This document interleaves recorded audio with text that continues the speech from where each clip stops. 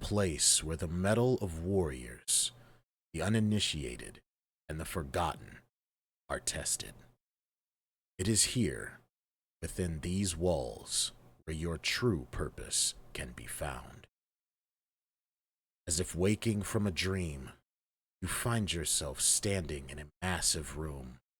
The walls curve outward and away from you, as if racing towards infinite possibilities. Before you is a path that slopes upwards to the top of a stone pyramid. A faint, bluish hue can be seen emanating from it. Your feet seem to move forward on their own. You are unsure of what is at the top, what causes this light, but somehow trust it. A growing confidence building in your gut is telling you that you are meant to be. At the top, a triangular device sits silently on the floor. It appears to be hewn from a strange metal. Briefly, small traces of light sparkle across the surface, akin to an unclouded starlit night. The path stops over the center of the device, and that is where you choose to stand. Suddenly and silently, the device begins to move. The bluish hue of the top begins to fade as all light seems to fade from existence. You find yourself drawn to looking upward as the last remaining light dwindles. Suddenly, a flash! You feel swept off your feet as lights and colors of black, blues, and purples come pouring into the room from a singular point above you. Marvelous images of constellations, galaxies, and planets trail over your skin as the room seems to stretch and bend. Lightning shoots above and within these images as everything lights up, and then another flash. You find yourself on board a mighty vessel. The name, Chosen's Gaze, emerges in your mind as you walk to a nearby viewport. You're in space, among stars never named, planets undominated, and stories untold. But amidst all this majesty, there is one jewel that catches your eye. A massive orb-like coliseum in the distance, shrouded in greenery, circled by winged creatures lazily gliding about. Waterfalls of endless trail head off the edge and seemingly disappear among the stars. It is here your ship is headed. It is here where you begin to hear the footsteps of many moving about, the rising cheers and boasts of others. Welcome! A voice can be heard rising in your mind. Many questions you may have, many doubts may slow your step, but here all are equal. Join your voice with others, raise them in a mighty chorus, and write your own story of triumph. Welcome to the Infinite Causeway.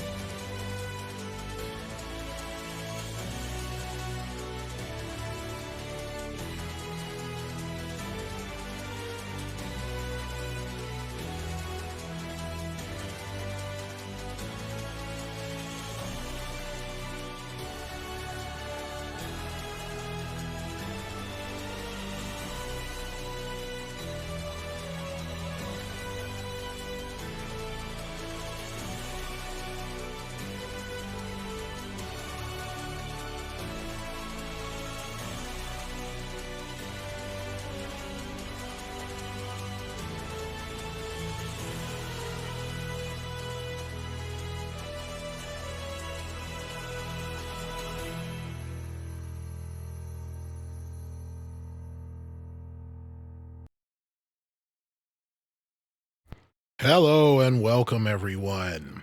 It's good to be back here in front of each and every one of you. And it's me.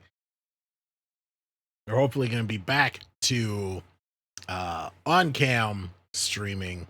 I'm really excited about this and taking this opportunity to get back in it with y'all. Obviously, returning to the tried and true, as we have before in some of the past streams. Division, getting into week 2 of the challenges. Week 2 of the league, week 2 of build hunting. Maybe we'll get into some summit stuff. But overall, I'm just excited to have one more stream hanging out with all of you. What's up, Ryu? How you doing? Happy Thursday. Hope you're doing well. All right. So I did do a little bit of work off stream in clearing out my inventory and going through my stash and stuff like that to like on stream to really like reduce the times of having to juggle clearing my stuff out, but also just overall for the gameplay, trying to get it to a point where I could more easily just go about it. Essentially I had to rein in the loot hoarding. That's what I'm trying to get to. I had to rein in the loot hoarding. It was getting a little out of control. Like, I had duplicates of stuff. I had older items in stash that I already had better versions of that I had just forgotten or never got around to replacing. I had things that needed to be recalibrated. There was a whole lot of stuff that had to be taken care of. I'm still not done. That's just how much stuff I had, but it is in a far better shape than it has been for a very, very long time.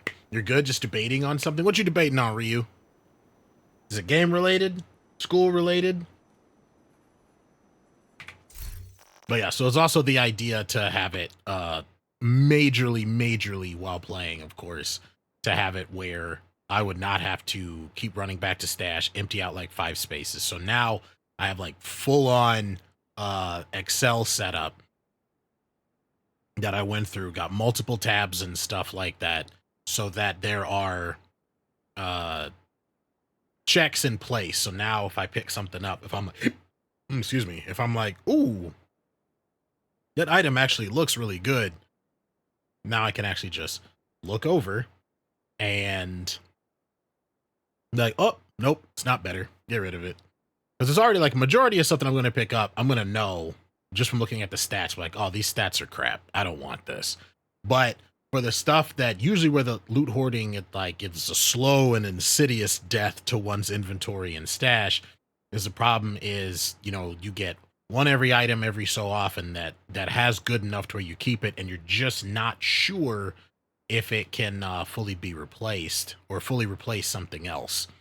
And then you get another one a little bit later, then another one a little bit later. The next thing you know, that like, oh, it's just one at a time turns into like you got like 20 additional items you have to go through. It's about a new deck of cards, thinking of doing a photo shoot on it just for fun, but I don't know if it'll come out good or if it would be a waste of time. I mean, granted, I don't know too much about the entirety of the process of photography, but to me, that kind of seems like, if it's something that you can afford as far as, the film and stuff like that. I mean, why not? Why not take like 2 to 5, see how you like it. If you like it, keep going. If not, you at least tried it, right? That to me, that seems like that's like a pretty good way to go about it. Like go with what your artist gut is telling you. I think that sounds really cool. What kind of cards?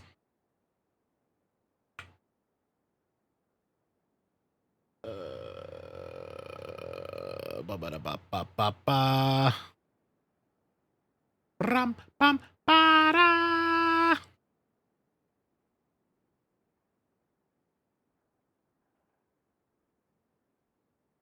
We're gonna put that over here. Pull up my Excel so we're ready to go. Full nerd activate.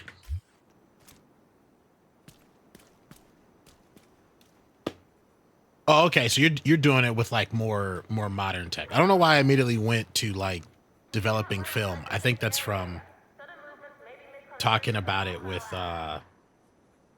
what Pompano's doing. Um, but yeah, definitely you don't have to worry about film. Like, why not try it out? Just don't want to be hella sad when the vision in my head doesn't come out. I mean, don't get me wrong. I totally get that. But at the same point, that is, for better or for worse, a part of the artistic process, is it not? Like sometimes, you're gonna go with like what's really you're really vibing with the idea or the vision of something, and you go and you try it out, and then it's like, that's not really how I liked it. I have done that enough. The version of my room right now, the version of my room, let's see, switch it over.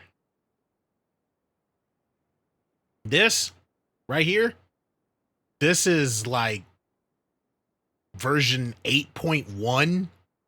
The amount of times that I've rearranged stuff, and has also like changed it from what the vision is in my head, on top of like when I get new stuff that I want to be able to see, new stuff that I want to like be able to show off for all of you to see, like stuff that I'm really really proud of having collected and stuff like that.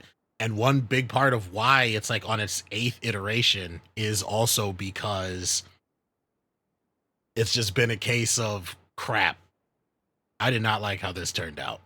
And it's also like having more tech, like the mic, the mouse, keyboard, stream deck, all that stuff, all the cabling and stuff like that. A lot of times I got to unplug everything, shut down the computer and stuff to like really move things around. I've been proud of how I've been able to like set things up, but sometimes the trade-off has been like I go through like a few hours of work, I sit down and look at everything, and I'm like, no. I actually just recently did one to where I had the monitors in a certain way that in my head I thought it was gonna look cool, and then after a few days I was like, no, I don't like this setup. I don't like how where I'm having to look for stuff. So then I had to unplug, move everything around all over again. Cards are cherry themed. Just gonna get a basket or something containing different berries. Yeah, yeah, do it.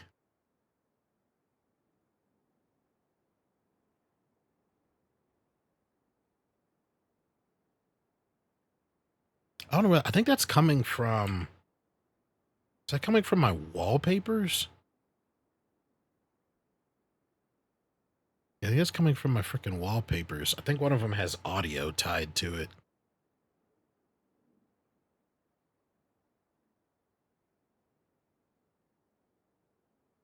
Yeah, definitely do it when it's really sunny. I like that idea 100%. Um,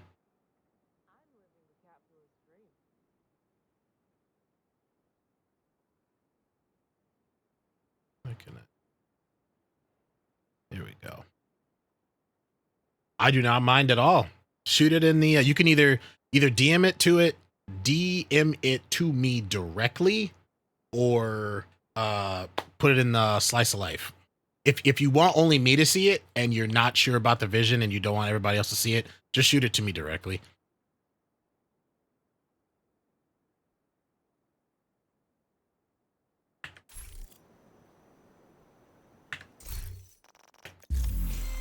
All right, let's see. So we got 4 days. I don't really like the Hollywood event. Let's knock Ava League out of the way because then it'll also get us. We got 28 more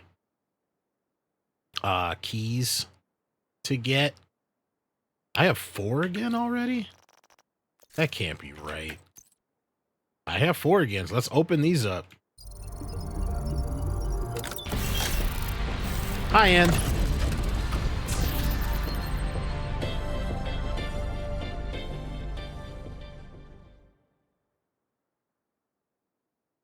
Got some pants. I actually like these pants. These look nice. I have to see them zoomed out.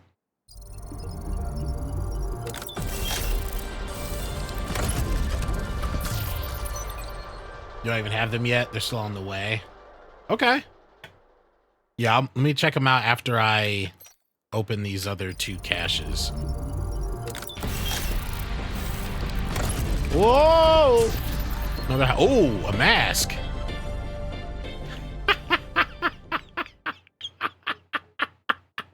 I'm gonna have to figure out a suit outfit for this.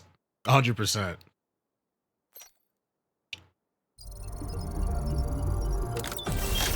I don't know if any of you are familiar with the movie Small Soldiers or the video game, but there's a tech soldier in there. I forget what his name is. Probably like IQ or something like that.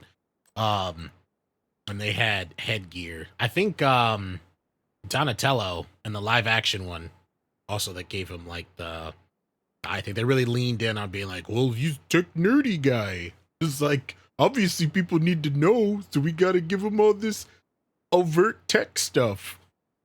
Instead of just like, it was just his personality and he just walked around with a staff. Like, all of them don't have to like be overt. But anyway, before I go off on a nerd tangent. But yeah, I think I'm gonna have to do one like that, like the big helmet. I'll do like real gaudy stuff or have like a whole lot of tech stuff in there. Oh, that could be the look that I have for the Eclipse Protocol gear. Because originally this was, let's see, where are the loadouts? Let's see, where is it? Da Vinci. This was my tech guy who like transitioned over from like, he was just big into tech. He was a vlogger and everything that got like he was always on like the cutting edge, always researching, always looking to find like the new hottest thing and like really knew his way around computers and technology, and got I guess conscripted. I don't really know how they fully do the shade process, but got brought into the shade program. So I wanted to do with one to where it's like they're not really in the whole look of being a shade agent. They still have like that casual overt look. I think, did I have another one?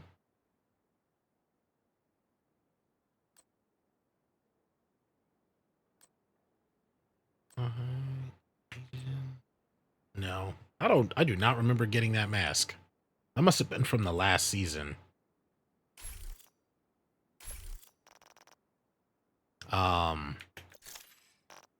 Actually, hold on.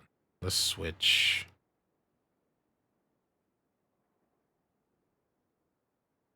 So let's just make an entirely new one.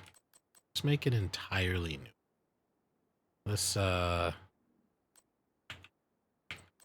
Let's do that, right? So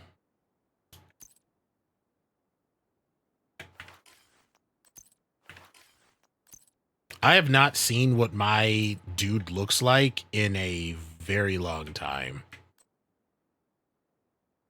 I don't know why I can't take this off.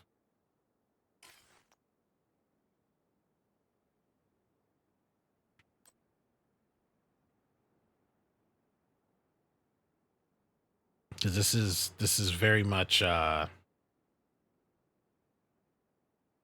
this is just the cosmetic on the outside. It's not the actual gear that I'm wearing. Check out what you sent. Quick review.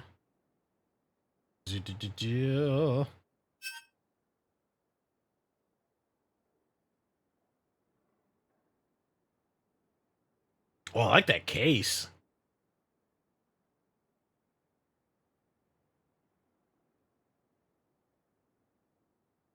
Oh, these are cool. Real sleek looking.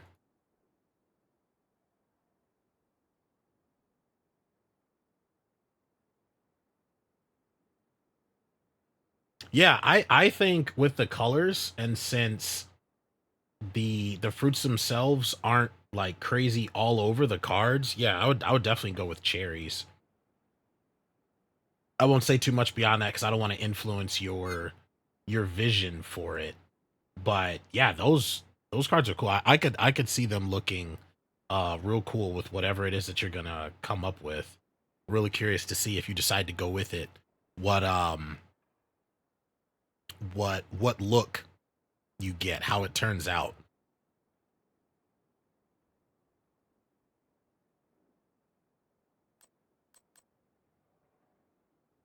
Just be cherries. Because it was, yeah, you had said cherries and what was the other thing?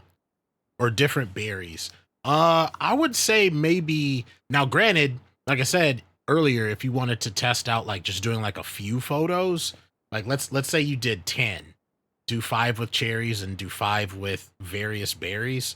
Um, you could then see which one works. But like seeing how the cards look, I immediately pictured like in my head, like they would look really cool with cherries, like promotional stuff with cherries. But it could also work with the berries too, to be like, you know, oh, here are the berries, and then standing out, here are the cherries who have made it onto playing cards.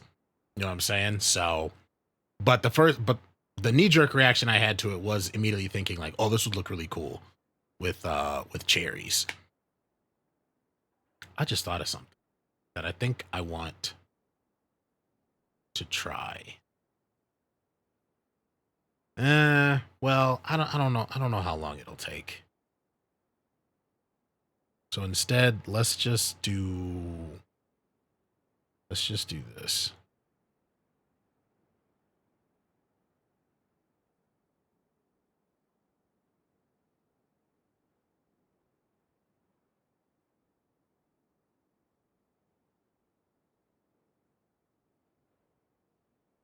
Y'all let me know. I'm gonna put some music on. Y'all let me know. Let me know if it's too loud. I've tested it out. It should be fine. But just in case. I ain't out here trying to blow y'all's eardrums out.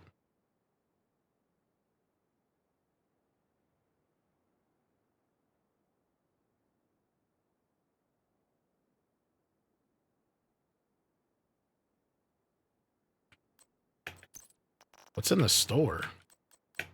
Oh, this is just if you want to buy the stuff.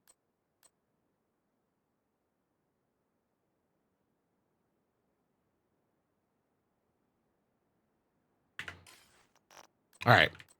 Before we set out, let's see. What can we like? I feel like you can't beat the mask though. The masks are that's pinnacle right there. Thank you, Agent. I appreciate the business. Hello there.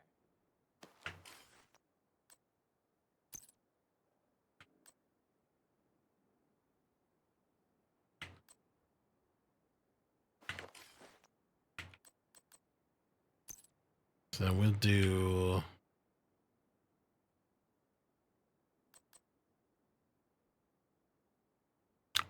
This is honestly one of my favorites right here. I wonder, like, let's do. So is this one with the yellow? Because that actually matches. It only costs 13. I'm just gonna go ahead and buy it. Buy with textiles.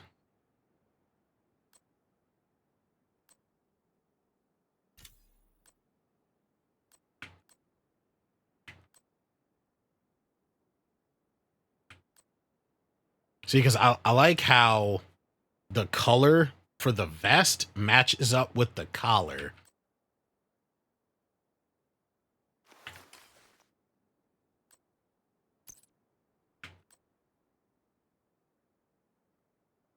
And then if I really wanted to have everything match, I already came across the pants. So there's that. But let's see if there's anything else that really. The only thing that I don't like is it's bulky up top. So it kind of like hangs over any other pants that you get. Like these have some potential. At least like the color scheme kind of matches like the dirtier, darker look. That's one of the reasons why I kind of started moving away from. Same with this one. It's just if this was slimmer in the waist, it would go better with so many other pants. Like, see, I like this. So how it's tucked in here, and then it being wider is more around the pecs and the chest, with it just being like a shorter tactical vest. Come check this out.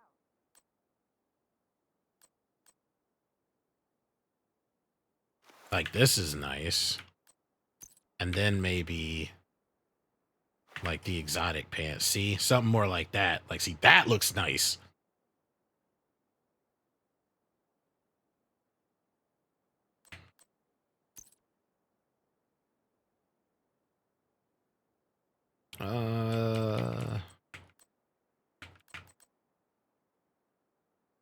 With the liquor.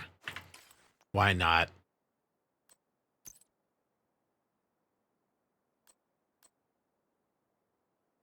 We'll do some Eclipse boots. Change my mind. I don't like how that looks. With these Dune boots? Yeah, these kind of match.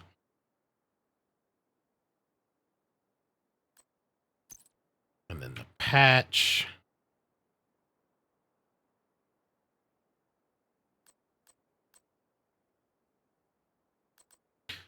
I like that it gives some description, but I wish they had set these patches up to where like it specifically tells you. Like they could keep that if they wanted and then have it even more so below of just like you did this. Because I feel like also for posterity, like at least lets you know.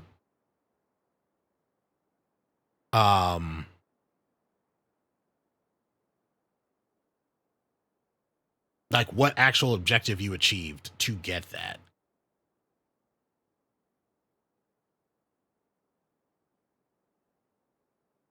Also, missed your last thing you said, Ryu. My bad. Because your first thought was just like cherries laying in the middle. Yeah, that's kind of what I was thinking in my head too.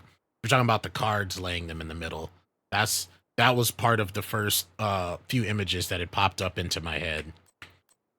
My bad, my bad. I missed you had said that.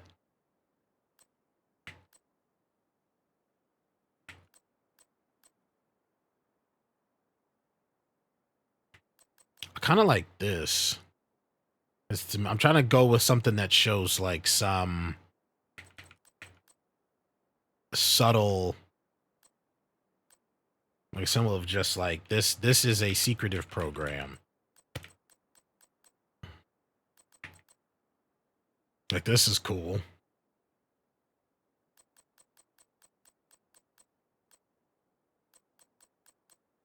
One other thing I like too is it could have been very easy for them to have done no or just like crappy common and uncommon patches. And like all of them are unique. Like you want to, if you want, it's just like extra stuff to do if you care about that stuff. For all of these other ones. But that you don't have to push for like the rarer ones to get patches that actually look good. Price of power. You know what? I'll go with this.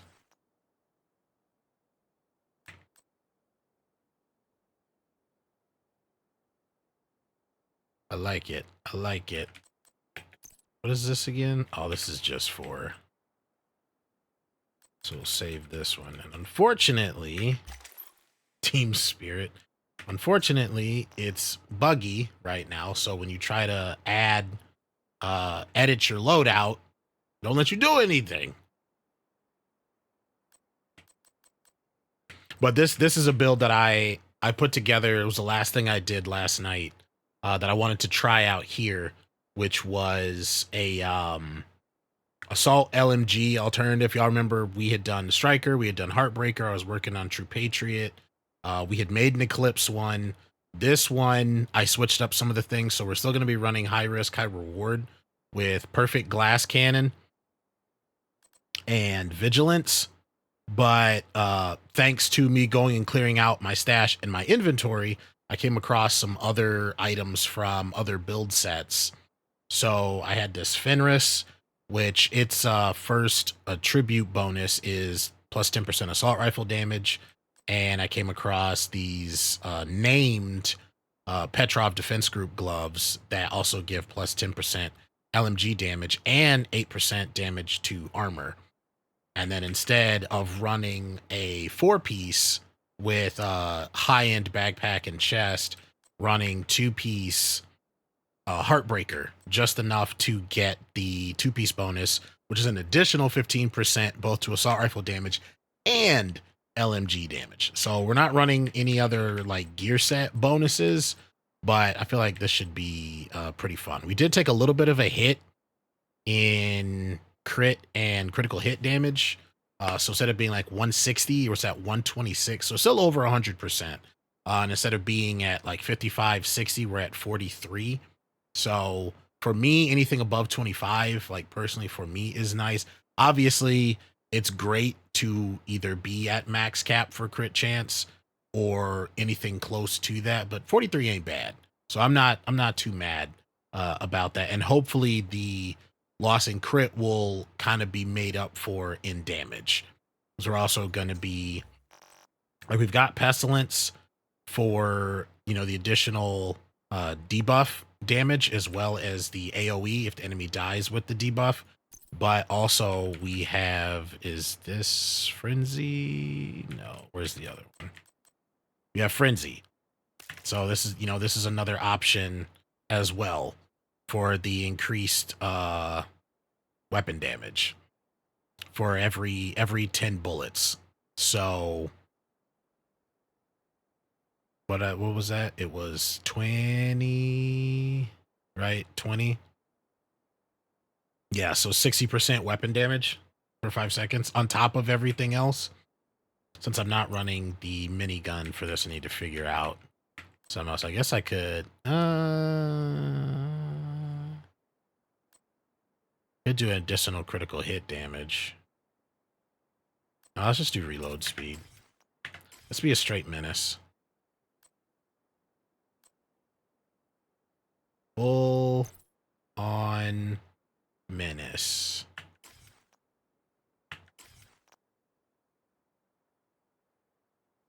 And I'll leave high-end pistol, so I don't have to switch 2 weapons to switch 1 weapon. Because if I put on Liberty, even though it does a lot of damage, if I need to switch to Pestilence, I'd have to switch the sidearm, so then switch that. So this way I only have to switch that 1 weapon, especially if we run into any rogue agents. We're not running the drone. We're playing a little dangerously here. Actually, this isn't the right one. Crap. It's because I took the minigun off. I had never noticed that the riot foam launcher was tied to... Well then. So I was running riot foam. I hadn't tested it out yet, but my idea was in the trade-off for being able to stun with the thing, I was going to have the riot foam, so I was going to have 2 ways to CC. But now that I know it's tied to the minigun, I don't have that option. So, I mean, I guess I could stick with the oxidizer because it does damage armor. We'll test it out. We'll see.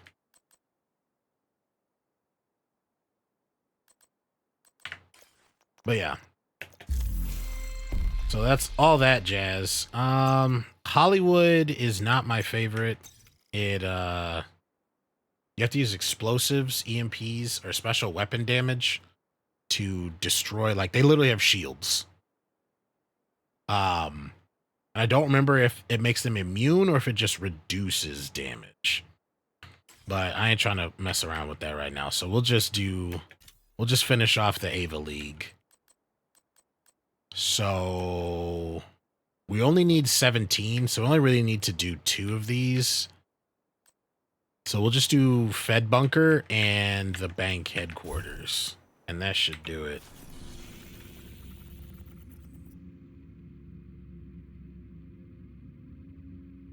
We've got word that a Black Tusk digital forensic team is in the bunker, digging into the destroyed Shade node. Even though the network is secured, there's still a sizable risk they can acquire high-value intel from the toggle the mission mode. Be a good test too. Also, trying to do it under time. It's not going to be as difficult because it's the challenge is on hard. But we'll see. We need to find out what happened to the team that went to try to repair the main Shade node. The federal shelter should be beneath your current position. Find a way down there, but proceed with caution.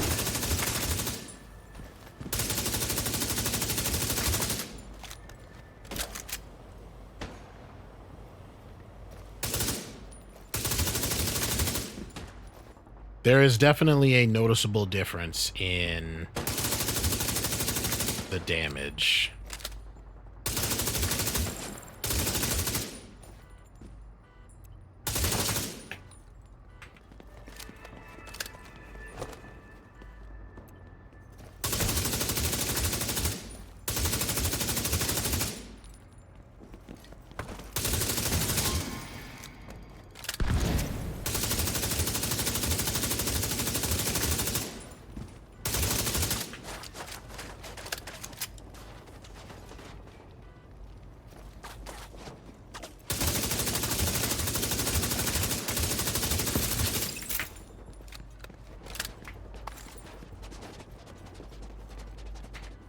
Work on. I don't think anything's gonna drop.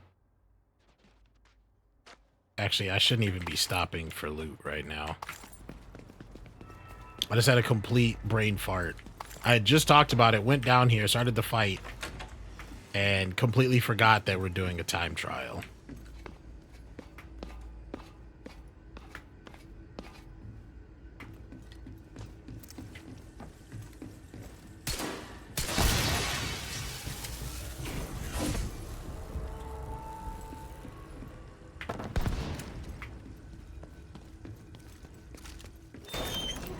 Probably still gonna get it, but it's the principle. It's trying to get it done on time.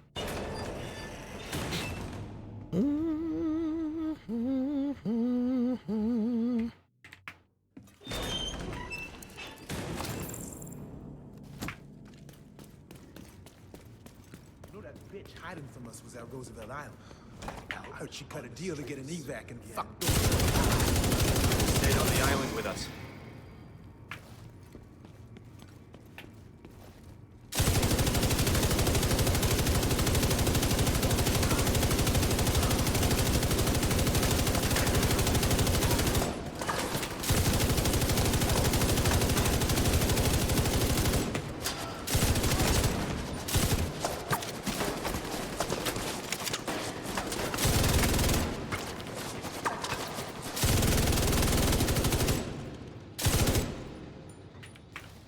I think one of them just set off the bot. Serious trauma detected. Shit.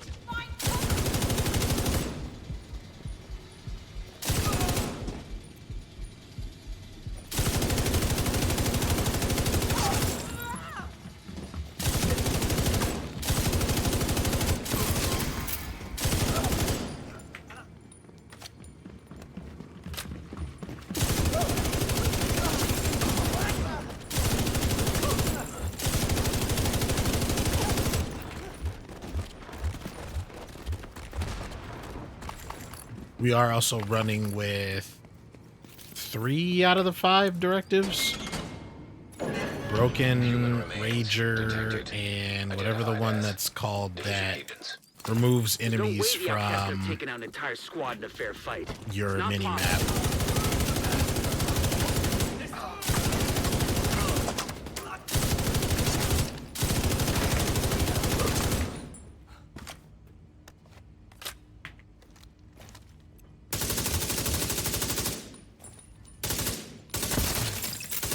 Yeah, a little shot damage. Online computer detected. Great. You can use the computer to sync Isaac with their comm system. Yeah, I'm definitely Hopefully we behind. get I'm about a 20 on our good team. 2 minutes If they're in behind. any shape to answer. Connection established. Hello? Can you hear me? This is Manny Ortega with the division. Manny, thank God. It's Maya. I'm all that's left on our team. We couldn't get the note back online. I salvaged some equipment that will get the White House note connected to the national network, but That before I initial could get fight, back, like, those that's crazy fucks showed up. pretty much what You set gotta get me things outta back. here. Like I've said before, I usually don't like the first fight taking more than a minute.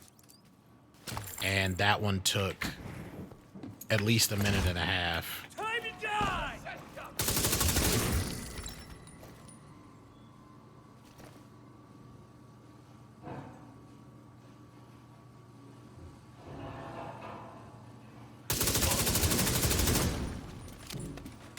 You know what? I'm curious what the carbine will do here.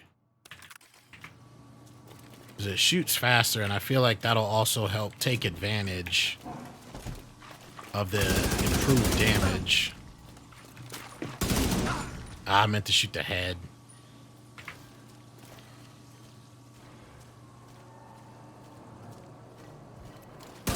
There we go. Because then that's less fire that I have to run through.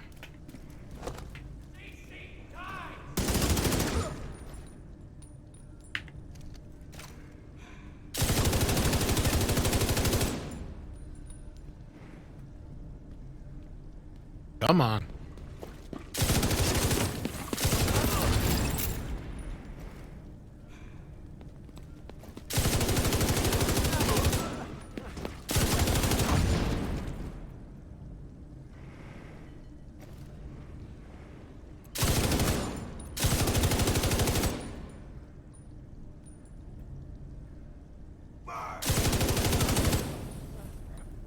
Let him burn himself. It should be the door.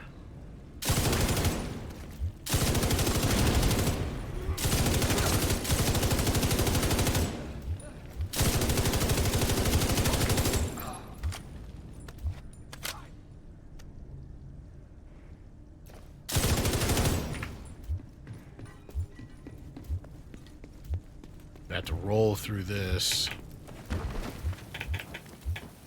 Come on, you're supposed to roll again. Bitch can't hide forever.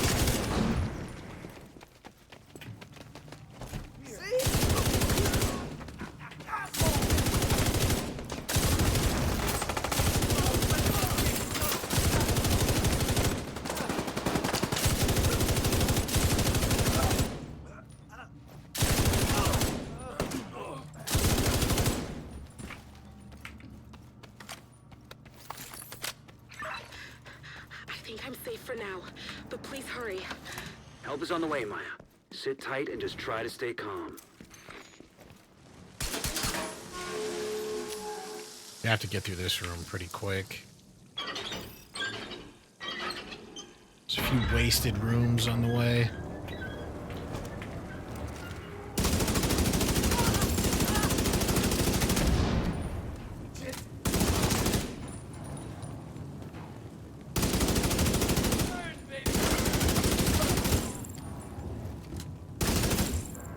As soon as you take this guy out, we should start working on these. Usually there's like an angle I can get where I can pop that one. They're coming around us.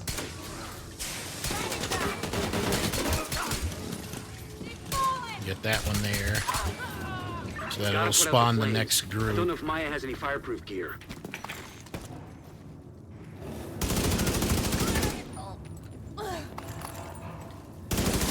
And that one, and that should do it.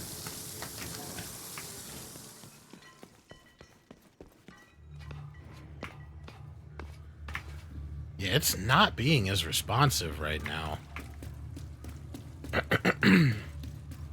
It only helps with like maybe like a second or two, but that means a lot when I'm trying to quick slide down these ladders and stuff. Same with that roll. It wasn't letting me do the roll through the fire. I have to move. Someone's trying to break in.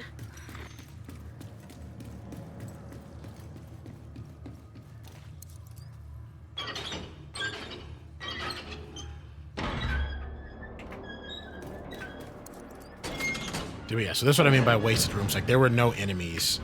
It was all just like running through those extra rooms, and that eats up time. We should be good now. If I don't hit 18, I've really messed up.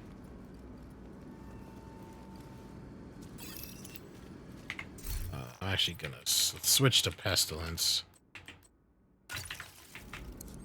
I'm safe for now, but I don't think they're gonna stop coming after me. I Post don't know what I up. did to make them so mad. You have to stop them. They're coming! It's not safe!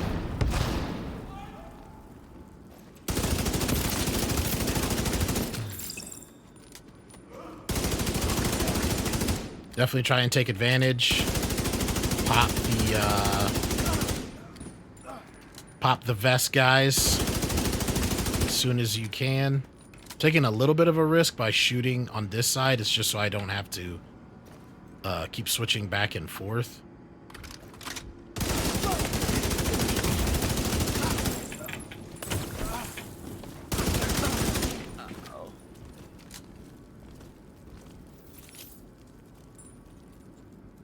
We also run the risk of the game kind of forcing you to shoot into that pillar. This also isn't actually a bad spot. I usually fight from right there.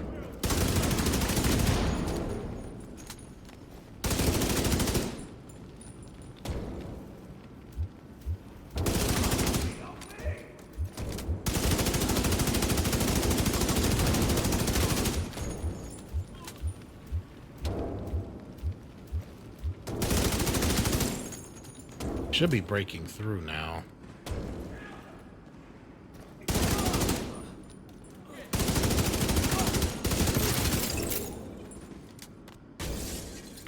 Here we go.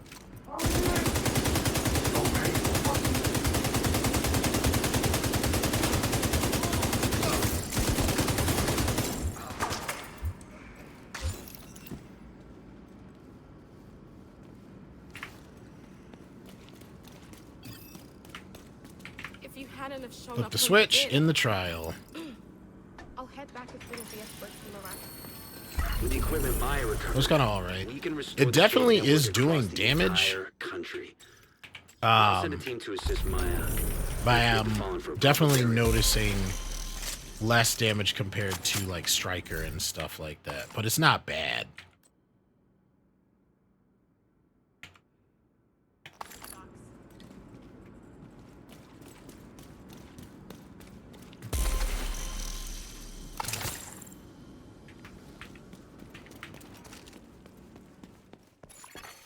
Civilians in danger.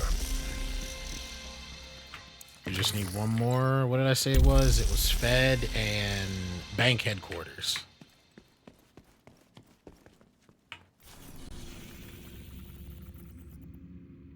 Which is here.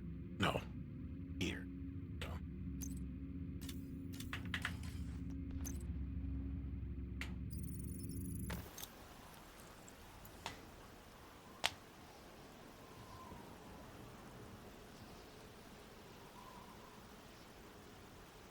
Now, let's go change that. You're gonna need to get the access codes to the vault to recover the item the hyena stole from Air Force One. Our hyena insider says whoever's posted it in the old CEO's office will have a key card that should give you access to the vault.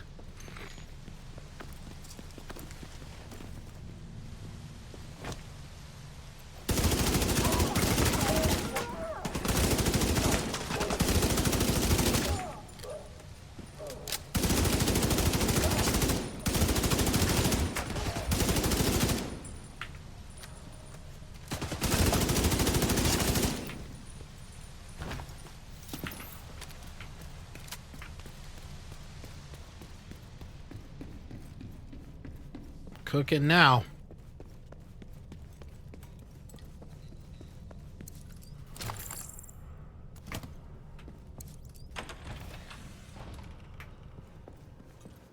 Here we run upstairs.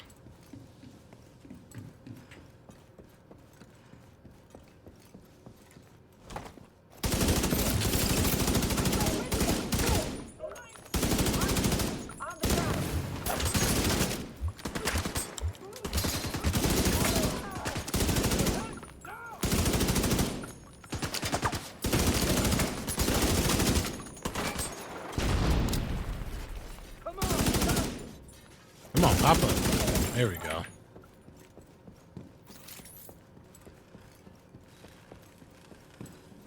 So I've lost access to 2 major slots of my armor.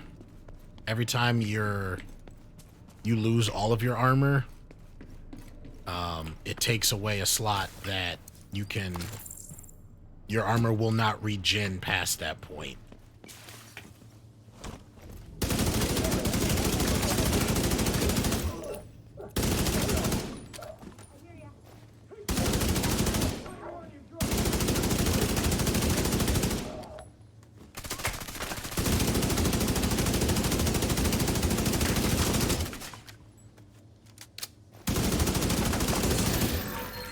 for the keycard.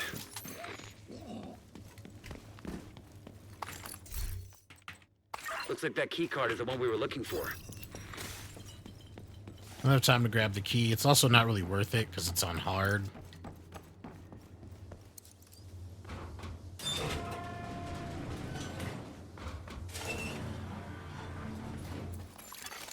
Hostile radio intercepted. It's the fucking division. Roach wants everyone back at headquarters.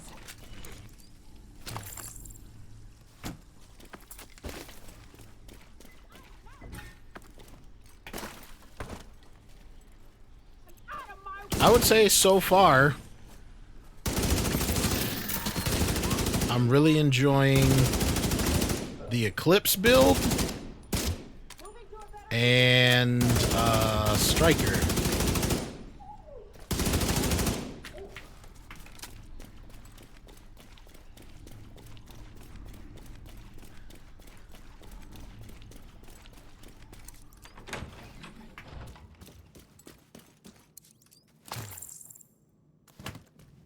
Just because I feel like Striker adds The vault's just that, up ahead. especially with like higher rate of fire, it just adds that extra oomph. That oomph being a lot of damage.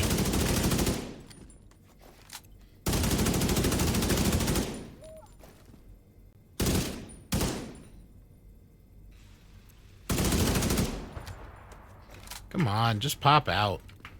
Oh my god, stay out of firing range.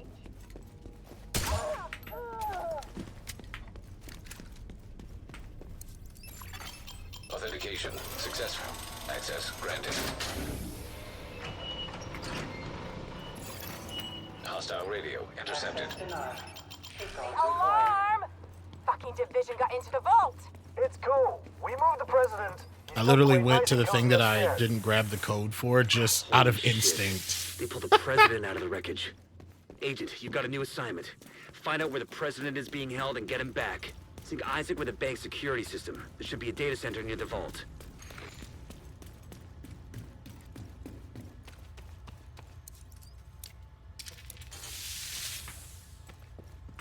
One thing that's it is nice, but I wish it wasn't the way you had to go about it, Beginning is search query. loadouts is your only way to circumvent having to go back to the White House to change your specializations.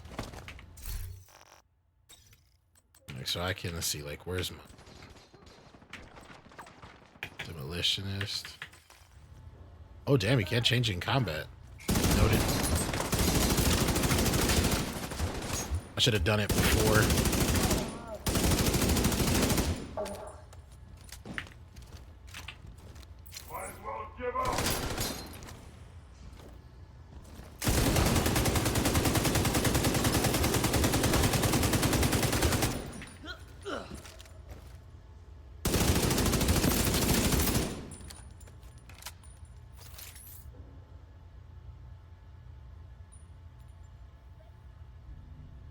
If y'all remember, this is one you can't really rush. You just gotta wait for the waves of enemies.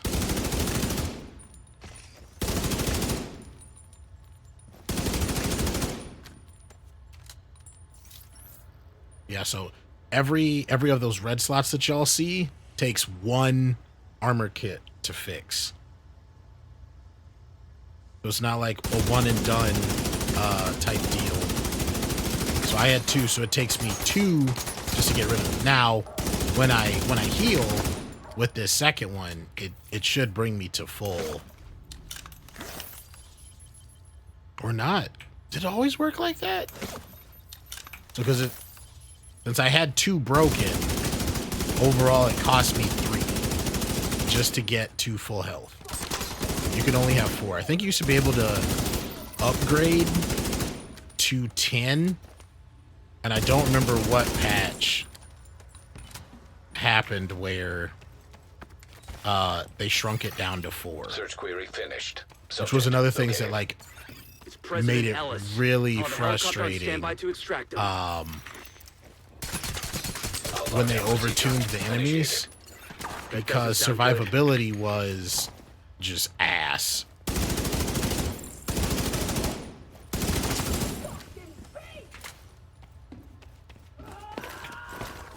Come on. I was like, did I miss somebody? Out of the vault. Searching for a way out of the vault. 0 matches. Piece of shit wristwatch. Okay, let me see. If you can punch through the west wall, there's a maintenance tunnel running alongside your position. It's a long shot, but it's the only one we got. Is this my only striker one? I want to make sure I'm putting the right one on. Yeah, it is. It's my inventory is full. What? Oh, okay. Yeah, that's right. It does this weird thing to where your weapon and gear inventory may be fine, but if your mods are near to max for whatever reason, it's my understanding it's like your mods aren't changing. Unless for whatever weird reason it takes off some of your mods.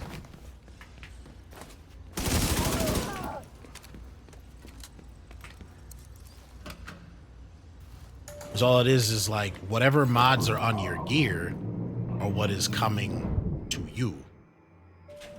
You're not like taking them off to put in your stash and then put on other ones. And if they did design it like that, that would be really, really weird. That would not make any sense.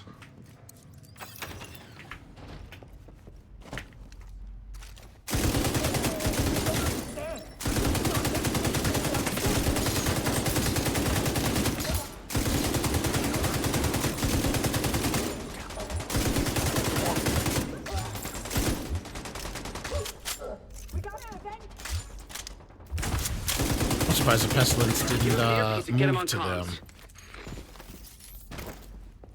That sniper lucked out. Well, this is not really luck. It's either like you die by Outcast Plague thing or you die to a hail of gunfire.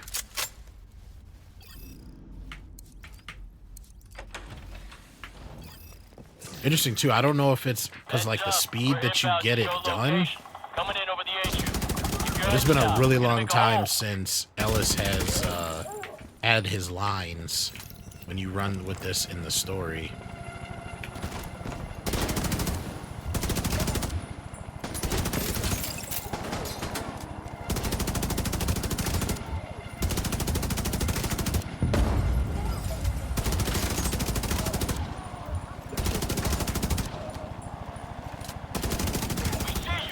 Alright, drop the ladder, grab Ellis, and then we go to the final fight.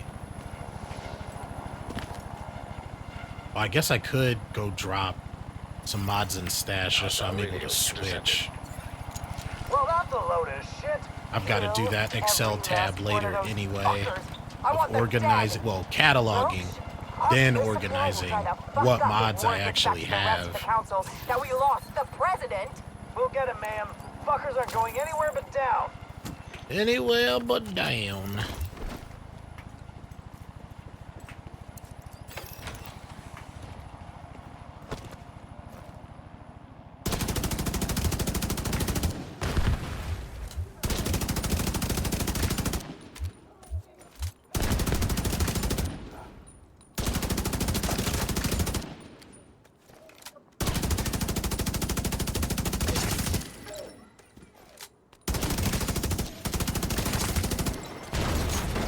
I saw that headshot while blinded.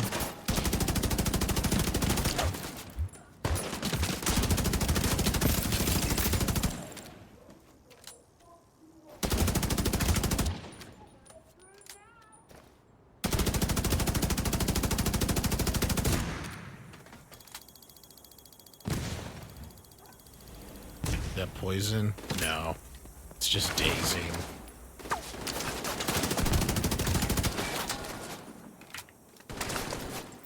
Let's see, how good of an arm does this agent have?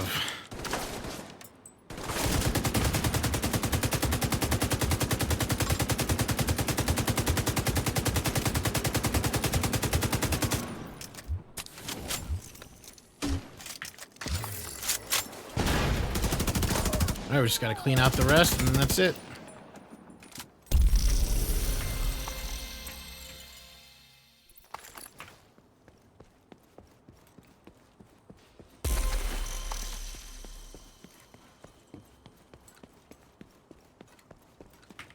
All right, and that's the Ava League done. Let's head back to the White House. Open up some caches.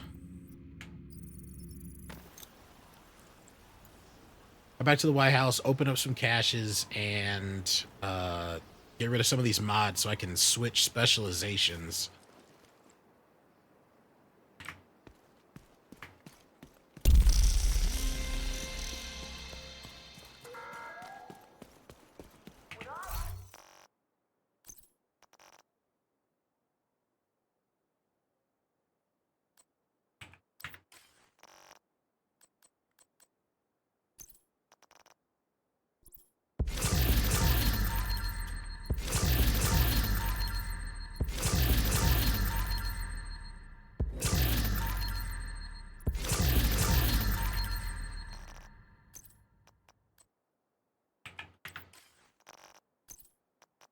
Another thing that's really nice too from me having gone through and trimmed out a lot of this stuff is for the ones where I finish, it makes it real easy to go and find what I need to get rid of.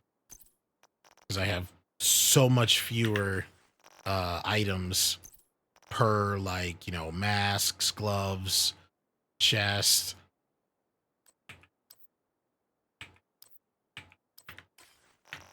All right, deconstruct all of that stuff.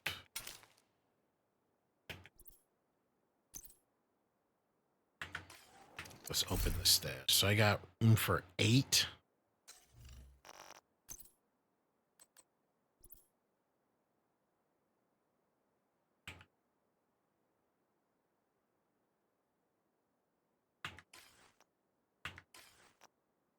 All right, so I have 92, so it should allow me to switch now.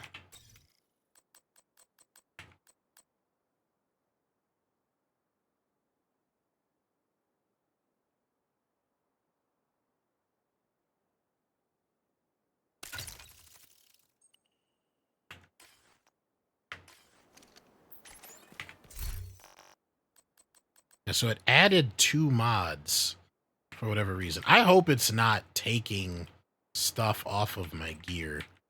That would actually be very frustrating.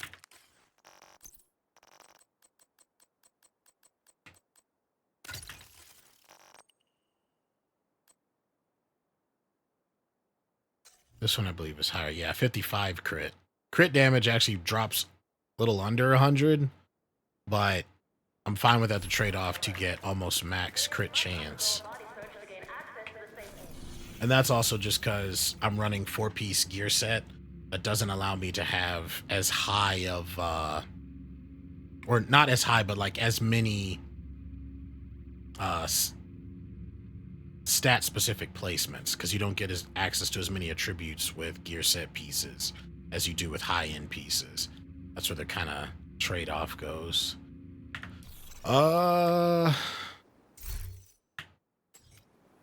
See, I can pick them up from here, I think. Yeah.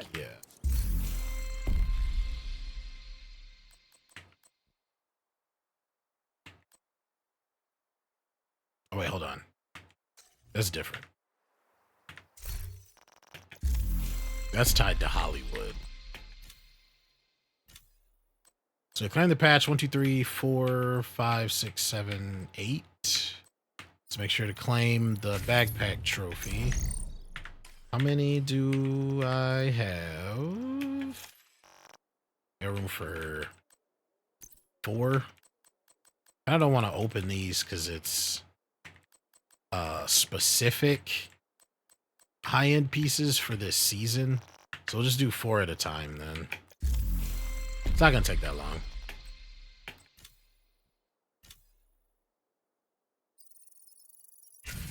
One, 2, 3,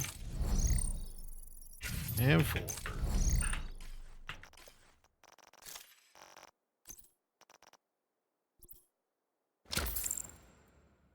Yeah, if let me get some optimization. They should give you more in this. Lavoisier. Oh, see, that came with crit hit damage. That's all I was scared of. A perfect galvanize. I don't think I have an electric backpack. See, I do not. Mark that real quick.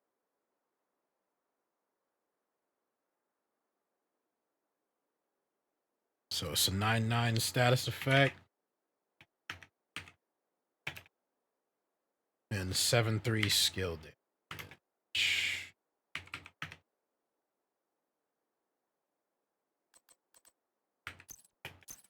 So that one can go in the stash.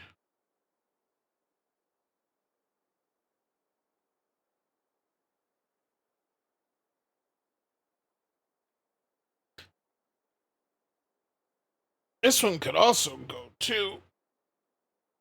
1 tech, 1 damage.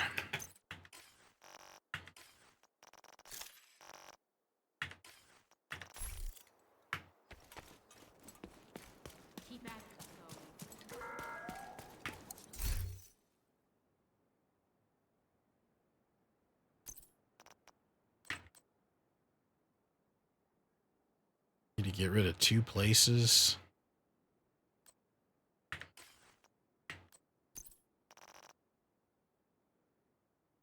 Get rid of some weapons. Getting rid of some weapons. We got M1A with Lucky Shot. We got this one with Perfect Lucky Shot. No need to keep this one. Goodbye. It's SMG with God Roll. That's the only reason why I'm keeping some of the ones that are high is either they're named or they are God Roll, Max Roll, whatever you want to call it. It's the same thing. Yeah. 910 or 13 111 7. I like this one's better.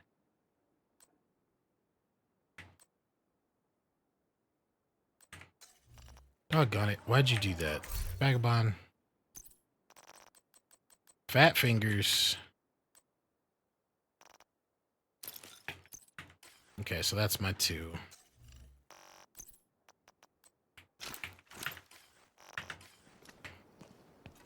Okay.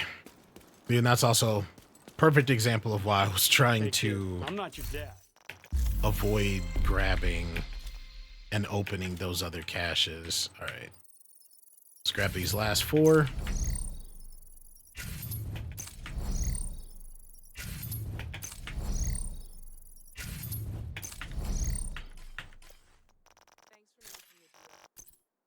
Save the exotic cache for last.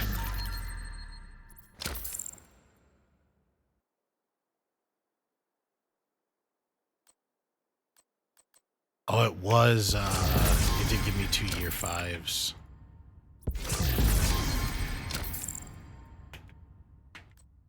All right, exotic cache. Let's see what we get. Ooh, St. Elmo's. Okay. That just came with this season. I think I already have one of these. Cavalier gloves. 128 armor, 11.5 crit damage. This one is max armor. I'm just gonna hold on to it. We're not gonna deal with the stash stuff.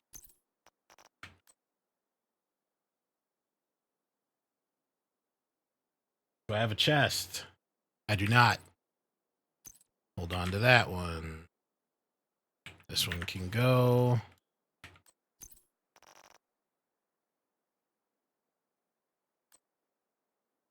Oh, another Picaro's holster. Okay, I'll hold on to these because these are actually really nice. Unfortunately, it's apparently been confirmed Massive isn't going to make it to where you can change this core attribute for offense. You could have a holster that gives you 30% weapon damage. But there's potential for this to either max out the armor without losing weapon damage or using it for tech and then still having your max weapon damage. I would have liked for this to have ruled for something else. I see this one is at least headshot damage, but I'm gonna hold on to this. Those are definitely the types that I would enjoy to have the chance to play around with. Electric mask. I've got a tech one. Actually, hold on. Yeah, no, I gotta redo that one.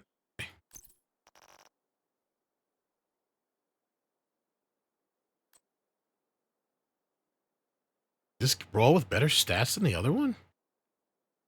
12-6, 17-5, 9-4. No, it did not.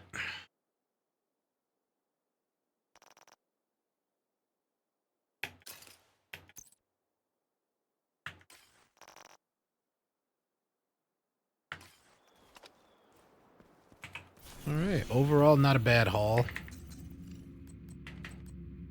See, we got District Union on hard or higher.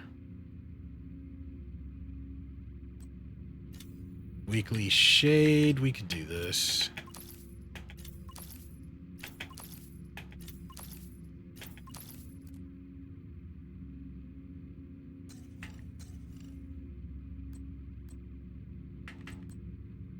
The District Union on hard difficulty or higher. Actually, we'll do that one, and then we'll go into the Black Tusk and do Tidal Basin.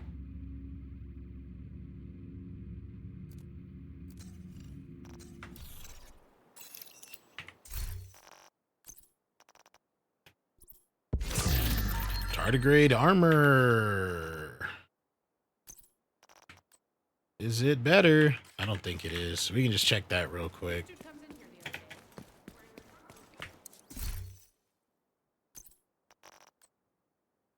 Yeah, no. A443. Max armor.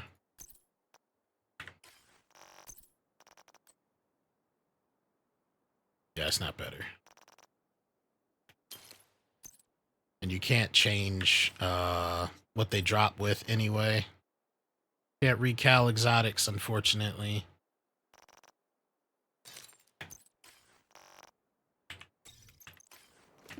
All right, to District Union.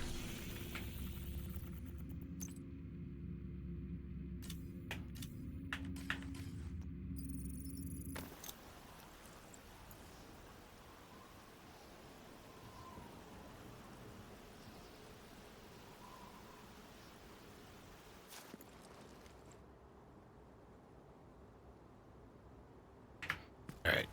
I'm gonna run to the bathroom, grab some water real quick. I should be safe from getting killed right here. This is a chance to So wipe I'll be right the back. hyena Leave y'all with some leadership music. in one decisive blow. Get in there and hunt them down. Every last one of them.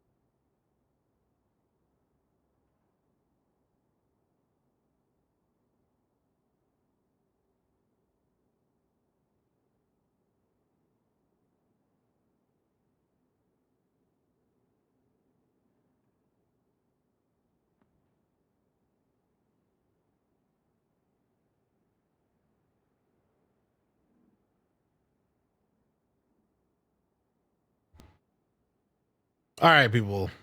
I am back. Phew.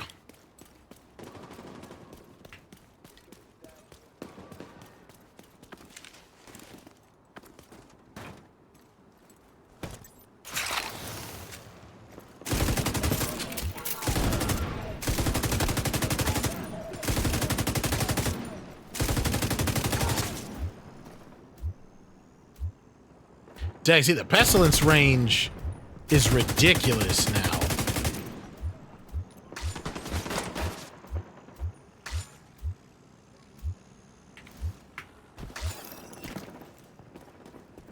I don't know if that's also affected by weapon damage.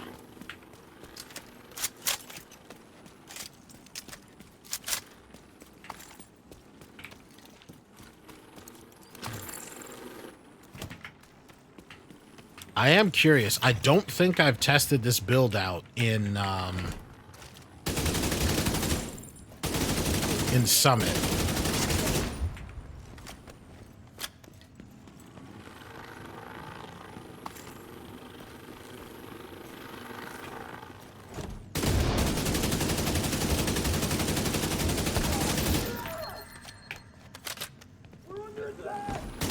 No, don't run.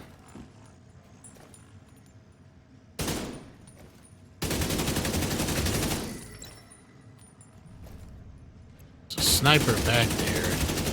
There we go.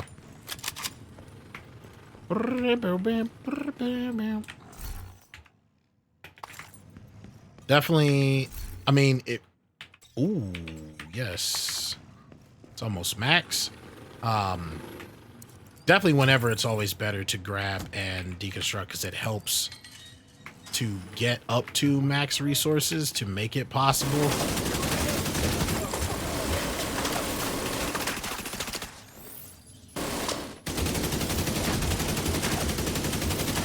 For a lot of these advancements, like being able to just do tens upon tens, or even like, you know, a few hundred of recalibrations because you just have that many on you.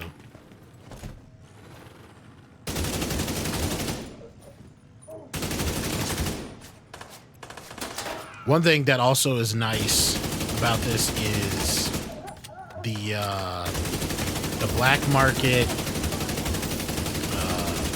AK, the Manic, and what's the one I'm using right now? I can forget, because there's different variants of it. It hits.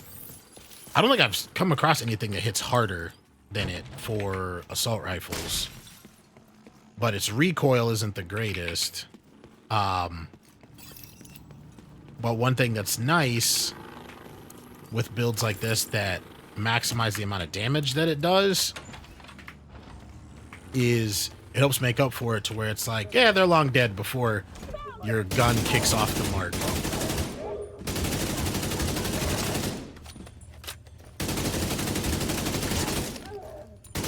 Like, honestly, the enemies having Rager is giving them a chance to stay alive long enough to do anything.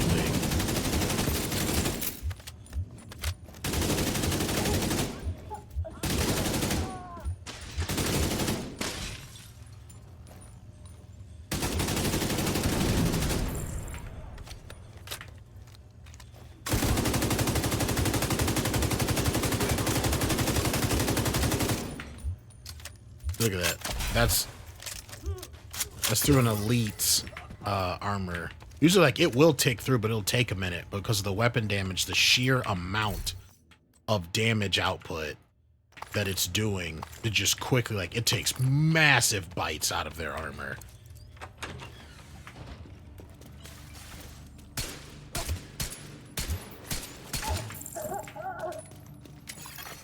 Local power offline. Speaking of what I was saying earlier about changing certain parts of the room, I think it's going to be a minor one, but I think I need to change up my desk a little bit on where I sit.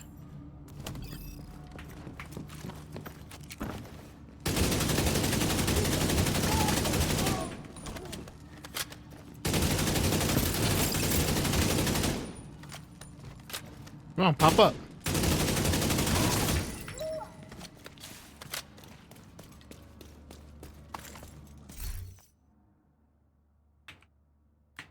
I don't think I have +4 stinger charges.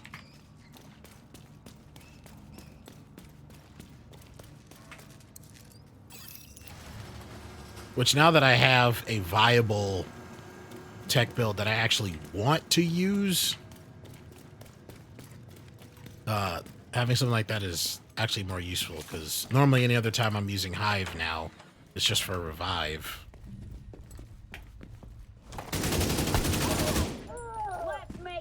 Like, I've done it from time to time, but I'm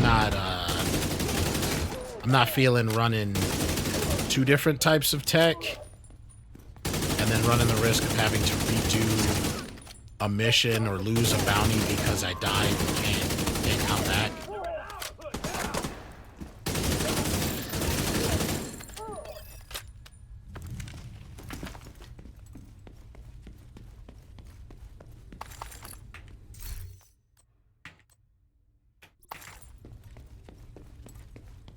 I don't need that. It's already max.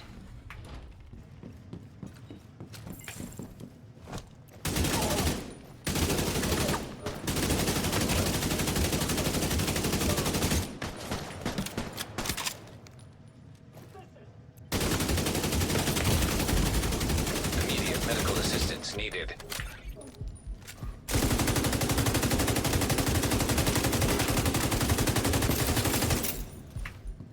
Just pure laser. Just right through them. Hot knife through butter. Let's see, is one of these armor? Yes, alright. I will go ahead and heal up.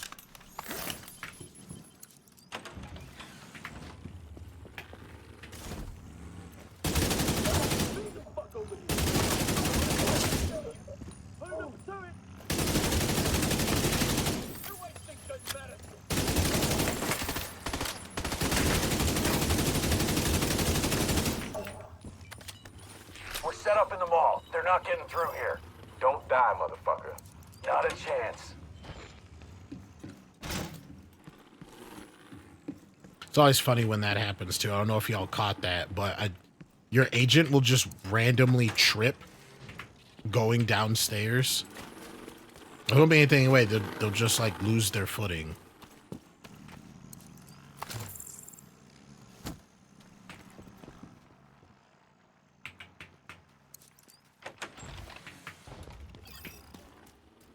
Okay, might be screwed here. For whatever reason, they're already aware of me.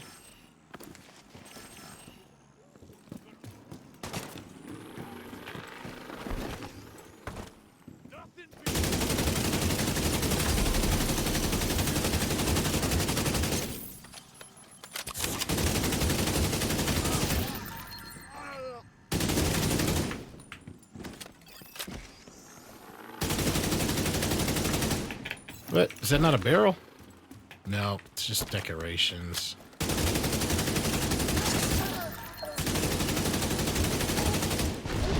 I love that you can do that. Like, destroyed the interior of the Christmas decorations so that I could get that shot off.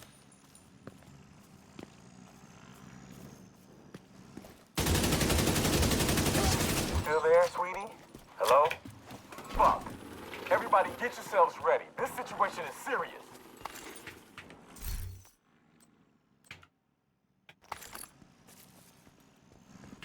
I think I've pretty much just come to a point where if I want a certain build, unless like it really stands out to me, I'm just gonna deconstruct everything, and save any specific hunting just for a summit. I think that'll just save me a big headache. What did I say I was doing after this? Oh yeah, Black Tusk.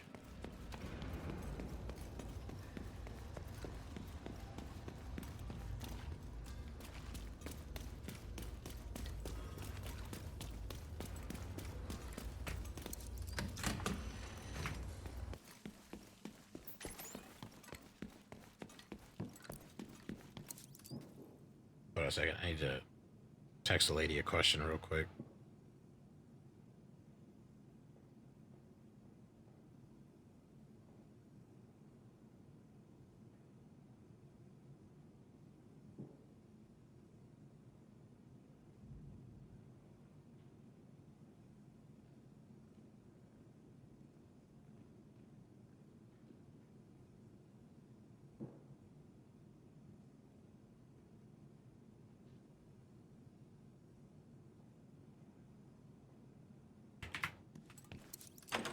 Setting up plans for tomorrow.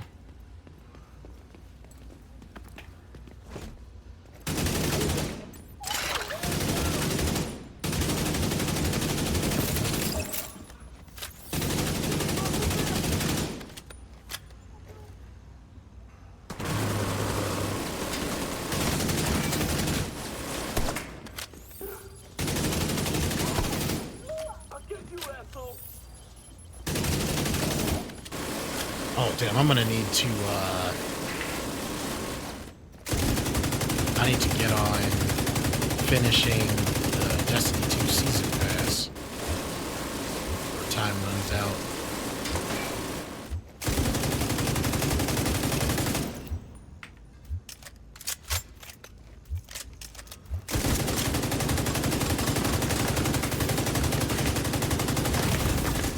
Vital signs critical.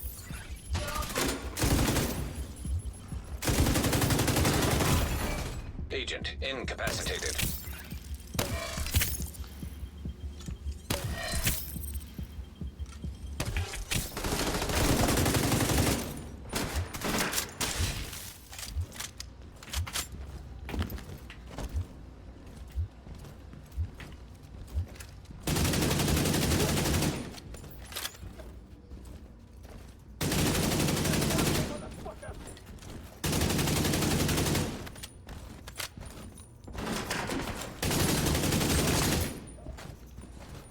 Just gonna play Ring Around the Rosie with this guy for a minute.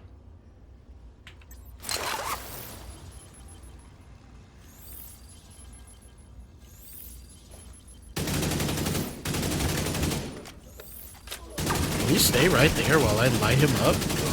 Huh. It's never been a thing that's happened before.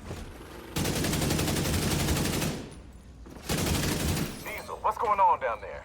Diesel, are you dead too, you inbred son of a bitch? Everybody get to the arena, now!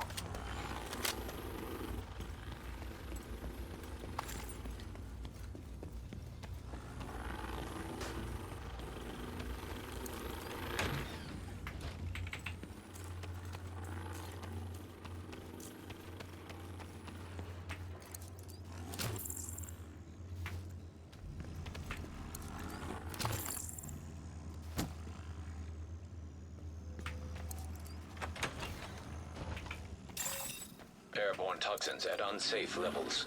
Filters failing. Air filter function restored. Air quality acceptable.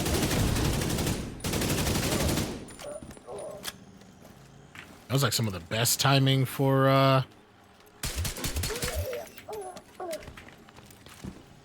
Listen up. We got devils best in our timing for house. taking care of the ventilation. Stand and fight. You hear me? Stand and fight.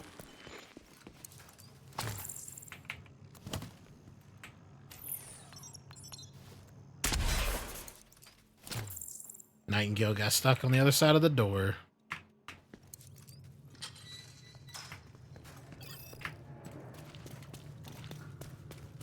I wonder if the amount of damage and needing less bullets, Airborne toxins at unsafe levels. Filters failing. as well as running minigunner for recouping ammo, would allow me to do something completely... Ooh, exotic drop. Do something completely crazy and run 2 LNGs.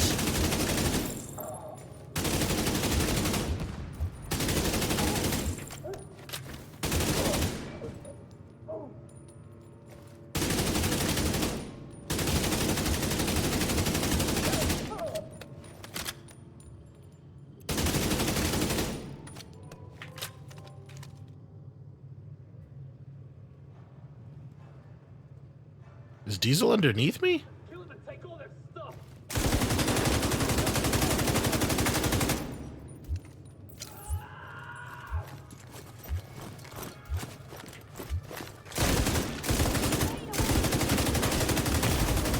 Serious trauma detected.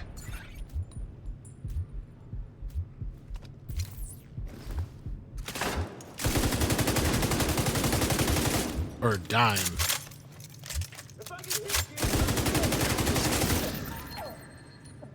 Taking out the hyena leadership leaves the faction in disarray. I'll send teams to start securing the supplies and the equipment those bastards were hoarding. Now let Odessa know. The theater settlement will be able to rest a little easier now.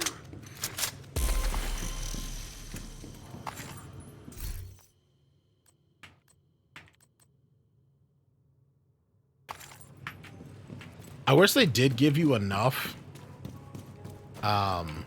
minimum vault space. See, that was almost, or that was at least double of the damage. Last run was 222. That was 478.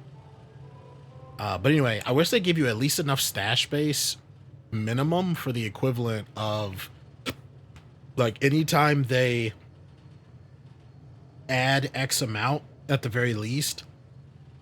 So, like, let's say one season they add 15 new weapons. Or, no, let's say they add 15 new weapons and 15 new pieces of gear. So 30 total, increase the stash by 30. So then that way, like, with the idea being that players should have at least one individual, like, slot in stash to have one of everything.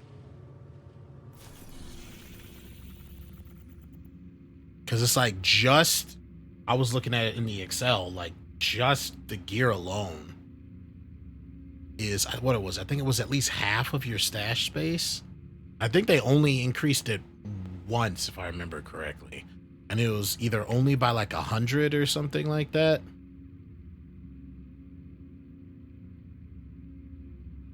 Like, even though like Destiny still struggles with that problem too, of comparing like AAA games as a service type deal, like they released, I think that's up to 600 now. Like 600 would be great. Wouldn't be everything. It'd be great if we could get at least that right now in this. All right, let's see. We got DCD. We got Fed Bunker, right?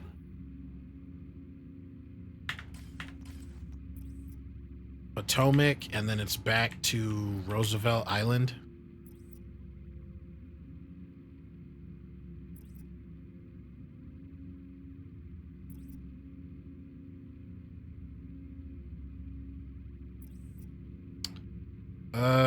Let's do Fed Bunker.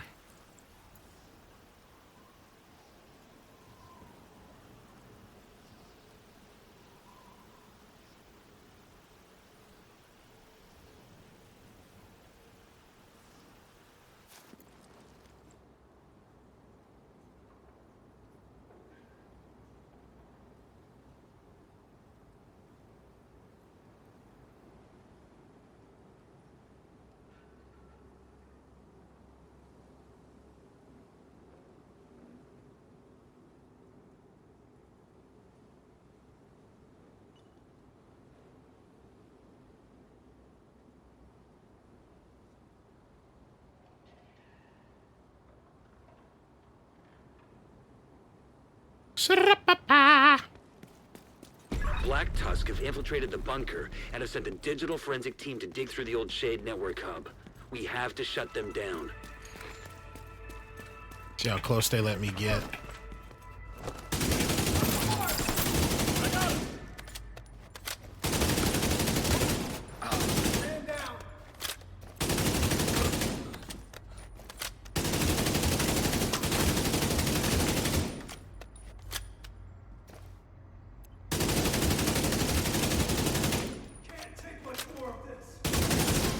Nope, definitely no grenade launching from you, Black Tusk. There we go. Since it's not timed, let's try something else. See, yeah, like 139. And I think In the past, when I've run assault rifle bonuses, it's been up to 144.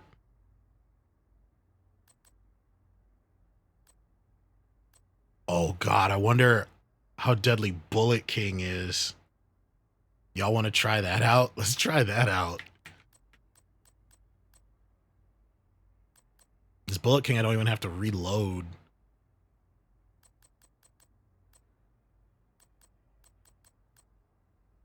Like Drifter would say, let's be bad guys.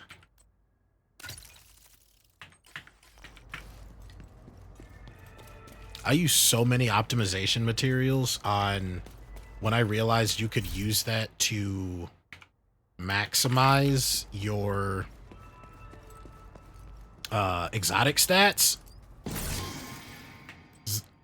Before that, I should say, I don't think there was any other way besides paying resources to just randomly recalibrate them. But I don't think you were guaranteed the stats to be better or even max. It was just RNG as to what they were going to end up being.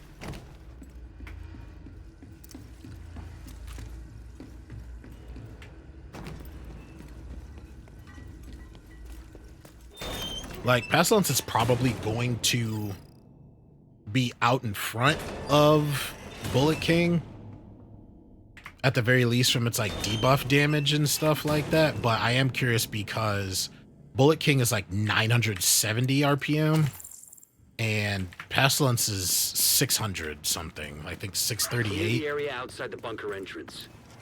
So I'm curious what Bullet King can't do for debuffs it makes up for in just pure unadulterated firepower.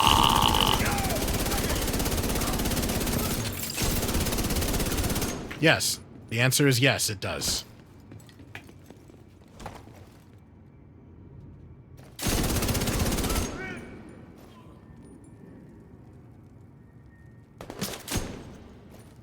Come on.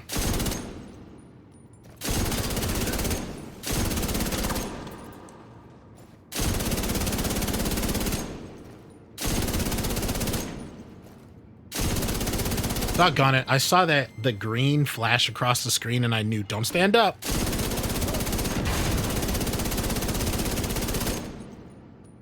And my brain was like, don't what?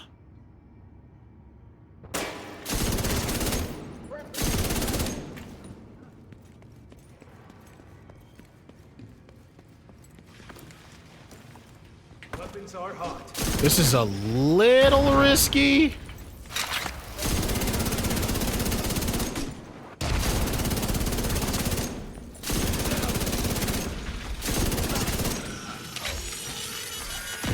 Take a look at what they've been pulling from the wreckage. Okay. You have to know how bad Now this they're is. gonna start rappelling down from the sides after I activate this. Download complete. I think I'm gonna post up right They've here. managed to compile a ton of corrupted data from the Shade network servers.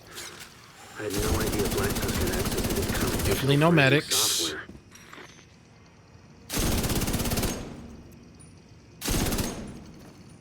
I'll put him down.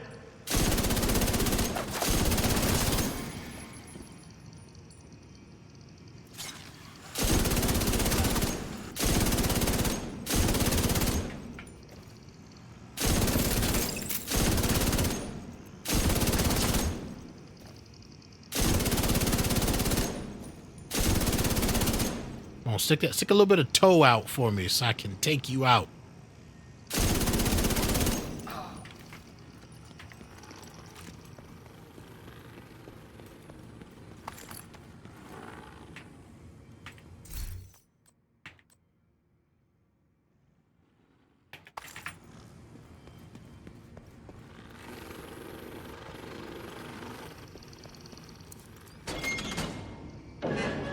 Yeah, so Bullet King definitely makes up for it in pure damage. It's very satisfying. I was very happy when I got it. But what ended up unfortunately happening was I both wanted Pestilence and Bullet King. And every day that I could, I was running nonstop Wall Street because that was the only way to get Bullet King. Is you had to... It was an RNG drop from the end of boss there. I think what was his name? Judge? and no luck. And I kept reading like, it has to be at least on hard, or it can only be on hard, or it's like, if it's at least on hard, do it on hard, because generally with this stuff, the fastest you can get stuff done is what you want to go to. It's not about like the bragging rights of, oh, I got it to drop on legendary. It's more about how quickly can you get through the content, which equals more attempts to get it to drop. And thankfully, like, it's not tied to how in some other games where it's like, you know, oh, that was your one chance this week before reset to get it and stuff like that. Like, I'm kind of on the fence about if that stuff should exist or if it's fair or not. But anyway, like, I finally got it to drop, and it was either the same day or that same week I got Pestilence just randomly dropped for me. I think it was in the Dark Zone or something like that. And I felt so bad because then I wasn't using Bullet King as much. It was like, oh, this is LMG and it does the debuff damage. So like Bullet King got a little shafted.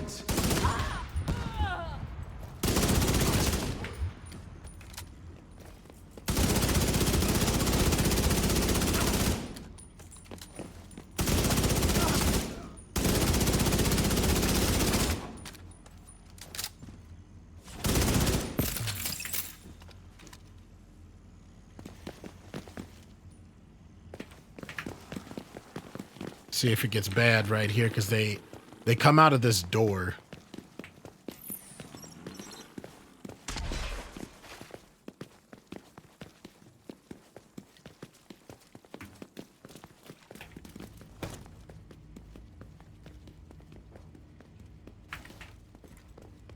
I guess I'll run underneath right now.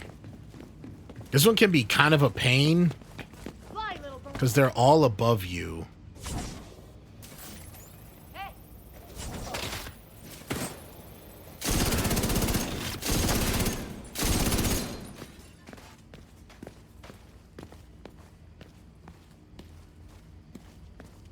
This is a moment where Pulse would definitely come in handy.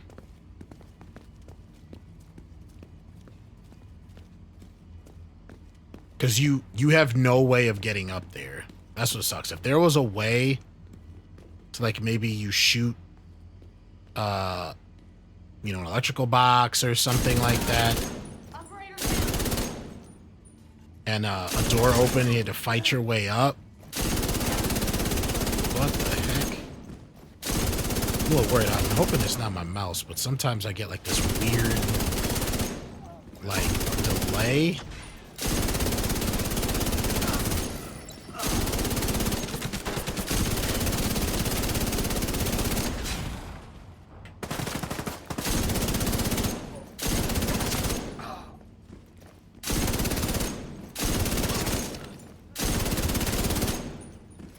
And it's like times when I'm trying to move the mouse, or I'll notice like it'll start kind of drifting up or like to the side, and I'm not entirely sure what's causing that. I don't know if it's just like my mouse cord is too stiff, so it's pushing back against my movement of the mouse. Because I have kind of like a looser, well, more loose. I have a more loose kind of claw grip on it. Is it claw? I think it's palm. I don't remember, because claw is like where it's kind of raised, right? And mine more rest, but it definitely, depending on what's going on, it can be a bit different. No hiding in cover.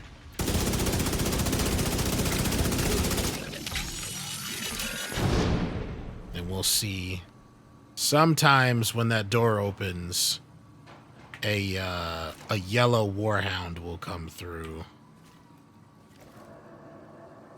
It's not spinning.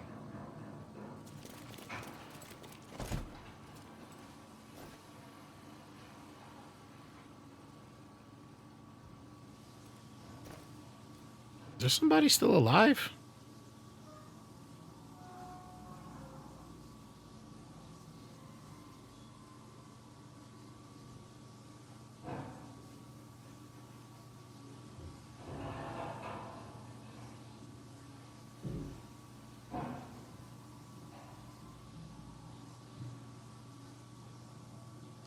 Hello. Oh, I guess I have it where I have to open it on my own.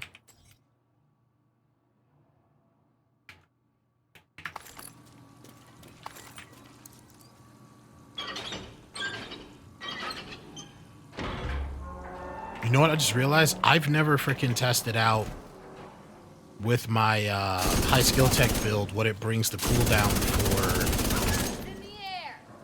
my the little seeker drones to.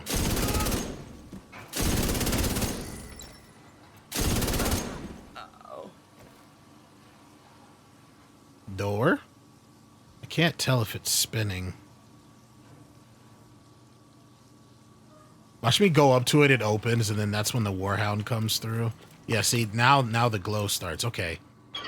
Yeah, so those little minute things that are different. Because there's other times to where, just like how you saw with the Outcast, the door opens on its own. This is one where it switches up where the spawns are. So they come from the normal spots where if you've gone against the Outcasts in here, except for this door, this door, this door, but then they also will spawn from here.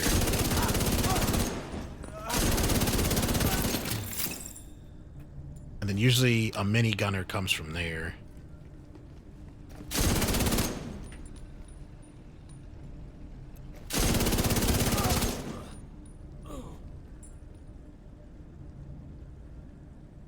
Hello?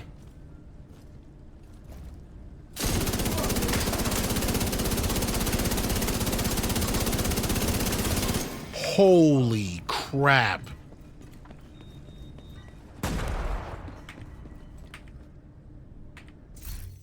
Like, Pestilence is satisfying, don't get me wrong, but the way that just obliterated that dude?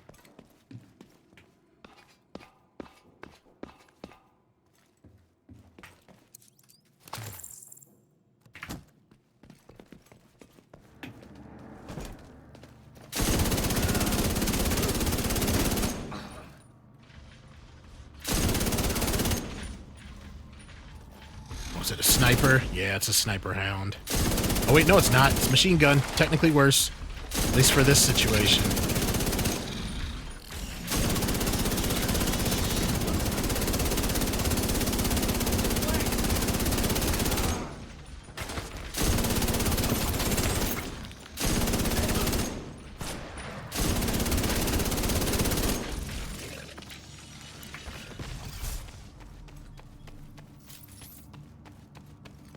I think one of the things that they could add to this game. Download complete. They've been correlating our data. Maybe in the same way of how they have Descent and Summit, is being able to either oh crap, yeah, There this should is, be more activity deeper in the bunker. Stay alert. I mean, being able to redo, like, start from the beginning of the campaign. Like, yeah, you can redo the campaign missions, but start, like, New Game Plus it, I guess. New Game Plus, to where, like, if you like, you can go back and redo, like, the big mission points, but if you wanted to just linear play through and just do that, but it would like scale to your level, and you could just let people still be able to pick the difficulties, but also add more options for the custom. So like as I'm doing this, there'd be like, okay, I want to redo, because right now it's just difficulty by what it is.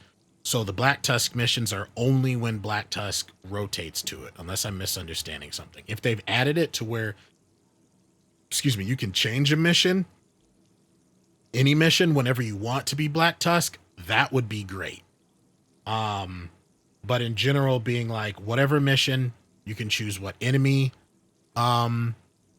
you want to play. You could choose from like the entire list of all the directives, you know, let people like just go full bore into the freedom of how they want to do each mission.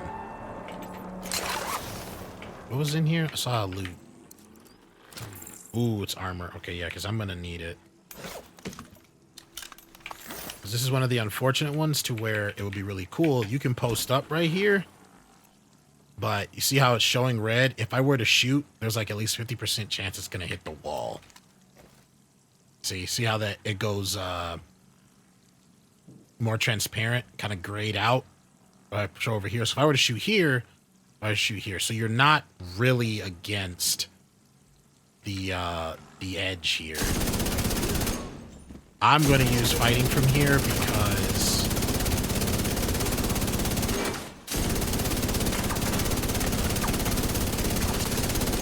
what ends up happening is they send out a lot of warhounds.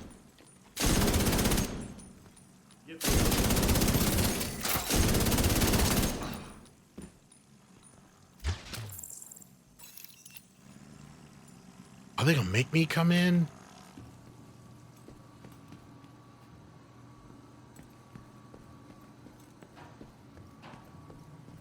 Oh, wait. This is on... Wait, why is it on hard?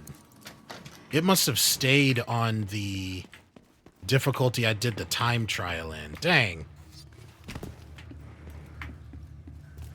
No wonder some of these waves aren't what I'm expecting.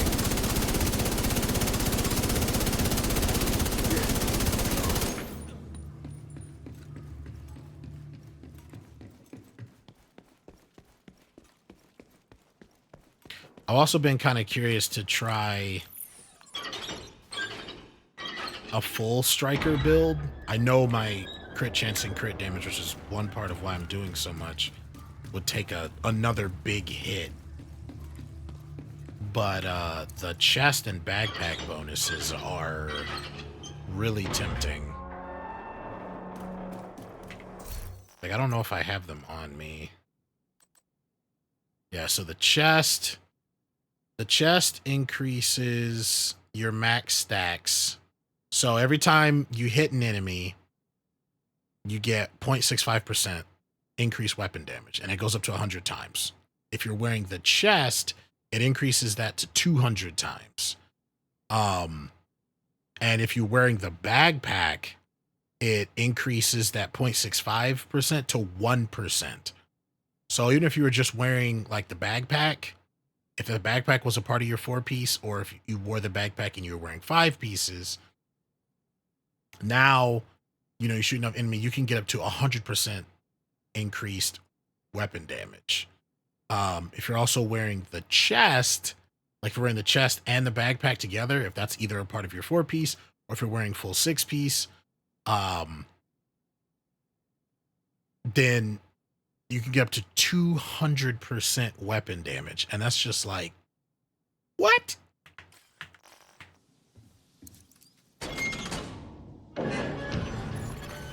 Electronic device detected. I am curious to see how this is going to go. This Black Tusk will be coming from behind. Watch out.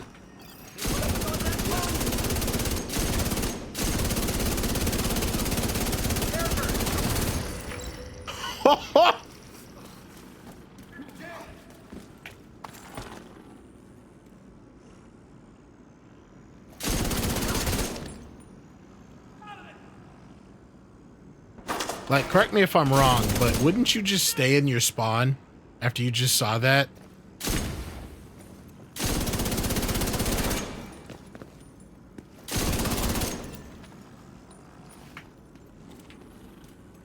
Like, you just saw your leader, it's like, all right, let's do blah, blah, blah. It just gets lit up. Files transferred. This looks like troop orders based on the intel you found earlier. Well, this is a good find. Knowing our enemy's intentions will help us defend against them. Well done. So send the intel you found to all our allies.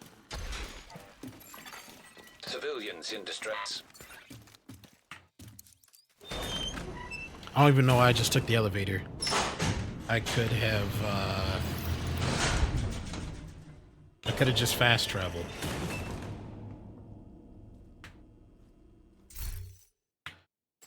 Doggone it. See, that was 40 million, 40, 45 million more on the same difficulty. Would have been more probably if it had been challenging, because they would have had a little bit more health. I'm only doing this because they're so close.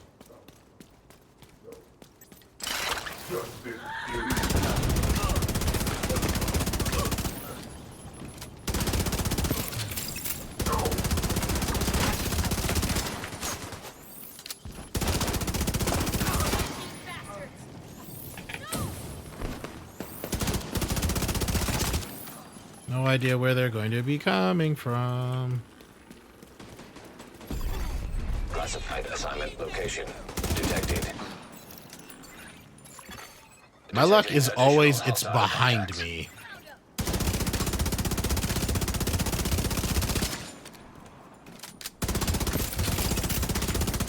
Here we go. You're welcome, civilians. A nice little outcast bounty. Let's go chase that down. Hit the safe house over here first.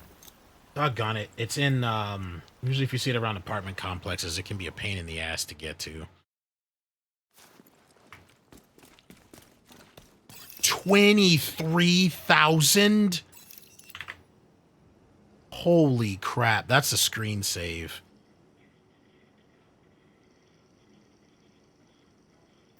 I don't think I've seen anyone else be anywhere close to that. I think maybe, if I remember correctly, the next highest I've seen was like 10K, but 23,000?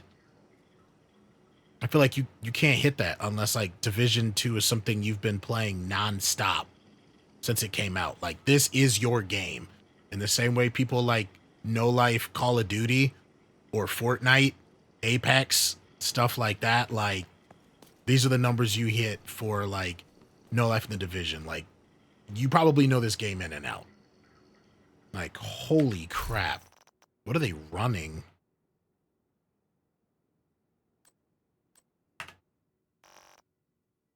Nemesis.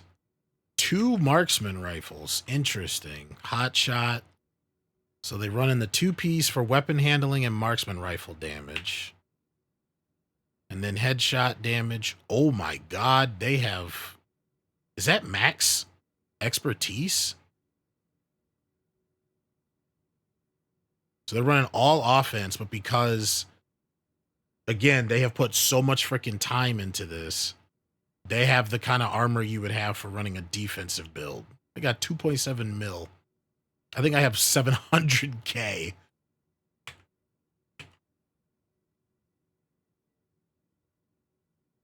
They got weapon damage, headshot damage, more marks rifle damage, weapon handling, and then the Sawyer's knee pads for instant reload. Dear God, 22?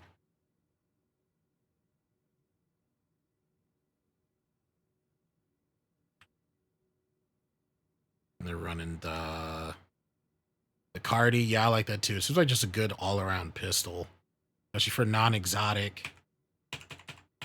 And then they're running decoy and what looks like the recon version. Yeah. Jeez. Rank 50 in the dark zone. Wow. My hat is off to you. That is just insane. Oh wait, no, that's their damage is in the millions. I was looking at the hell. So they have 1 mil. That's still really high for a pure offense. The Sawyer knee pads max probably like helps push them over a little bit. So another crazy thing, in order to get this expertise like this high, you essentially have to have used every weapon to get it to rank 10, which helps bump your expertise up. So also while they were doing this, they were running around using like every assault rifle, every shotgun, every submachine gun, every pistol. Like y'all get the idea. Like, this freaking wild. I wonder which hunter location gives that mask. is freaking wild. Yeah, see, my armor is 730. Our health is around the same. He's got like 70k more health. I think they had 400 something. But yeah, 1 mil armor. Jeez.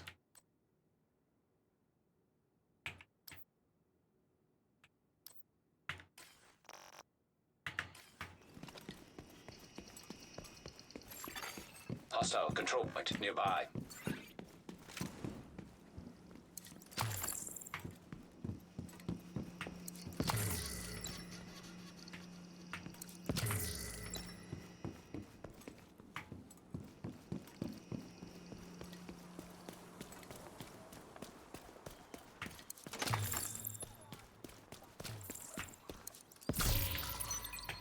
My Stream Deck's been acting like real weird. I don't know if it's because of a recent update that just went in or what. And you always hate it when an update that, especially if you have to do it, ends up breaking something. The scariest one for me, at least since streaming, was I think it was the OBS 27 to 28. Either 27 to 28 or 26 to 27, where they essentially like broke everything for a lot of people.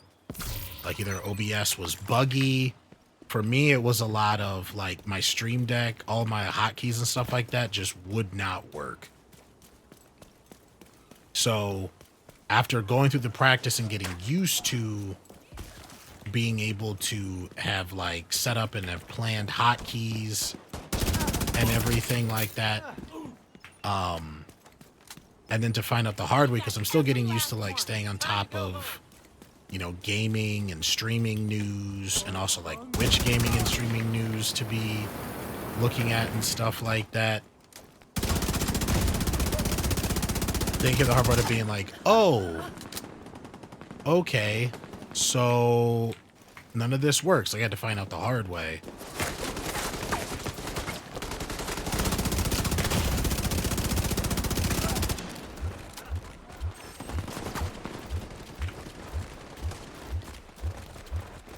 And so everything had to be done manually. And that was a little scary. Also really stressful too, because, you know, you want to, if you really care about what you're doing, you really want everything to turn out right. I'll wait till they get to the top of the stairs.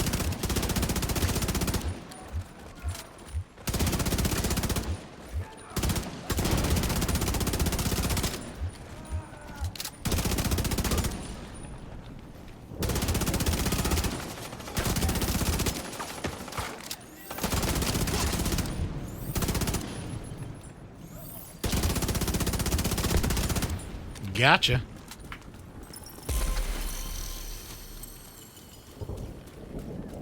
It's a little bit of pain in the ass to be running with the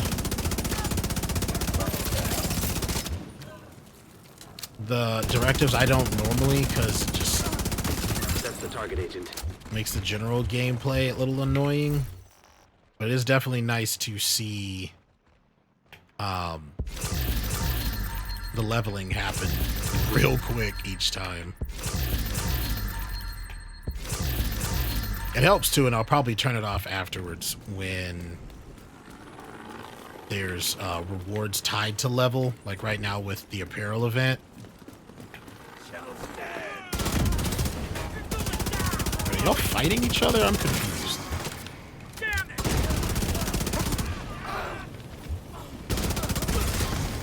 Did y'all see that? Because they kind of like, they ran out like they were fighting, but everybody was outcast. I'm confused.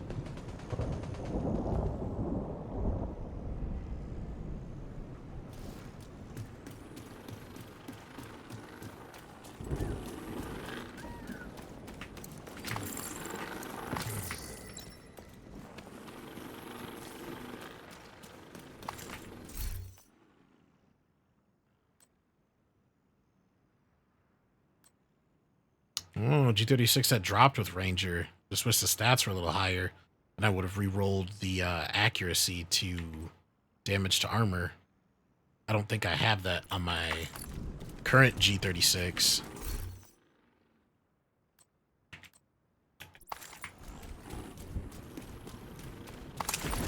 No, I wasn't paying attention. I could have put that on my sidearm. That always trips me up when I come across the random drops that give your sidearm special ammo.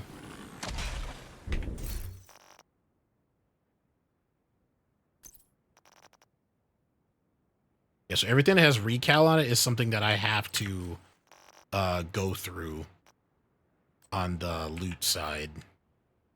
It's a little tedious. Brazos, do I have face mask for that? I don't. So I could re-roll the skill haste for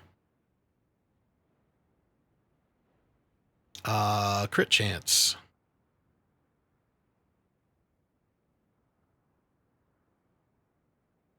Nah.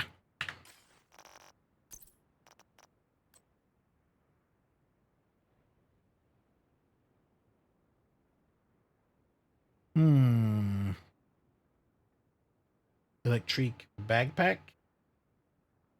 I already picked one up for that. Skill haste and skill damage? I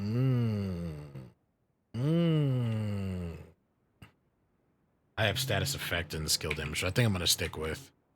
Because I overall like being able to do the status effects of like the fire effects from the chem launcher or from the airburst or bleed from the hive. Wait, is this MP5? I don't think I have an MP5.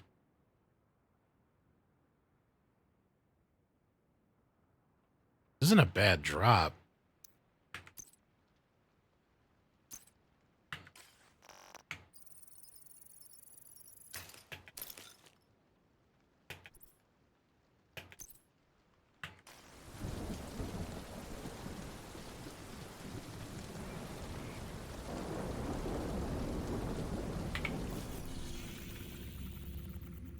Okay. DCD headquarters.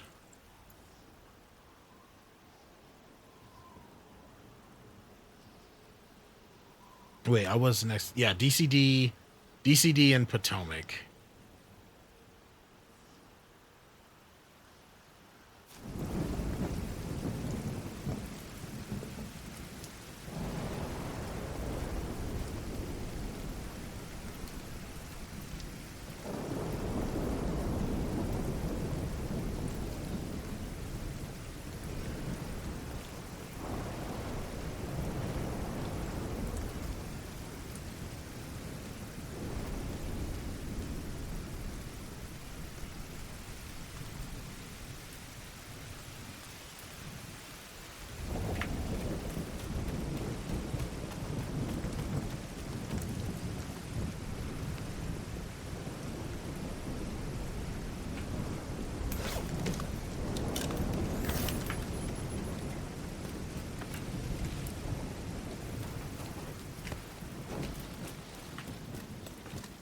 A little lesser visibility.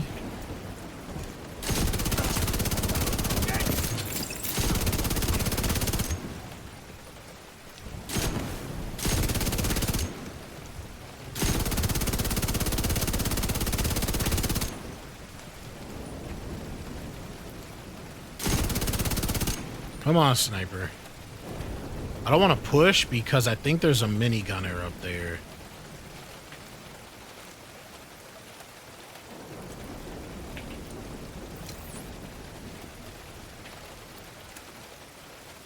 I guess not, if it's just doing the one amber arrow.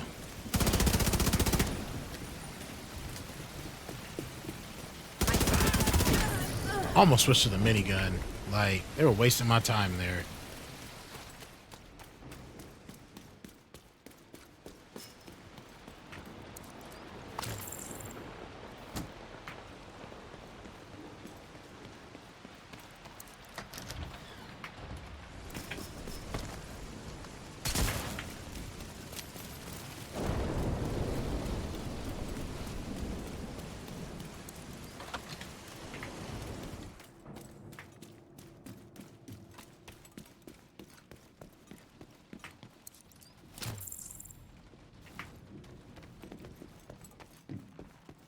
Sneak, sneak.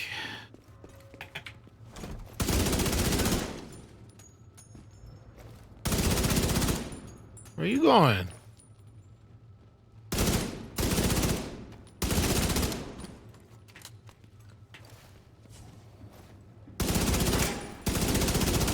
Nope, no revives.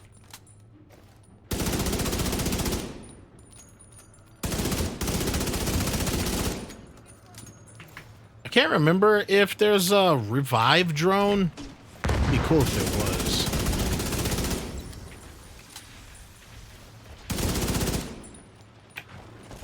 I think I heard a warhound.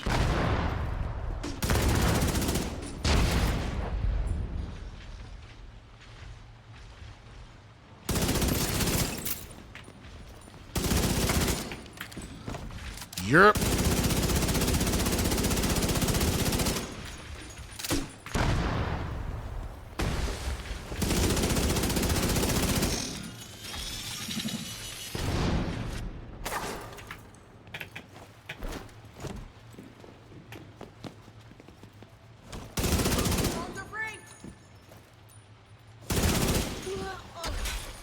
I love just sometimes letting them just let their drones out just to blow them up, to take them out.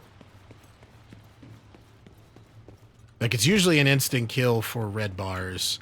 If you're able to blow both up and they're still like right on top of a veteran, the purple bar, they'll usually take them out too. Legendaries, they'll just do enough to like maybe stun them if you're lucky.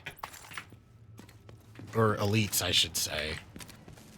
Not legendaries.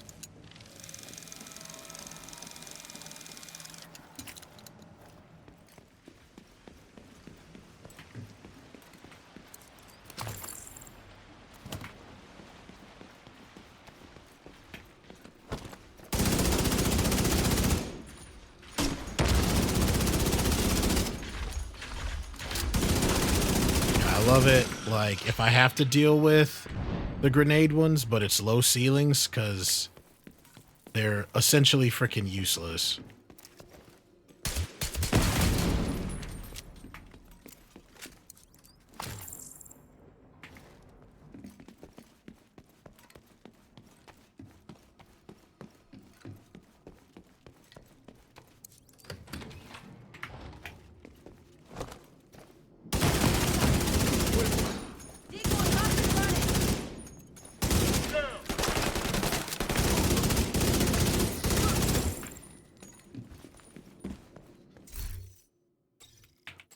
Ooh. Max blast radius.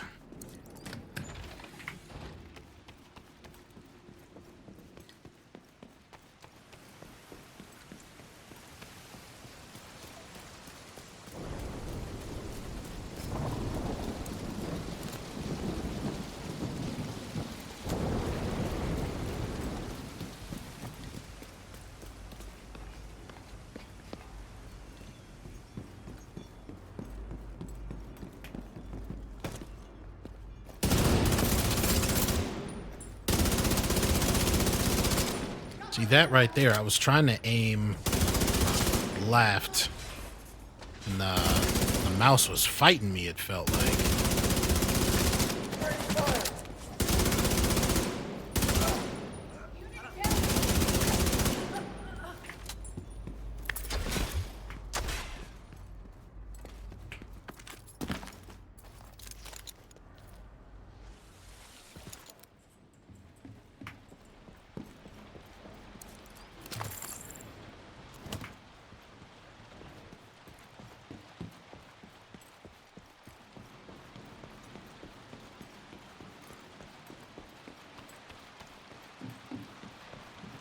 Running the wrong way. Also wouldn't be surprised if it was just a division thing too.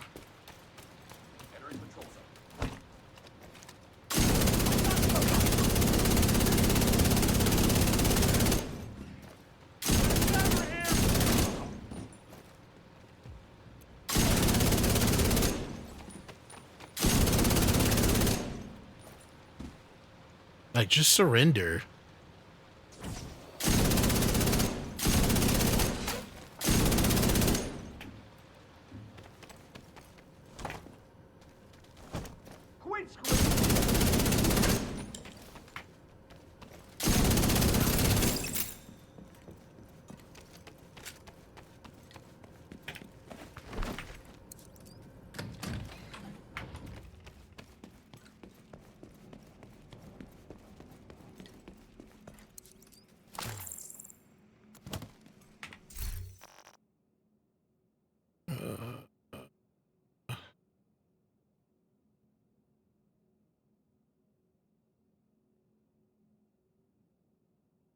There we go. That works.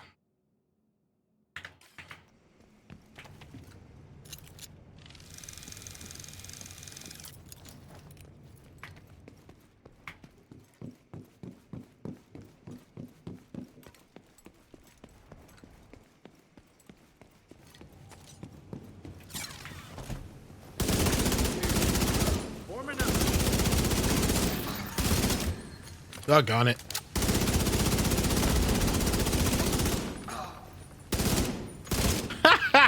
They set off one of the flame freaking canisters.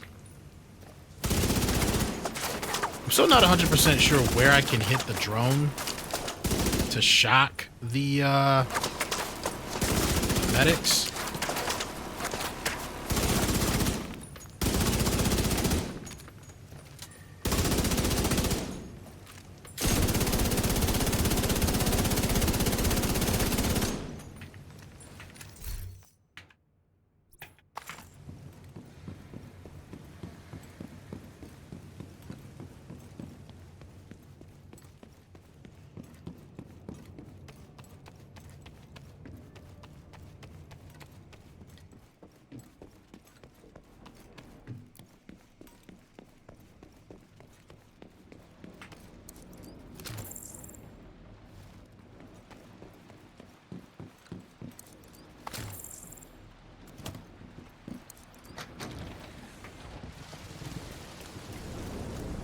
Alright, destroy the chopper. In this one, you do not want to get to the chopper.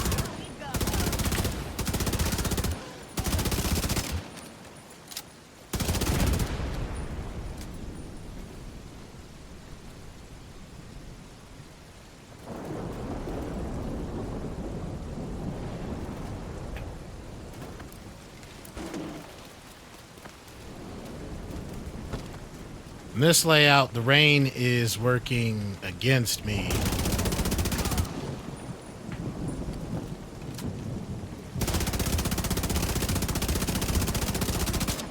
That must be the boss. Yep.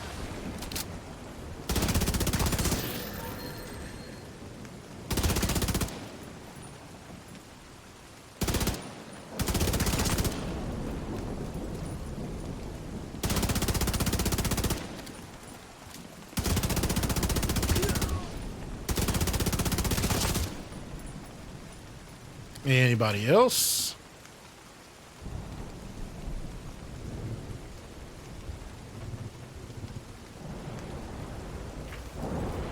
When this happens, there's usually like one enemy freaking hiding in the back, just peeking out from behind cover.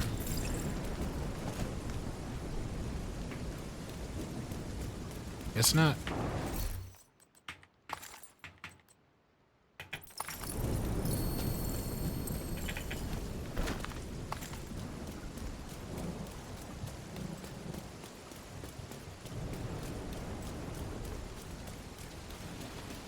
Guess the game wasn't ready either. There wasn't any dialogue.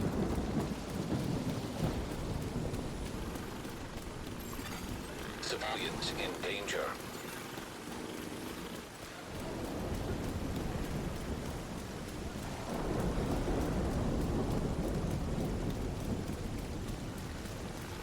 Uh-oh, y'all.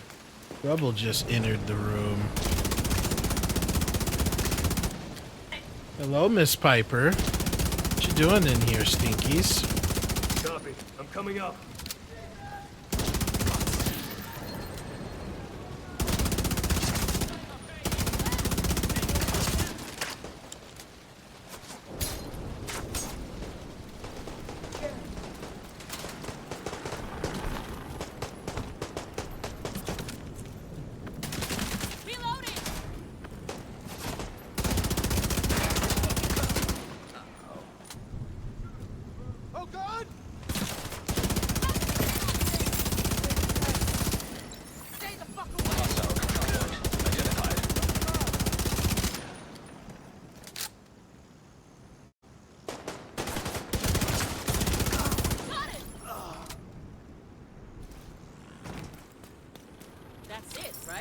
Hold on a second, y'all. Target is near you, Agent.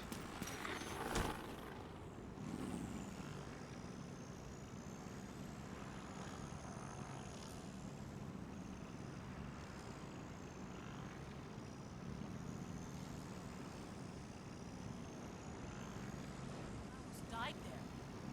Thank you.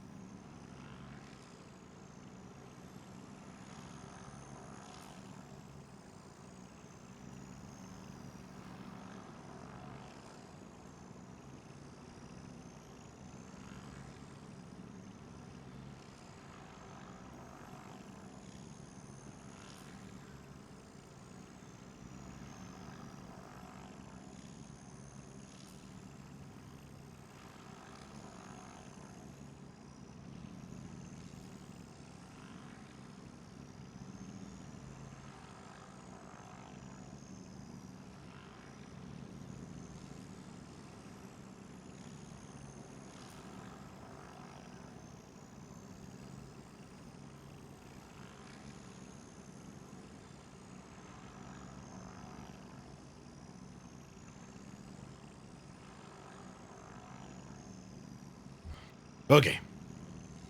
See? You just hang out with me for a little bit.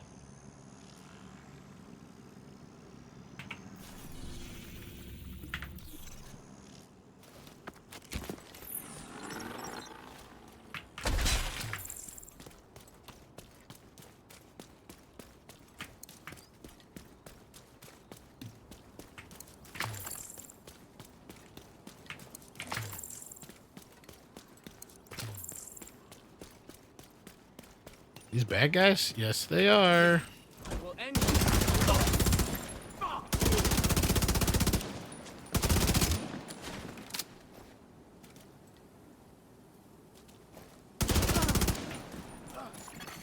Detected. Nearby location. Guarded by I'm gonna hostiles. figure out this mouse thing before I do anything like competitive multiplayer. Like any CODs or Apexes.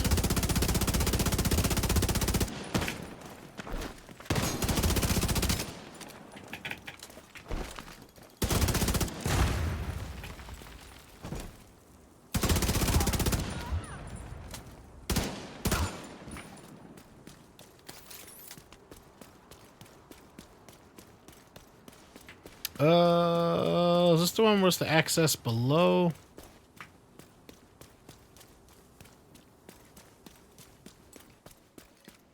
Yep.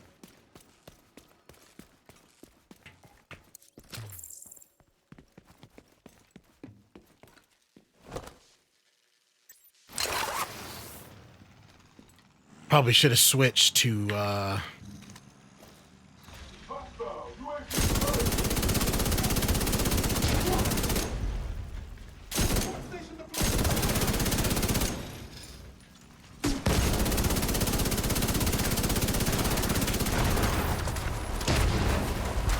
damn.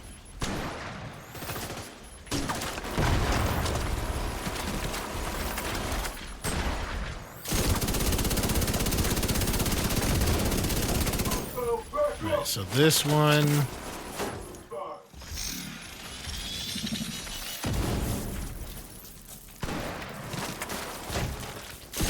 So it's gonna. What are you doing?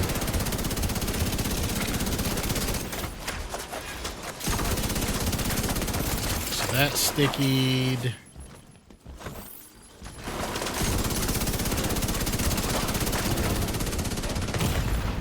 Immediate medical assistance needed.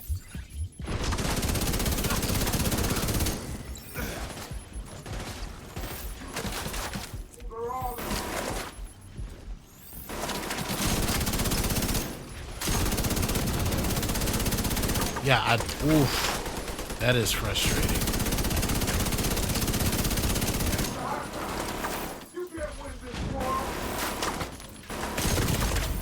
Serious trauma detected. Oh, revive me, please, before he comes around the counter.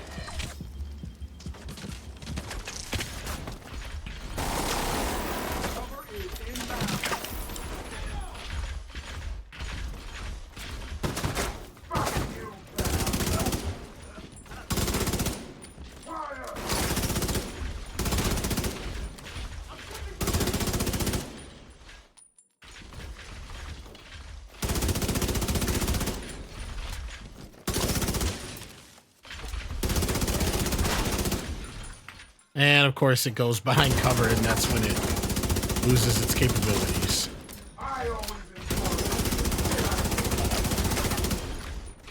You gotta be careful.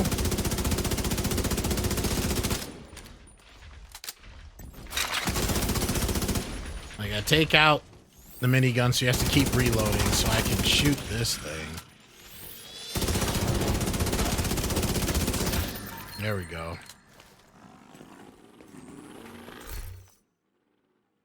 Full-on shock resistance. I did not have one of those.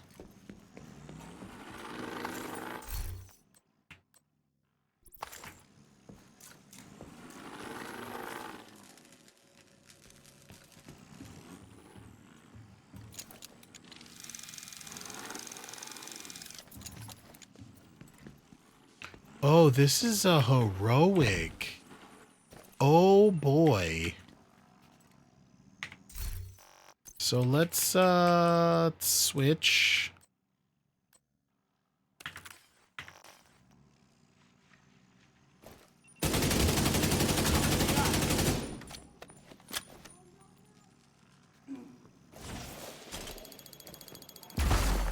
System curtailed.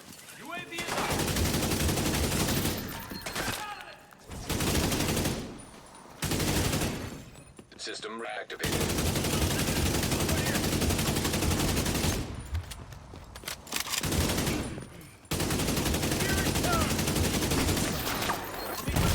What? Immediate medical assistance needed.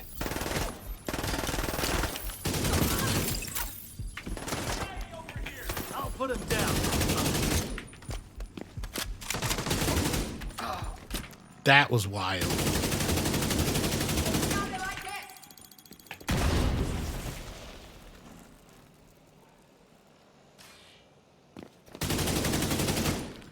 What is going on?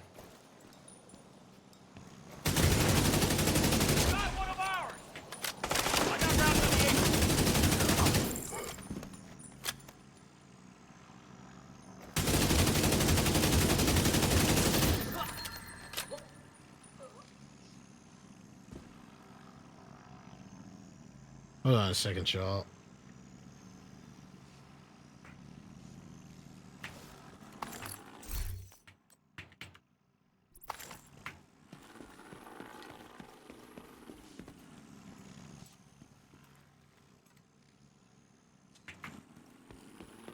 I can't believe there's something like where I'm holding it weird.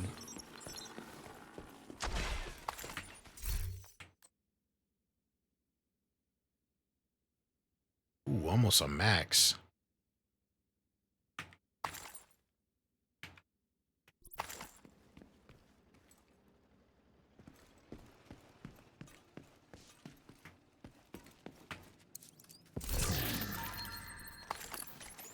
I do not like... I do not like Sam-I-Am. Why is this giving me problems right now?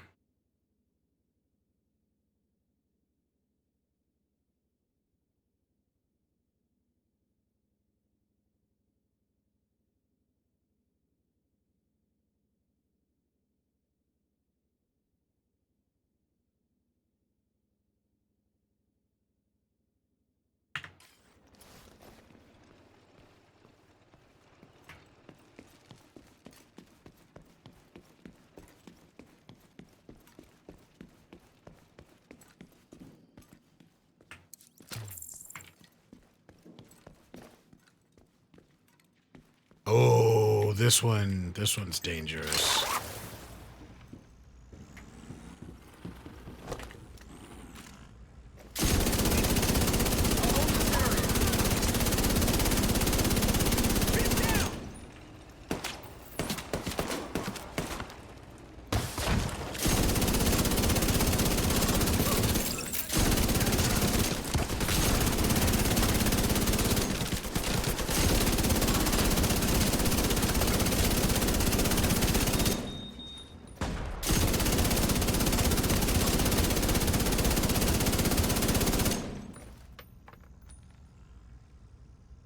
I'm tempted to throw another one. I don't want them to heal.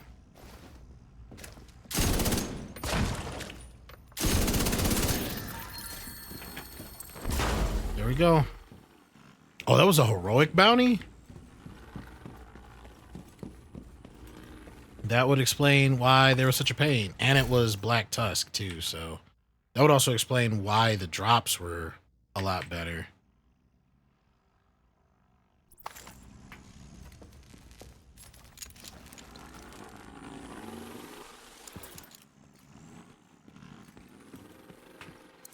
Ooh.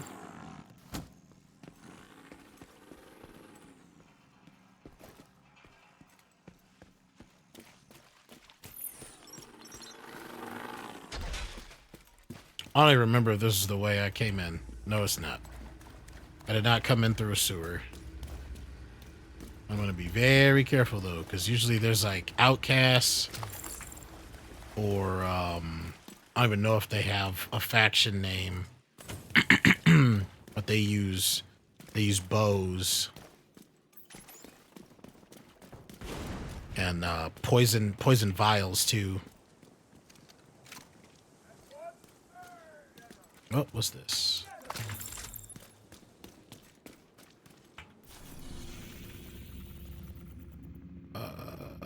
Atomic event.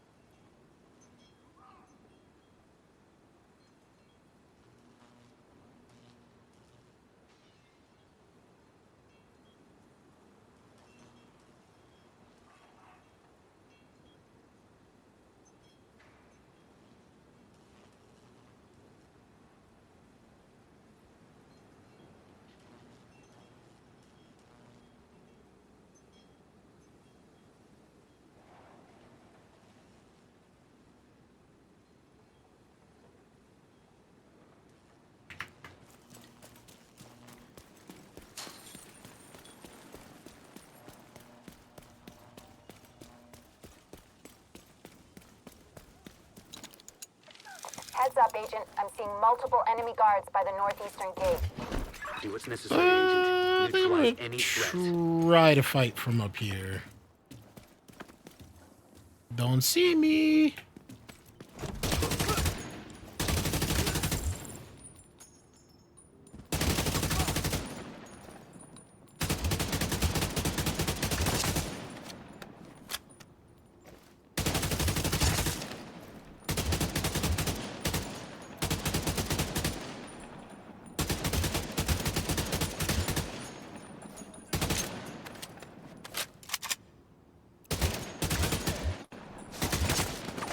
I thought I saw somebody moving over here.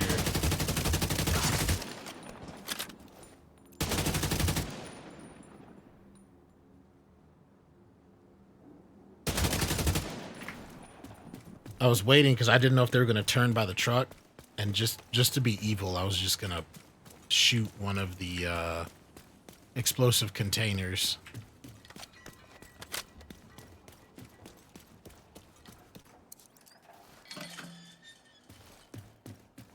Proceed to the docks and do Every time I do this mission, I completely forget about trying to figure out how to get over here. I don't think I've grabbed that echo before. I'm pretty sure it's gated off this way. Yeah, you can't go backwards there.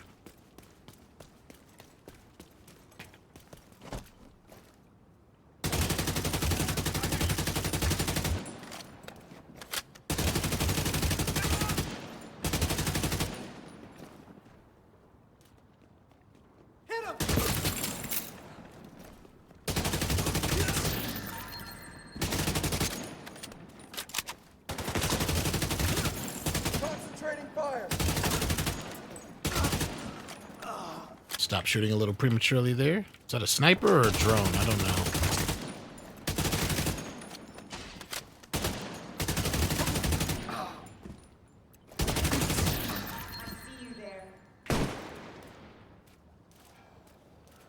Trying to get an angle.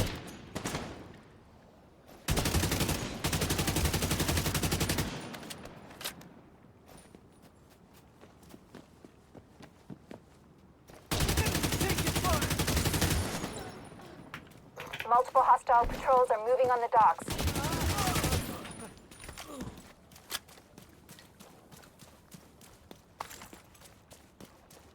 Yeah, maybe I have mouse and keyboard a little too close to each other.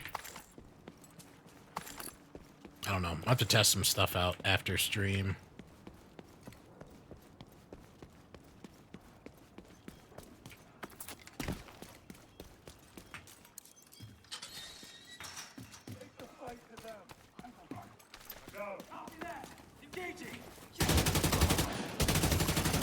Enemy transport helicopter detected.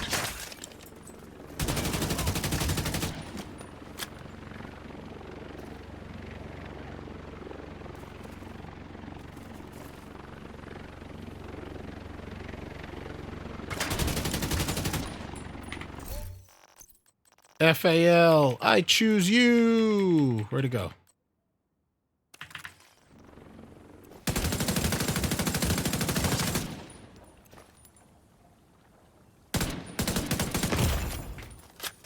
That was a good shot. Damn.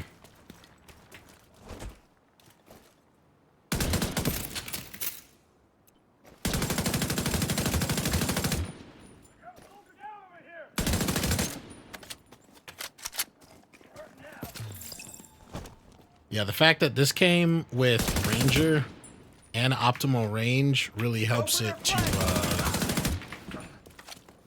shine, and in some cases outshine its other assault rifle brethren.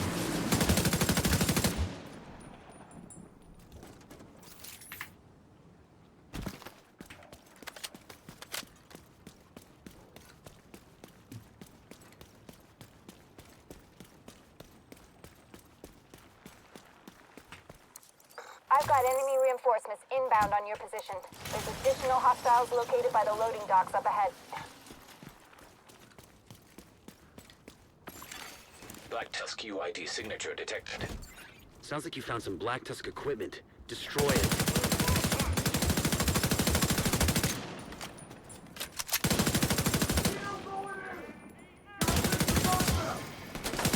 You've got more hostiles moving in on your position.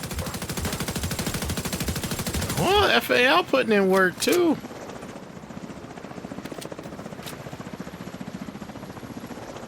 And there's definitely a benefit to its all of its rounds primarily hitting where they're supposed to.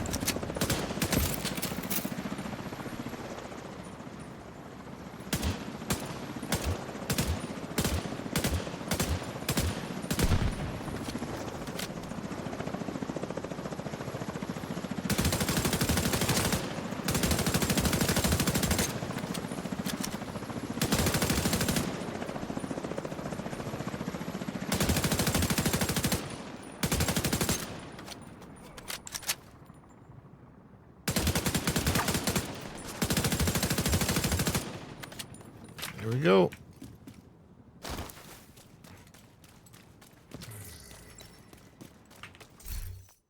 Also, the amount of ammo you save on, too. That's really nice when you don't have to worry about frickin'... I may have needed that. Oh, well. But the amount of ammo you save on, because you're actually hitting your targets more often.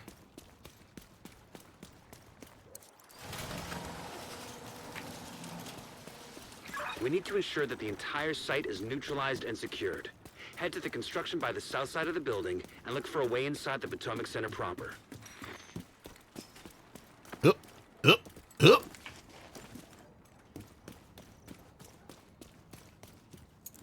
Heads up, I'm seeing hostiles inbound on the construction site.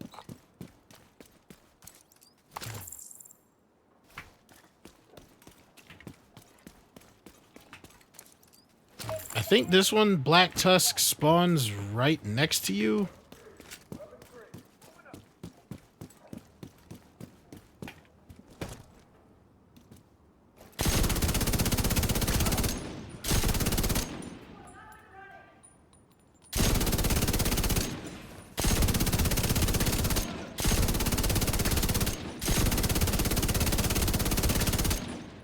There was one where I almost died, and I don't remember which faction it was against.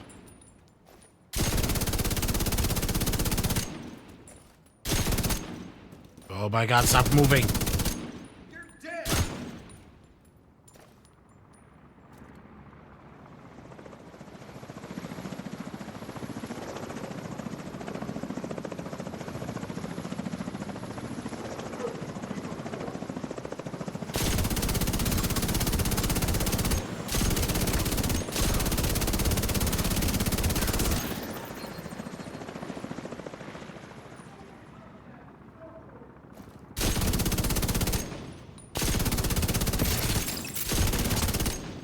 Got him. I like watching your biggest unit just leave the helicopter and just get utterly obliterated.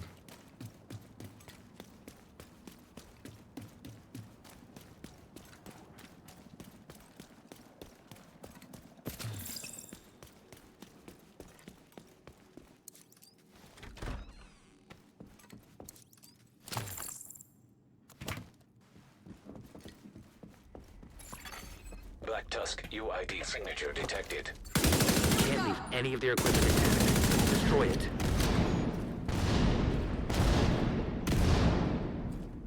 Thank you.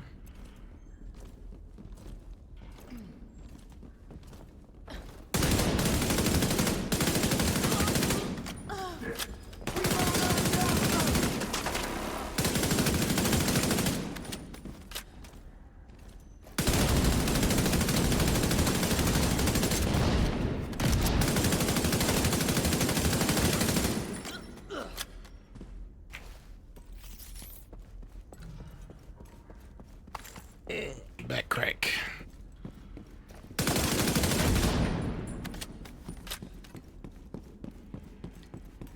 Trying to remember where the other one is. Yeah, back here.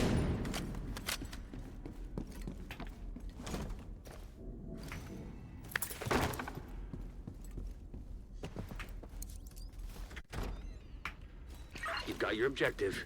Don't let anything stand in your way.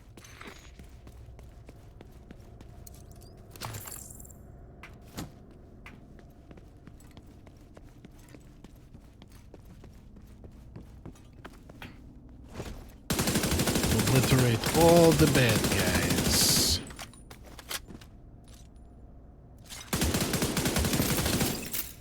We got some repellers.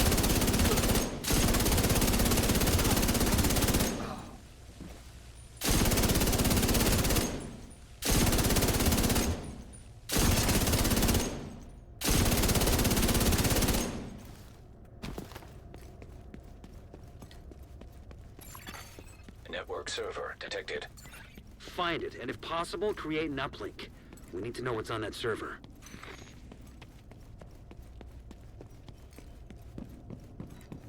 Oh, hold on.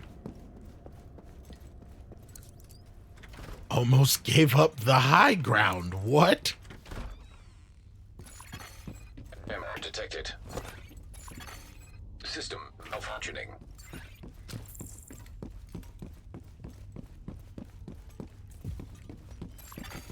System restored. System curtailed. Nah, don't run.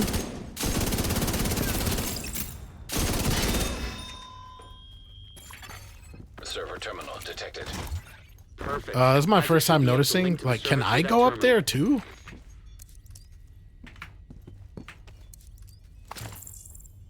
I'm about to try to.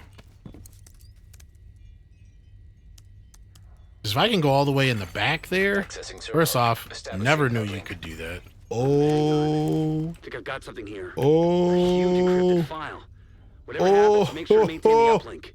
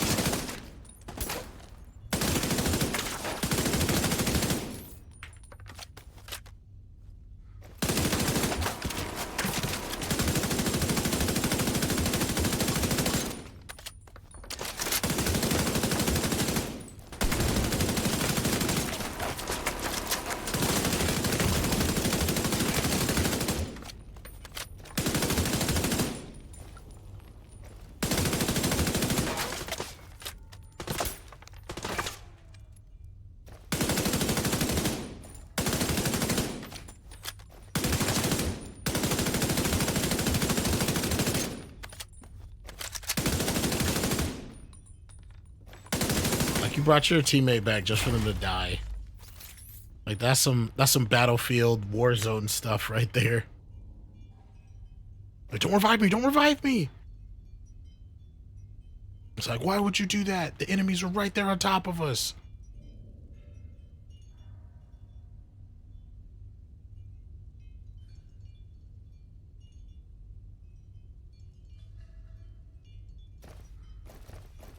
Everybody's gone. Yo, what's up, Chalky? What's good, my dude? Hope you're having a good week.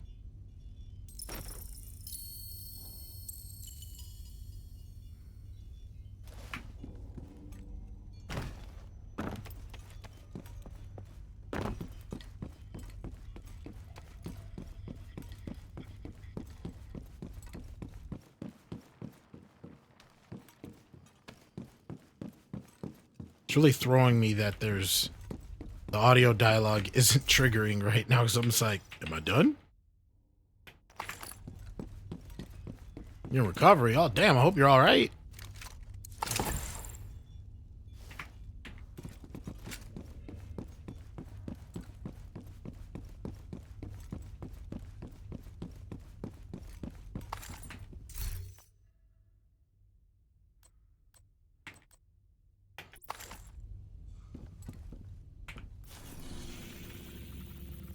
All right.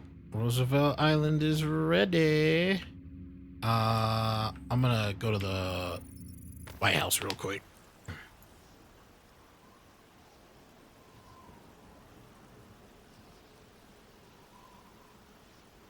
Can think of a lot of reasons why they shouldn't be allowed to. Go get them, Agent.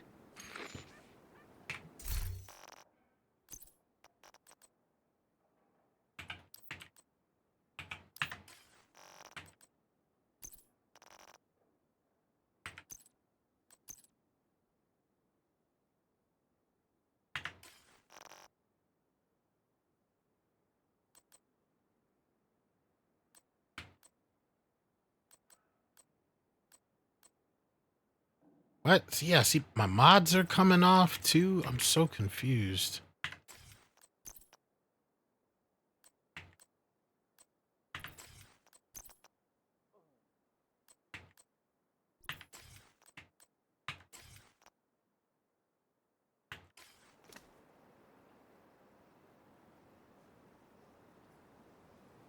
All right, I'm gonna take a quick second.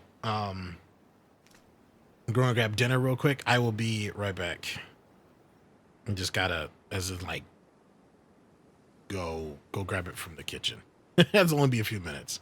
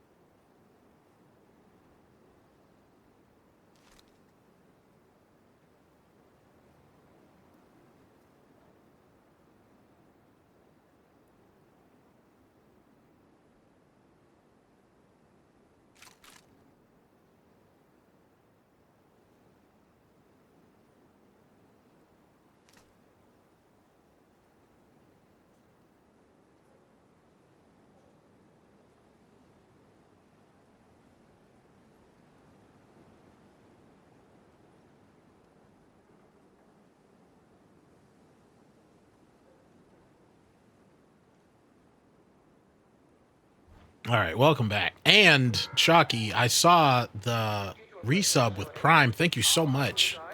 Apologize for missing that. You are freaking fantastic. Thank you so much. Really appreciate the support. See what you had said. Why is this? There we go. Accident at practice. Oh, damn. 2 weeks ago. When they were shooting pucks, go to goal and miss, hit me. Oh, damn. While the coach was talking us through a drill. Now my balance, so I went over it. Tore your hamstring and ligament. Damn, Chalky. When you do something, you do it all the way, huh? Holy crap. Well, I'm glad you're in recovery. How long are you going to be out for?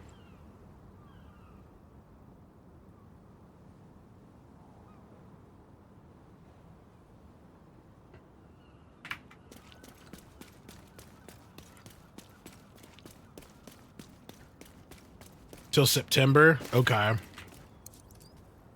Oh, I need to turn that off. Steam Summer Sale is officially over. It's kind of a bummer. It's like when they say Go sector by sector. when they say like for this, the 13th, they freaking mean the 13th. Like, not like the 13th is the last day. I mean, like, September 12th at midnight. Which I feel like, I don't know if that's like the official way that you do it. I always thought it was the original way that I said it. To where it's that day that you've said as well, and then when that's done,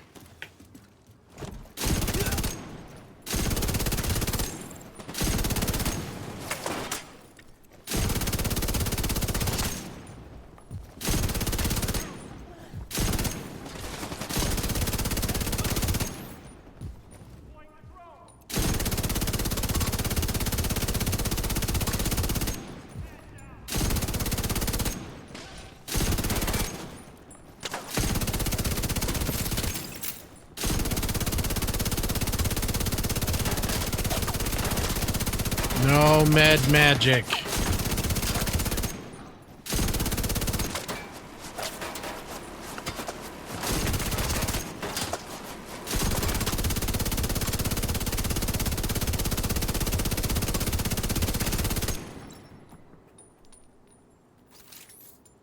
that it? I don't know if I need to restart the game.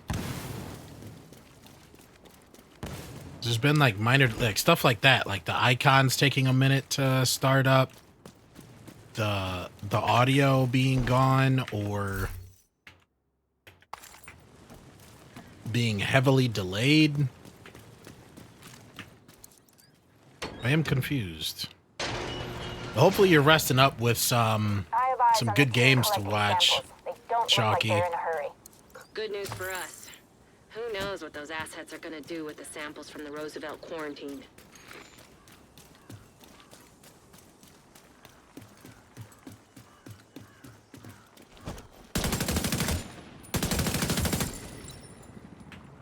I think there's a chopper that comes here. Yep. Cool if you could blow them up if you did enough damage. Be a nice little DPS challenge. Pretty satisfying to watch, too.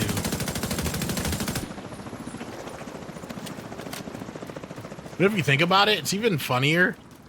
Like, as a bad guy, where you're the pilot, you drop everyone off. You just literally see them get wasted, most of them before they've even got to the ground. You're just like, well, I'm off. Then you just take off.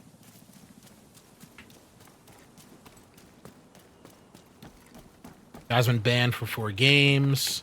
Put me out of play. We lost a tourney that was going to get us. Oh, damn. 10K worth training equipment. Wow. Yeah, that would definitely piss off coach and teammates. Are they a type of player who normally does stupid stuff like that?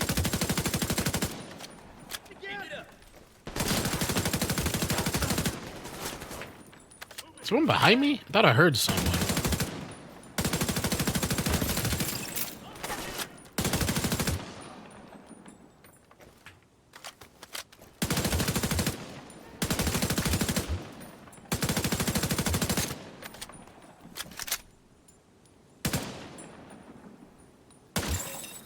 Rogue agent detected. Oh, God.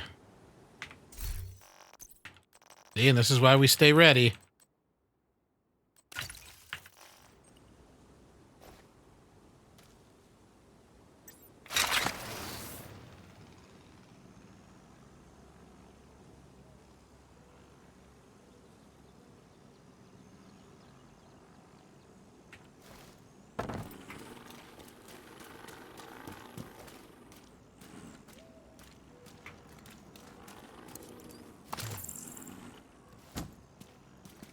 They are not in a good spot for me either.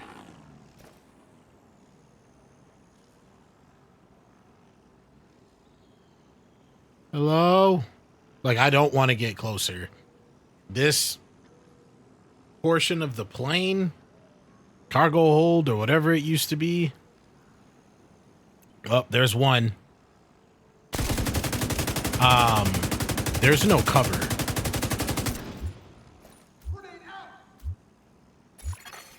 Rogue restore hive detected. I just hope one of them doesn't Restore hive detected. climb over the freaking wall. Rogue blinder firefly detected. Hostile blinder firefly detected. Vital signs critical.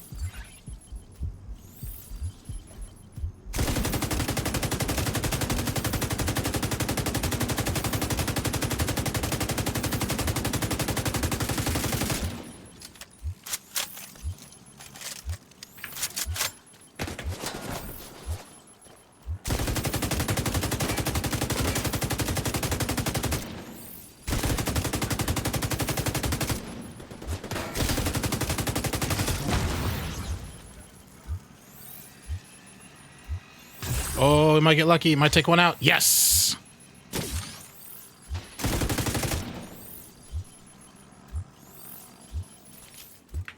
Try and get him to switch sides. I'm gonna have to restart the pestilence boon. Yeah, the week before the accident, knocked the teammate's tooth out by crossing. Jeez! This is one of y'all's teammates? Like, God, grow up.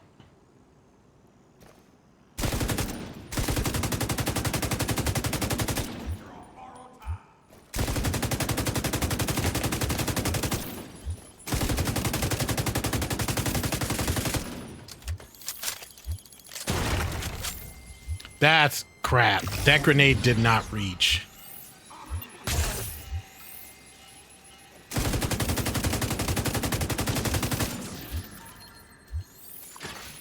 Rogue agent eliminated.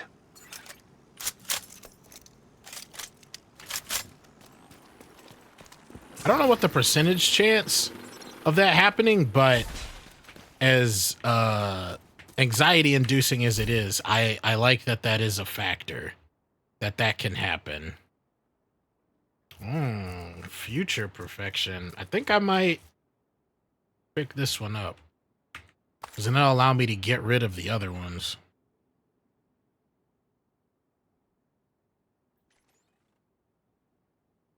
The Mozambique special. Mozambique here.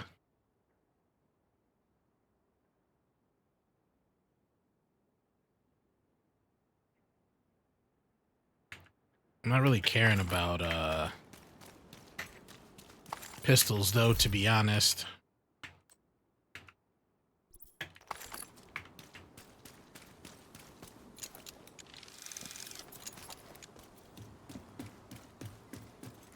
That was also nice though. Like I was really worried of one of two things. One or both of them would rush me on that area, and then I'd be screwed because they have far better stability. So even though they would be running, most of their shots would not miss if I had to backpedal to get behind cover, and then I would be in a very bad position. And two, I would be very worried about one of them also climbing the sides and then circumventing, charging me down that tunnel, and this dropping down right next to me and just lighting me up. Because then at that point, as soon as I went down, there'd be no way. The other rogue agent would just push They're up, pulling back. and then I'd be Looks like screwed. they've left some of their samples behind. Sounds like a great opportunity to destroy those samples. Oh, that's a yellow.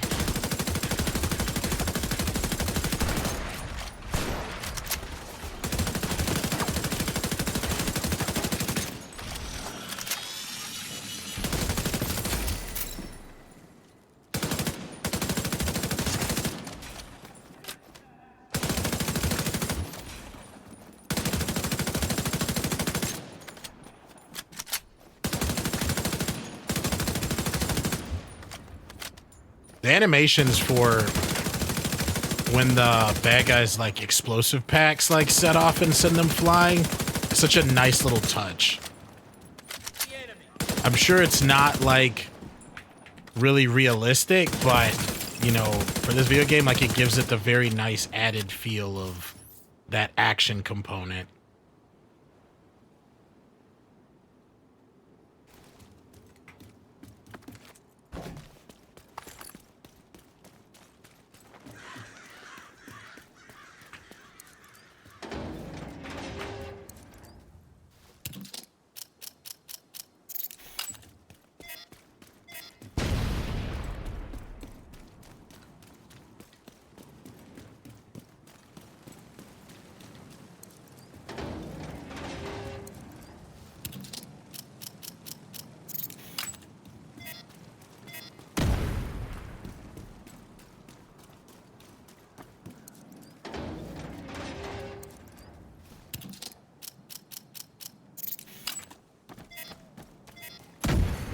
Viral contamination containers destroyed. Next.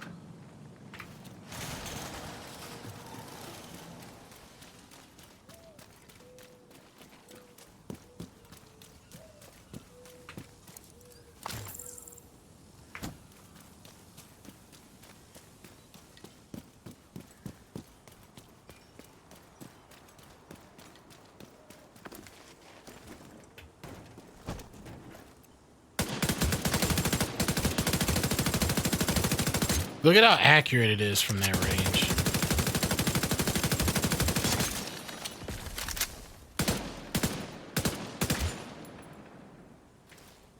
I think there's more that comes. I'm not 100% sure.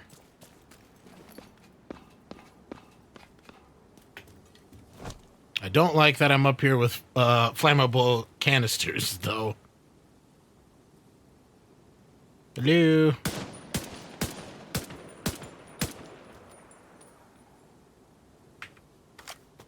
There they are.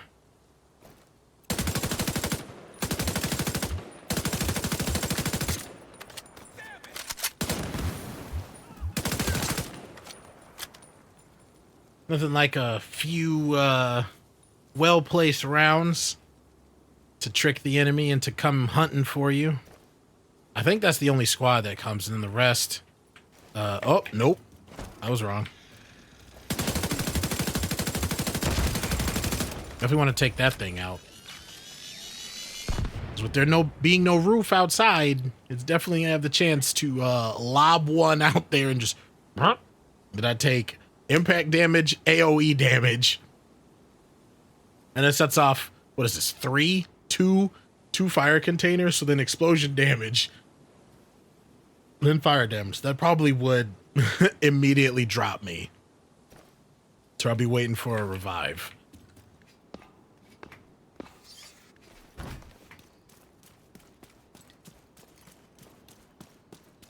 Bow, bow, bow. Do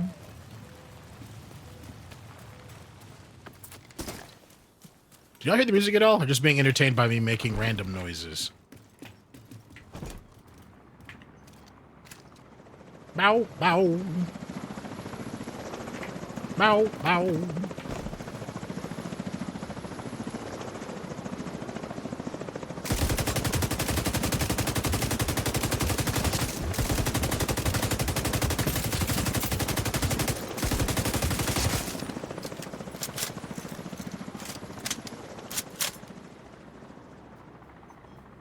Pretty sure there's 2 choppers. Yep.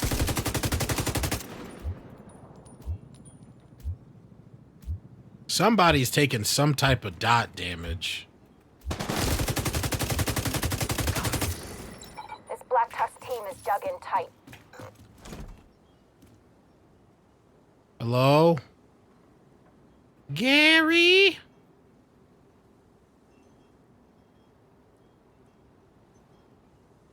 Because some of these are vague.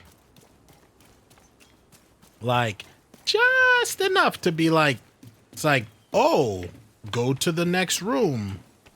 And then, like, you get to find out the surprise is go to the next room that's filled with enemies.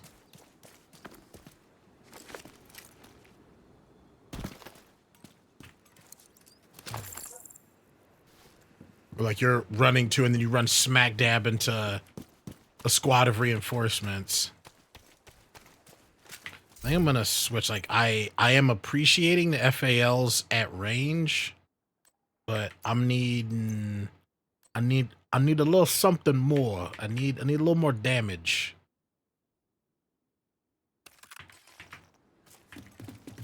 Like this one definitely does not have the range of the FAL, but this sucker hits hard. And it shoots really freaking fast.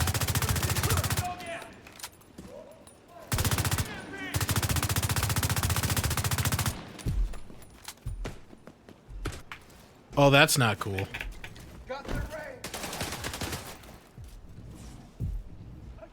I don't know where they landed that, but that's in like a perfect spot.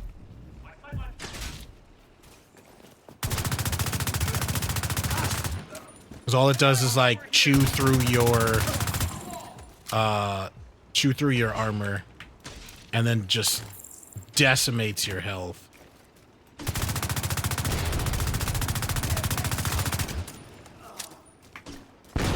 I am not in a good spot.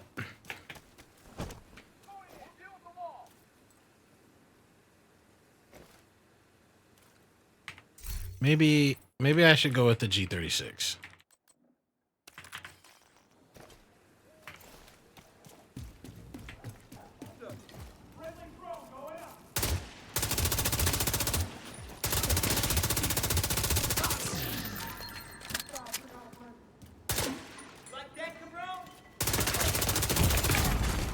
Serious trauma detected. We're trying to take them out so that they'll drop the mobile tanks.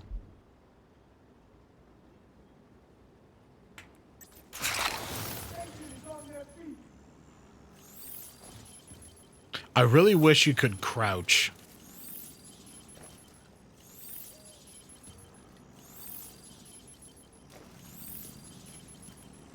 Just like a quick stabilizing.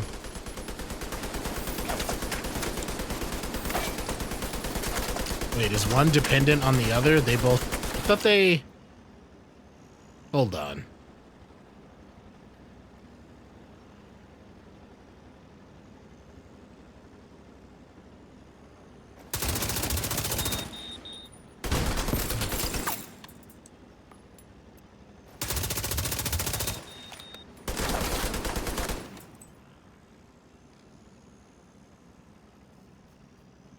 Is there... Oh, there he is. Freaking coward, what are you doing?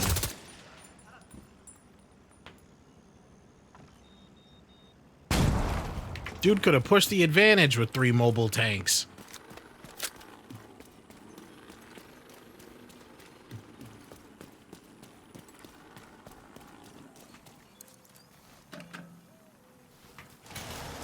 See, why don't all the other gates open? Like, it's a small nitpick. But like the gates here, they open out. And then there's that one other mission that we just did where the gates open towards you. So they either push you out of the way. I've gotten stuck behind one of them once to where like I was trying to move, but it just kept pushing me and it just trapped me in the corner.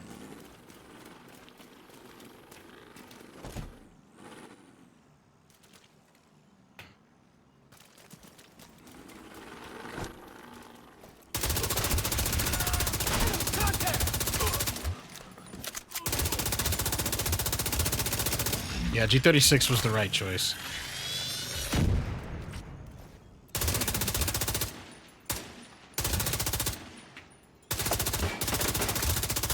There you go. It's like, you're right. Pop your head up one more time. Third time's the charm.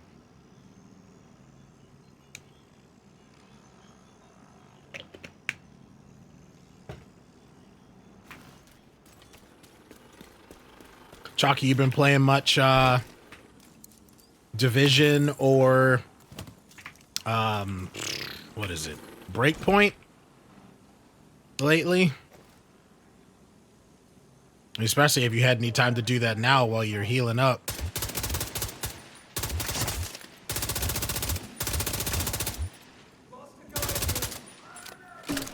Doggone it.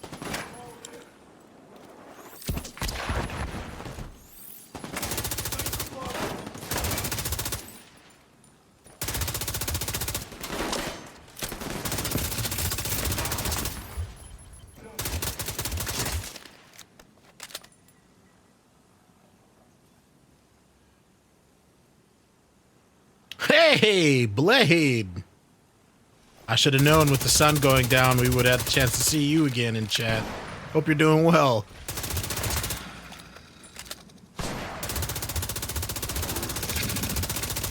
Fan of G36 will often go with the P416. I think I have that one.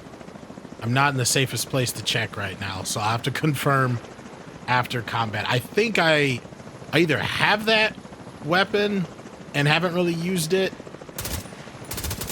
or I've used it and I completely forgot about it. Not that it was bad or anything, it's just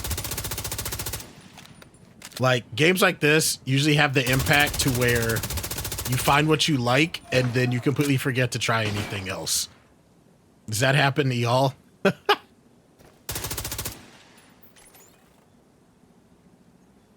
Like, it's interesting, in Division 1, I really didn't use LMGs. I was an assault rifle sniper type of person. Hostiles eliminated. Looks like the And tusks have loaded the then samples into containers for transport. I want to say, Whatever it takes. ooh, another exotic. That's 2 exotic drops. Y'all are some kind of good luck for me, and I greatly appreciate it. I want to say it was either halfway through the Division 2 campaign. I think I got a hold of an M60. I think that was available in vanilla Division 2. And I just really liked it. And then I've been mainly assault rifle LMGs since. When I first started, like when you're still trying to find just any weapons that are good at all, I played a lot with what?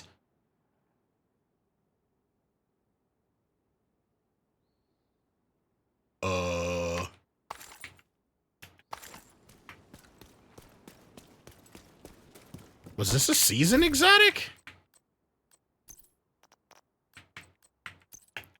Busy Little Bee. Practically perfect in every way, as long as you never miss.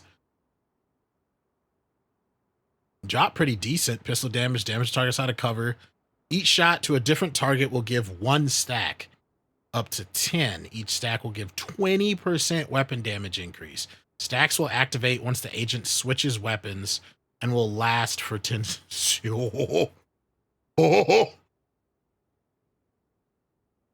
Been playing Crew 2 and Valhalla. You had recommended Valhalla, right, Chalky? Because like right now I know what I want to be playing this upcoming Saturday. And then I do want to, I probably want to finish Black Flag, but I'm also, excuse me, wanting to jump into a new one that I've never played before. Because I have, well, of what I own that I've had sitting in my library for a while, I have Odyssey and Origins, and I'm leaning more towards Odyssey. But that's also mostly because I've seen more gameplay of Odyssey than I've seen of Origins. And I also want to try the RPG leveling aspects. But but Valhalla is on there, but I don't have that. As long as I can afford to pay for a subscription to Ubisoft Connect, I can get that without paying for it. But there's that as well, because I do, those are some of the ones that I do want to try. You're an AR and SMG person, okay. Then you switch to LMG and SMG combo. Do you run that with a gear set build, or do you do like hybrid gear set high end, or you just run high end, or what?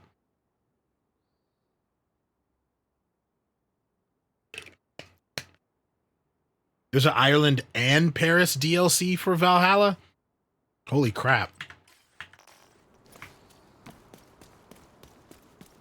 Build set high only. Yeah, that's what I was running for the longest time. I feel like it forced build variety more than like encouraged it. Like you could say like it encouraged it, but it encouraged it in the way to where it was like, this is what you have to do. When they removed the additional attributes from, or talent additions from everything that wasn't backpacks or chests, I do kind of miss that. And I feel like it wasn't like kind of worth it as much to run gear sets. Most of my builds are high end, and then lately I've just kind of been playing around with gear set high end hybrids. Like my max crit chance crit damage build is all high end, and that one I think it's like, it's max crit chance, so 60%, right? And it's either like 160 or 165 crit damage.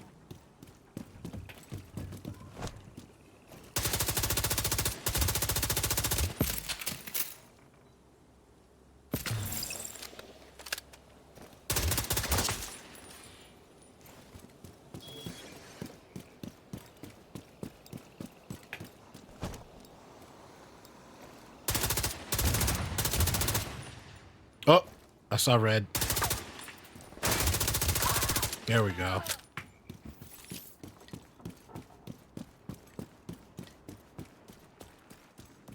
Odyssey is insane too, and the DLC is amazing. Yeah, see, I've heard more good things than bad.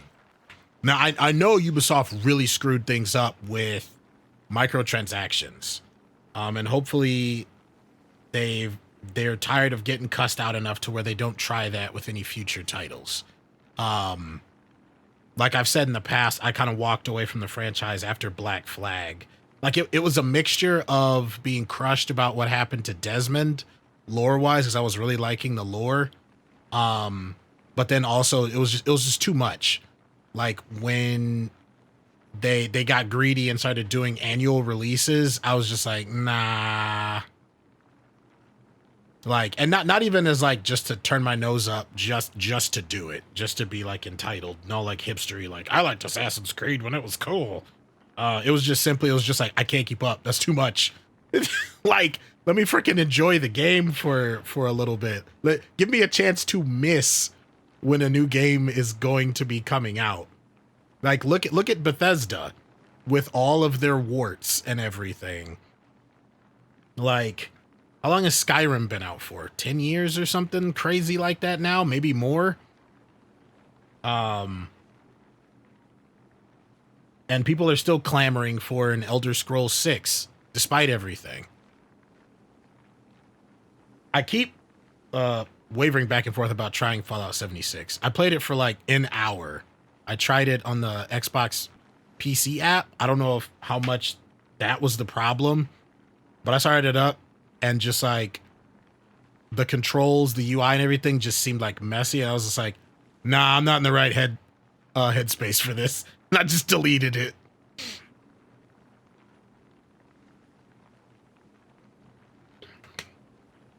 Ragnarok. Oh, nice. Had me mess up with Desmond. Yeah, like I was not a fan of how they did that. That was messed up.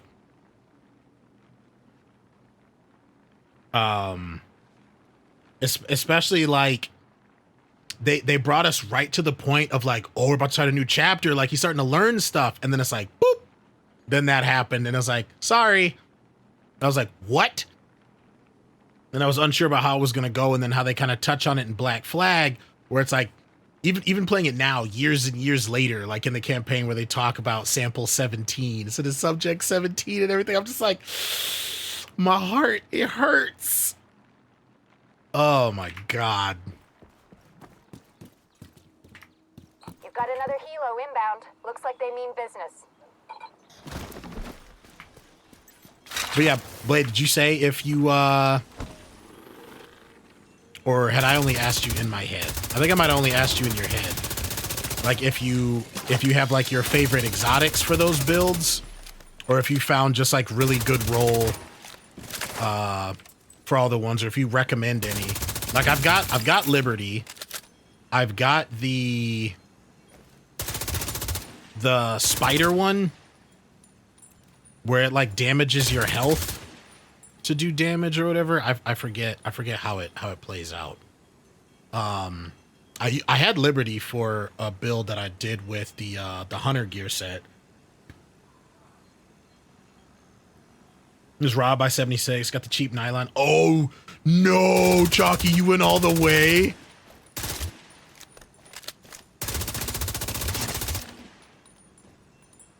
Bro jumped off the top deck. Did y'all see that?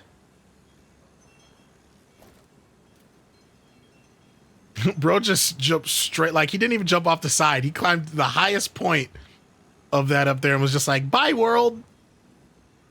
I was about to take his buddy with him, like DDT him off the top. Straight from the rafters.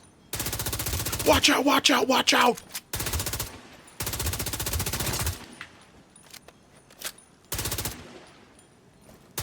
Oh wow, no exotic weapons, period, Blade? That's an interesting stance.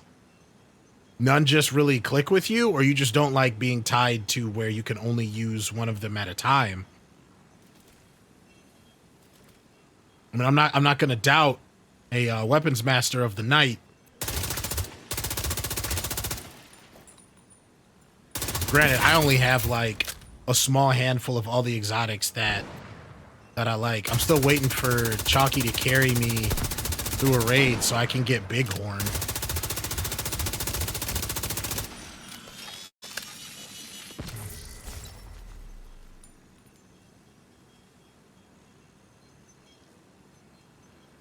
The ladder? Okay. Yeah, I mean, that is a thing where like there's that tempting power fantasy stuff where it's like, come on, let us do one crazy, like all the exotics we want. Because I mean, it is a valid argument of just like, is it really breaking the game? Like if the companies already do like shady stuff or screw us over with patches and things like that, after they have our money, or stop supporting a game, or the servers are dead. Viral contamination containers destroyed. So it's like, okay, well then frickin' let us use all the exotics, you know, whatever. Like, what's it hurting? Let us have a full-on power fantasy. And on the other hand, I could see people making the argument of like, well, this isn't like Destiny or Outriders. This is freaking a Tom Clancy game. And to that, I would say it hasn't really been like a hardcore Tom Clancy tactical game in a minute.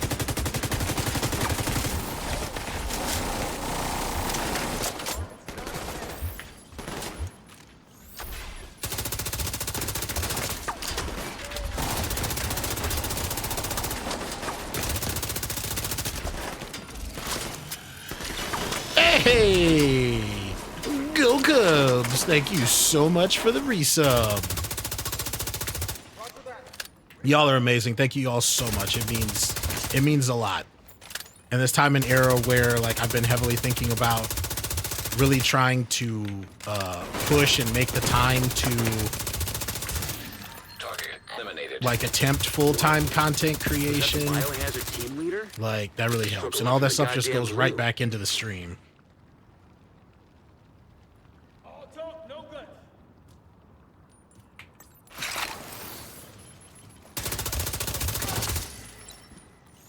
It is both helpful and hilarious that the bad guys say their intentions out loud sometimes.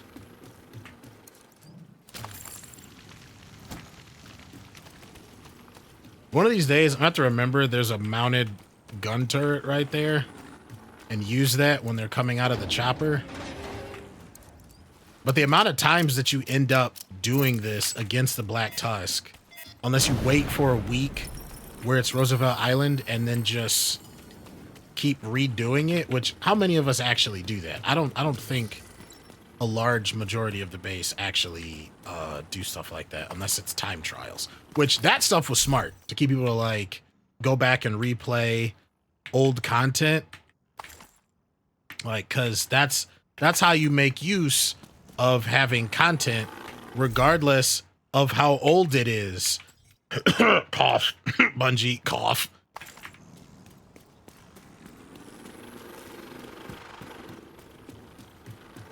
You know what, Chalky? As much as I love RPGs and like good storytelling, adventure and stuff like that, I have not.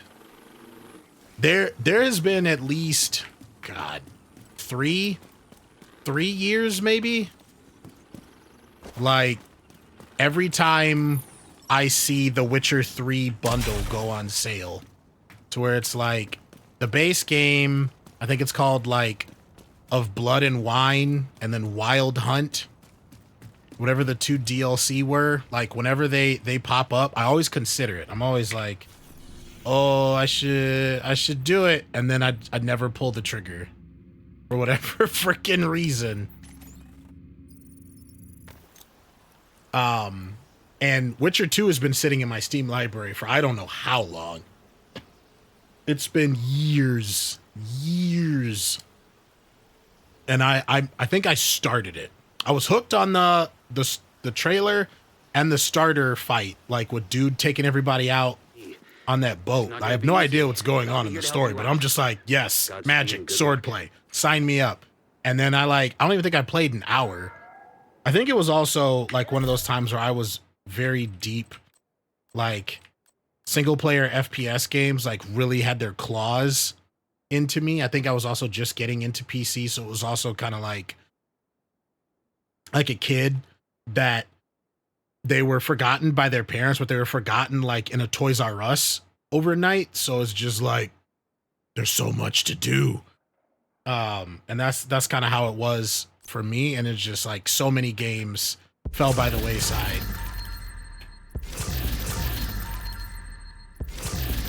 Now that I think about it, I feel like depending on your age, a Toys R Us could also be a extremely terrifying place to be left alone at night. Depending on what's being sold at said Toys R Us.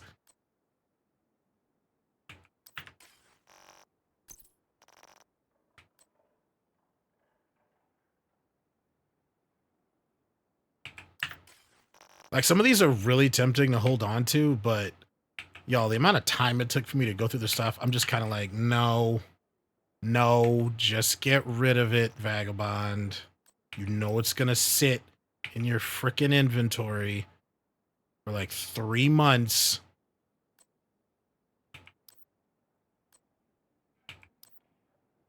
Oh yeah, let me see if I have that weapon you were saying. What was it? Blade, the P416? If it's not on me, it's definitely in my stash. They announced a Witcher 4? Damn. They must feel real good about how the Witcher series went. Did Witcher 3 end on a cliffhanger?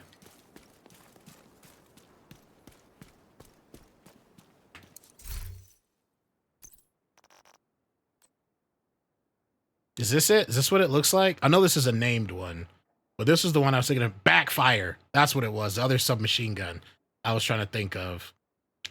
Dealing damage to enemies adds a stack of +1 critical hit damage up to 200 stacks, lasting 10 seconds. On reload, apply a 10-second bleed to yourself, which deals 0.5% armor damage per stack.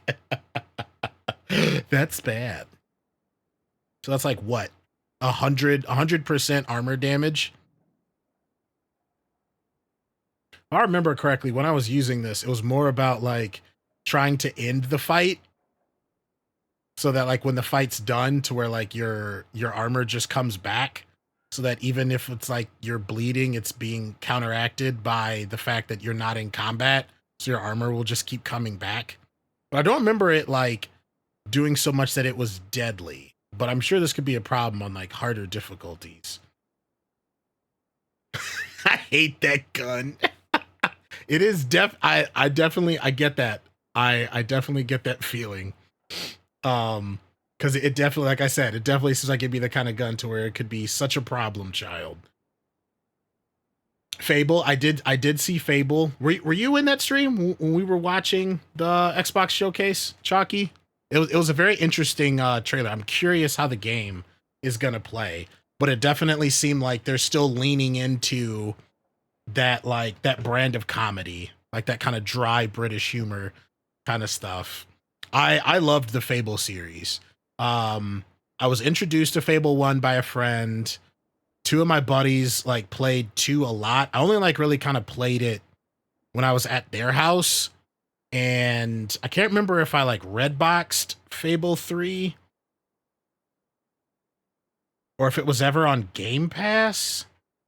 I don't remember how I ended up playing it, but I played through it at least twice because of that you had choices that at least changed the game enough as to like what powers you did. So I did one where I just played normally, like whatever choices I wanted to say, and like I got the good ending. And I was mostly good. And then I did another one to where I went full bad. And then I think I did a third one where I just did everything like good. It was an interesting game. Like I liked the campaign. I think excuse me, I think it was a little different than its older siblings. It was like a little bit more linear, but it was still a good experience. You're a chicken champion. That does not surprise me in the least. Let's see. P416. See, now y'all can see like all these. This is, I don't know if you saw, y'all, but this is where most of my stuff is. So see, like I trimmed all this stuff down. It's like down, like most of these now, the gloves, knee pads, and holsters are down just to like one of each of like the gear sets and the exotics. What was really taking a while, I'm gonna have to go back through again, is like masks, backpack, and body armor. But see, weapons and mods, that's where most of my stuff is. Look at that. That's 181. It's 181 spots taken up just from the mods and the weapons. So once I go through and like Excel sheet everything, that's gonna dramatically come down.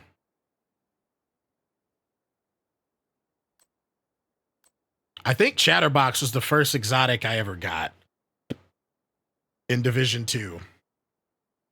Because that was one to where I love ones that are either tied to, like, you can start off with missions and find in the world. Essentially, like, if the theme is you can do it solo, if you put the work in and it's not meant to punish the players, I think those are the best ways to do rare items. Like this one was just like, I think it was 4 parts. You just had to like go to missions, play them on certain difficulty, stuff like that. Like I think those are the right ways to go about it. Tactical M16. Where is it?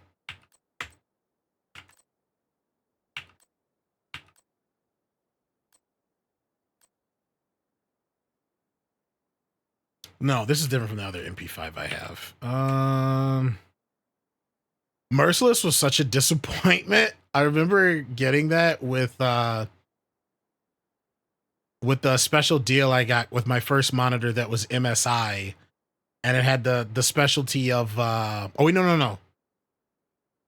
I did get it with that, but I first played it on console, and it was either a pre-order bonus or something like that. Merciless and Sweet Dreams, and thinking like, oh, that's so cool. And then when realizing it was the alternating fire, to where it's like it shoots on like trigger pull and trigger release, and I have both never gotten it down or spent the time to master it. Dark Winter is a beast. Is that the Vector?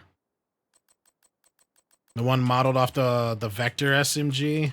I held on to it because, like, if it's something that I feel like I'm going to use, I'll hold on to it if the stats are good. Mantis, I know, is one people like to use. I honestly, like, if I'm going to use an exotic sniper, I go with the Merciless. Or Nemesis, sorry.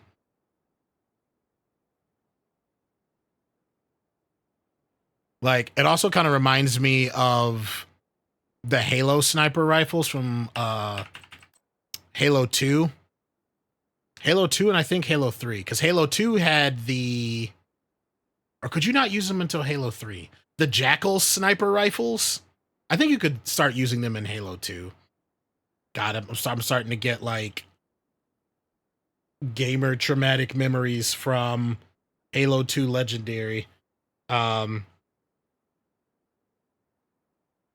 was it? Zanzibar? Whatever that town was, where you're like pinned down by frickin' Jackal snipers. Maybe I don't have this assault rifle. I might have to keep an eye out for it then. I thought I did. Or I've at least come across it. Because when you said the name, I had an image in my head. But yeah, so that's essentially where all the pain is. But yeah, backfire, meh. Blue screen, damage-wise, it's nice. If there is a build that syncs up the best with it, I don't know what it is.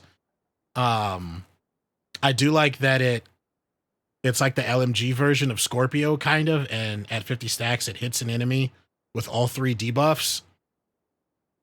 But like I said, like for me, at least how I've been using builds, it's only really been on damage. And by then, like, I could use other stuff. No, that's a great gun. Dark Winter. Yeah. I had a very short SMG phase when I was doing SMG things. Do I donate gear? I used to do it a lot before they took it out of the game.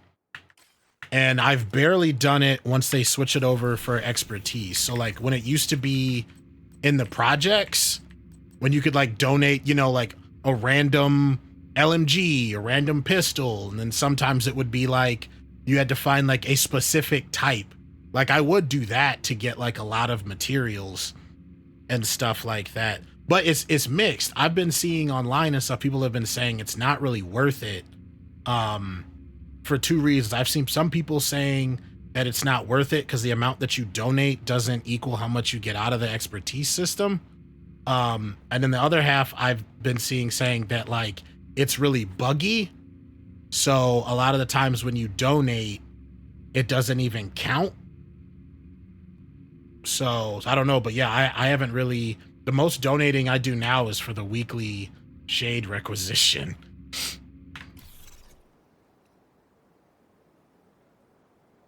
I think I have Dark Winter in my inventory right now. Hello?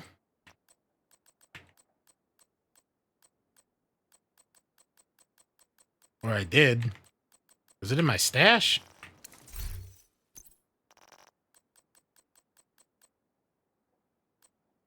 Oh yeah, here it is. Yeah. Max roll. Dark Winter. Nice little talent for an SMG. This one I haven't used. As soon as I saw it drop max roll, I just immediately put it in the stash so I didn't forget. As you can see, because it doesn't even have any mod attachments on it. Once you get the gear leveled up, you get huge amounts of bonus armor. Oh, Chalky, I don't think you were in the stream yet. I came across a player in one of the safe houses that was 23,000 and some change shade level. And like their expertise was at like 22.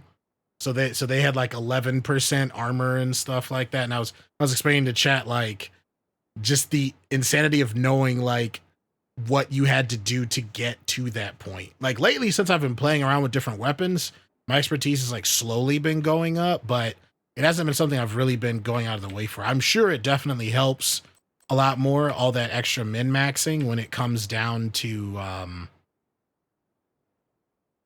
like when you're really pushing like heroic and legendary content or the raids. So I was just kind of like, nyeh.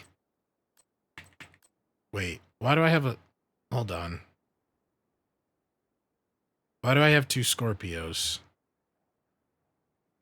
Okay, so that's going in inventory so I can compare to see which one is getting destroyed. And I have 2 Bullet Kings.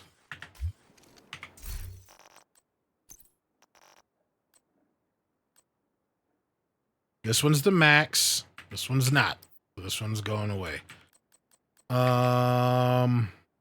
Dr. Home was a pretty interesting exotic that they just recently came out with. Getting armor back on marked enemy kills. And the fact that it goes to your whole party. I'm curious if people have tried that in the raid. Because I know at least when Division 2 first came out, there were people who were really looking for one of the things that Division 2 really didn't deliver on, which was like getting a full-on like support class. You're ready to go do some gaming in your own. Oh, okay. Go Cubs, enjoy whatever it is that you're getting ready to play. And yes, it's good. It's good to be back in full capacity on camera. Fingers crossed. Knock on wood. All the positive vibes that continues. Okay, so this one's stats 15, 9, 8, 12, 9, 10.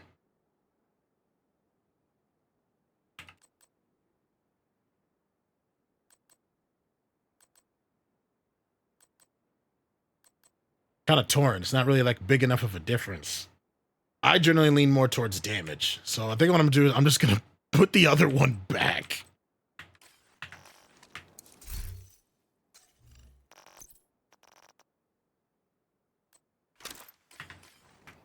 I'm gonna use it in any builds.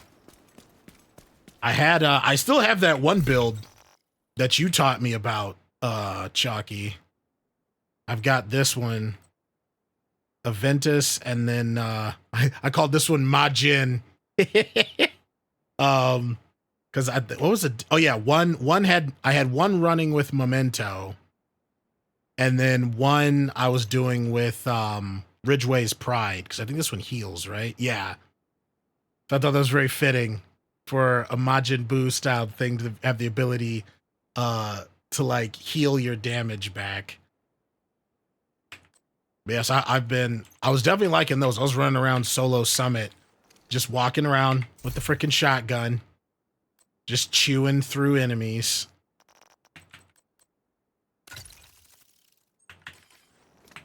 All right, let's go get Tidal Basin out the way.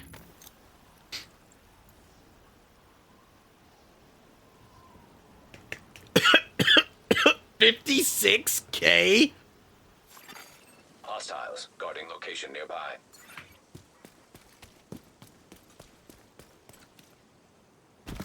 Like, does the enemy just fall over when that happens? What the crap? Okay, so they've essentially been playing, right, since like nonstop. Like, you know, not literally, like since Division 2 came out. I would love. Do you know how many hours they've played? I would love to know like what game time somebody that's in the tens of thousands, what that looks like.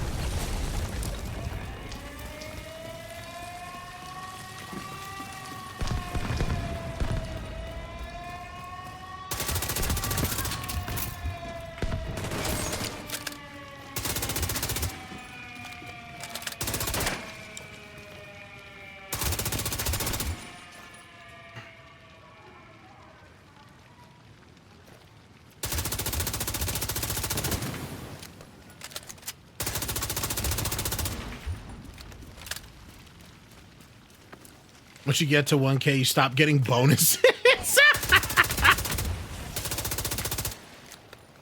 It's just like, okay.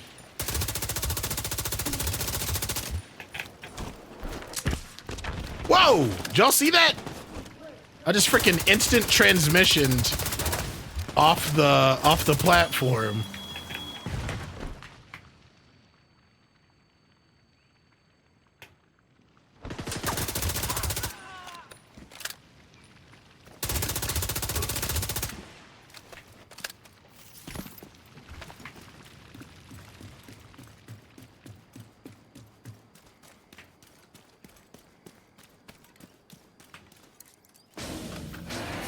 Foundry is insane. It's even better with the regular pistol. What does that one do? Is that a raid drop?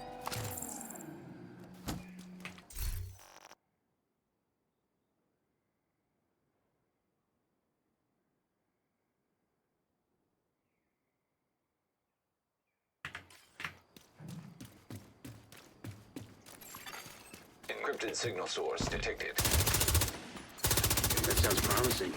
Could be a way to intercept Black House comms.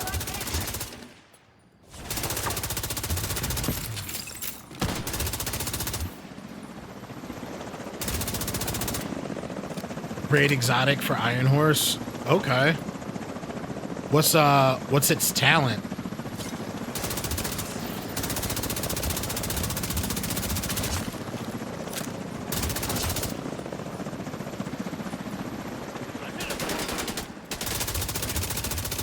I don't know where that dude came from.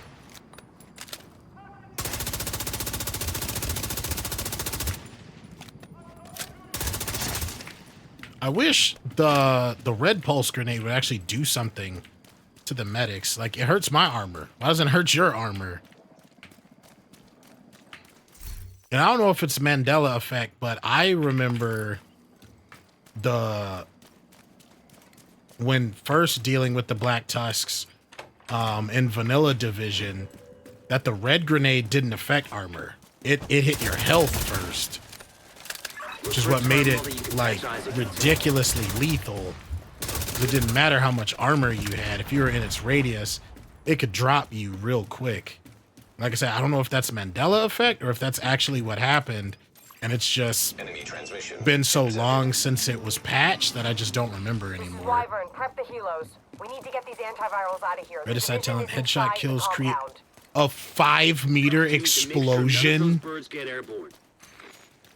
Damn, y'all raid runners get all the fun stuff. Gonna be a few more minutes. I'm jealous. We're working on it. Shit, copy that.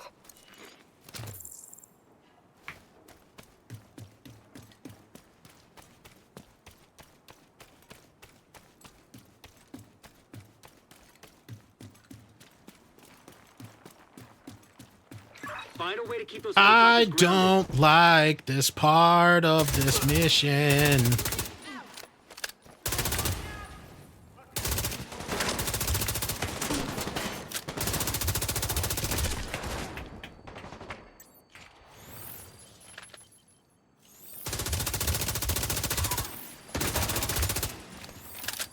Oh crap, it's freaking yellow.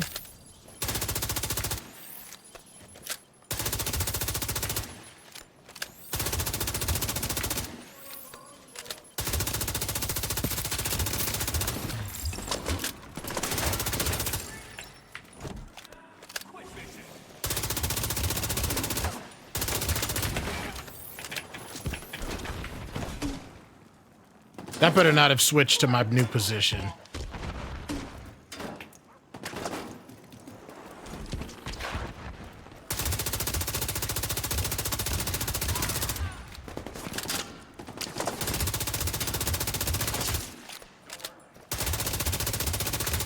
Okay, medic's down.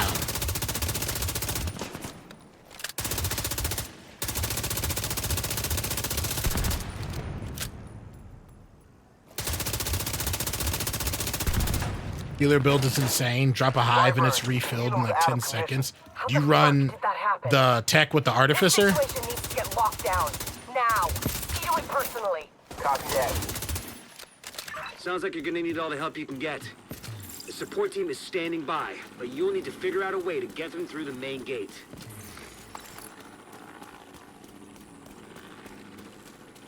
Also, does anybody play any MOBAs and stuff like that? I've been thinking a lot lately about having one of those games in rotation if other people play it. Like I used to play a lot of Smite when I first moved to Georgia. And Heroes of the Storm, and I don't much really, but a big part of that was because a lot of people that I played with either just don't game anymore, or they just don't play those games anymore. I guess like Paladins is on there. Like I still have Paladins.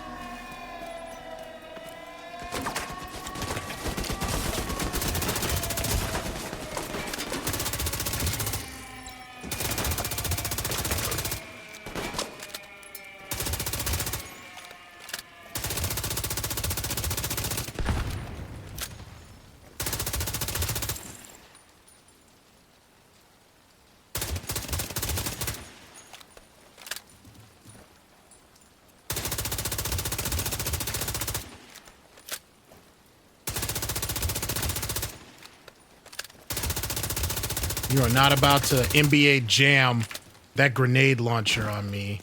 Y'all see him all the way in the back there?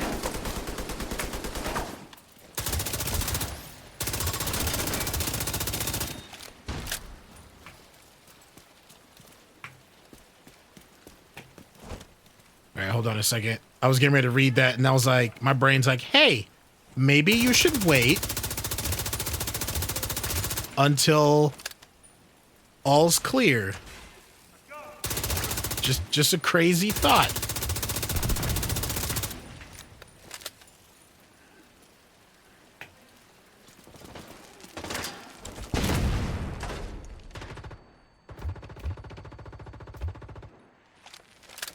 Stop hiding. Only I can use cover.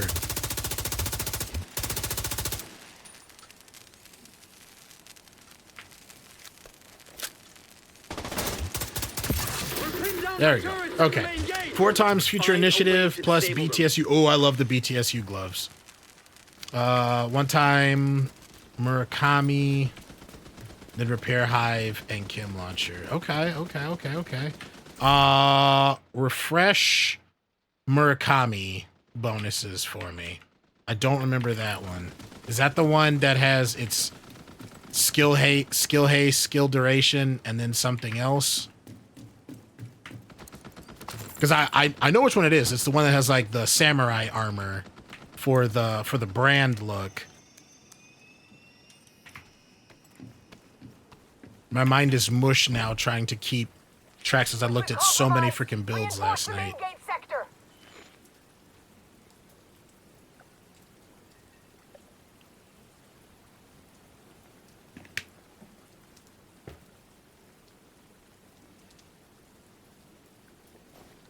Come on, bad guys.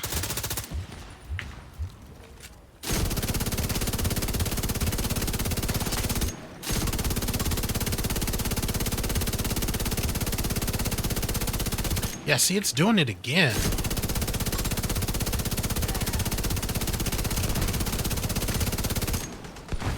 Yes, it's either got. I'm hoping, because this mouse is not that old. It may just be I have something blocking. I either need to rearrange the stuff on my desk and something's like getting in the way of the cable.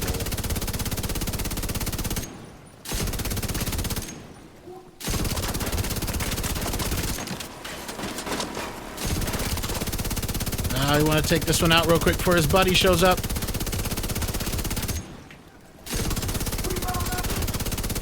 There's also going to be a bunch of snipers.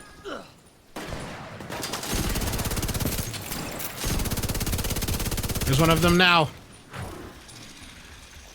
Bad. Bad bot.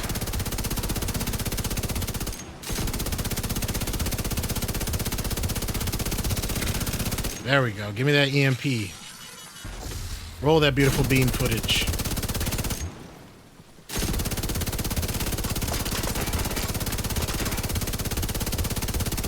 No, sir. I deny you your rounds. 4?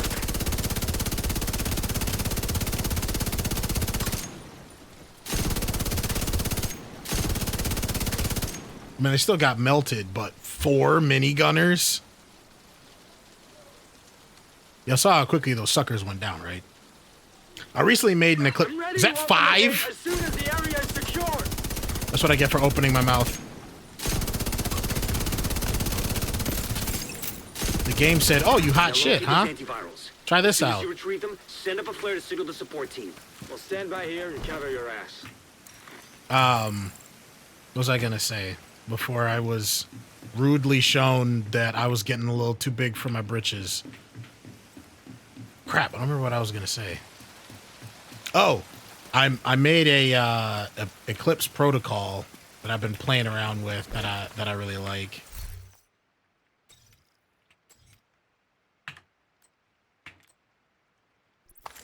I'm still real cross. Like, it's one of the ways to which Massive could have made the game even more fun. I'm real bad that Pestilence doesn't proc with any of the status effect stuff.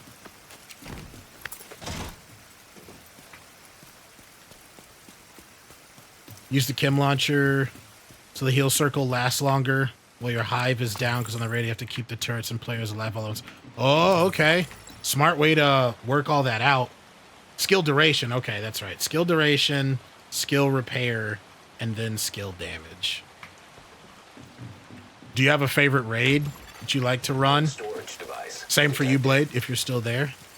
Either of y'all have like raids that you're like, yeah, this is always what I'm trying to get done. Also, are raids locked damage or difficulty? Or can you pick, just like with missions? And then the level it's defeated at dictate how good the drops are.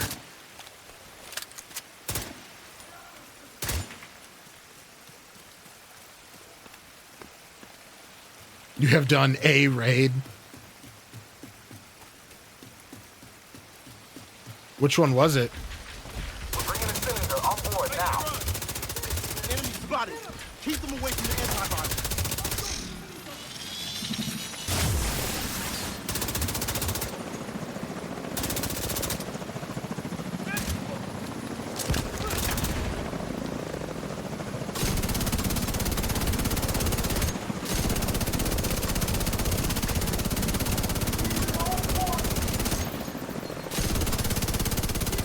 No ammo for you, my friend.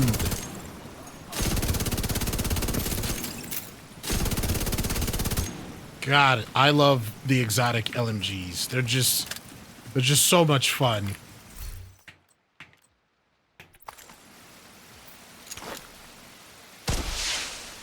Oh, you have never done a raid. Okay. Get that second antiviral cylinder. The support team will secure the first cylinder in the meantime. System disrupted. System reactivated. Dark Hours is easy. Like that one, introducing new players, and like Iron Horse because of the chaos. And Challenge because messing up once can fail the raid. You have to work as a team. Jeez. Which one's which? Dark Hours is Airport. Iron Horse is the Foundry. Wyvern, hostiles captured one of the cylinders. They're trying to intercept the other one. Hold the bridge and protect that cylinder.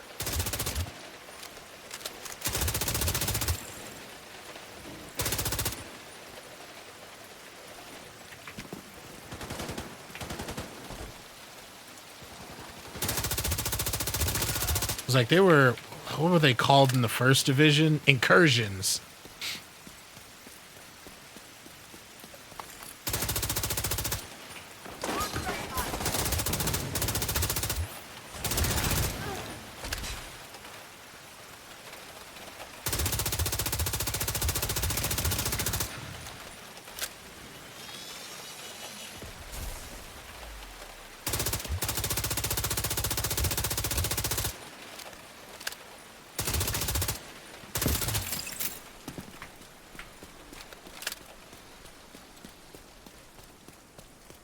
I know one of them has the Requesting support words. fire. We've got hostiles on the bridge. Request denied. We can't risk those antivirals. Copy that. One of them has, you have to fight like the raid version of the frickin' the thing that spawns the drones.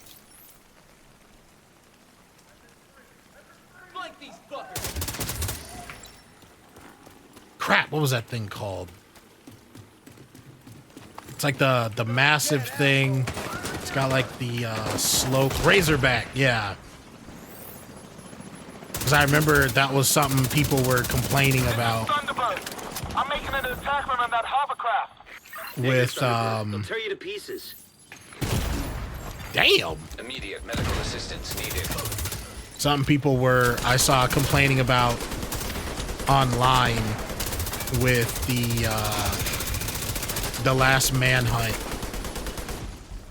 was that the Razorback being used too much as like a final enemy or one of the big enemies that you have to beat.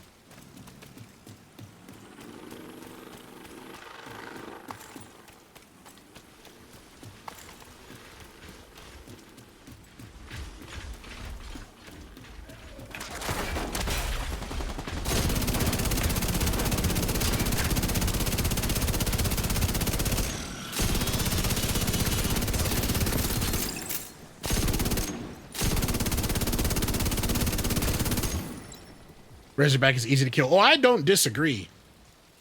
I definitely get what they like were trying to say though, in the sense of wanting more enemy variety, you know? Instead of it being like, oh, you gotta take down another Razorback.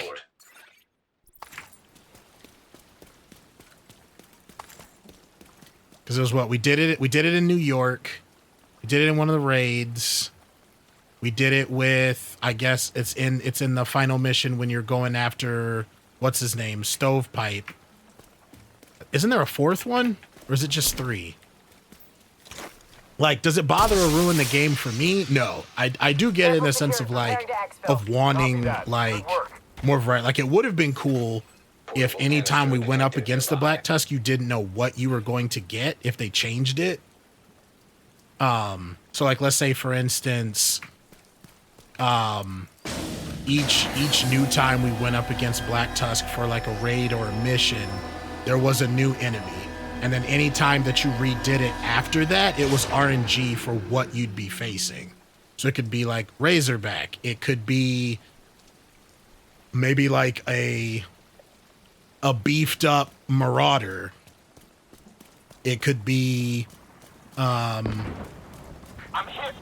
units with new tech or something like that. It could be a collection of rogue agents. You know, like, yeah, some of that stuff is things we've already faced before, but at least like using that variety so it's not same old, same old.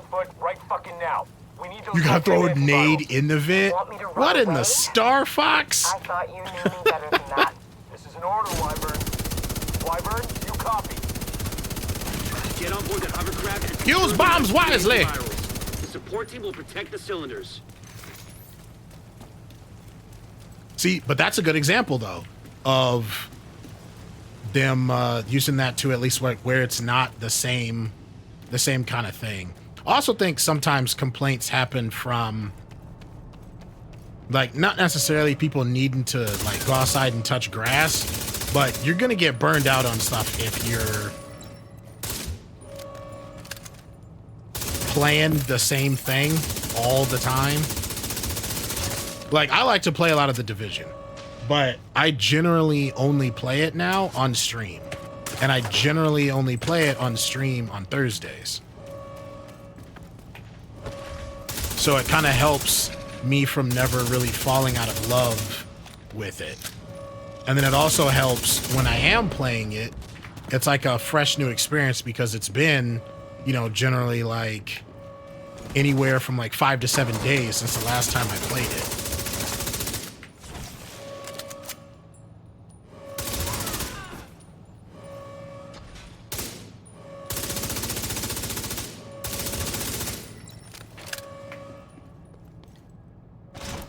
You hate those things, the Marauders. They are a pain in the ass. The first time, because I think it was the Pentagon. Like not counting running into them in the wild. The Pentagon, I believe, that was the first time that we had to fight them. Because I think it was actually the mission called the Pentagon, to where the Marauder was the final boss to fight. Are you out of your goddamn mind? This was a crazy twist with Wyvern wanting to do this. I remember playing it being like, she wants to what? Agent, do whatever you can to prevent the launch of those rockets. I thought it was really dumb though. Like it was a crazy twist, and it definitely did get me to react like WTF. But at the same time, like I was disappointed because I was really hoping the Black Tusk was gonna get away, and then that's how we were gonna get to explore more of DC. Was in like trying to hunt them down for the last antiviral. So I was really bummed where it was like, oh, they might be able to get away, and it's like, no, you're gonna get them all right now. They're gonna try to blow up the White House. Because it was so stupidly vindictive. Actually, hold on, let me switch to Pestilence for this, because we're dealing with a boss. You won't be disappointed.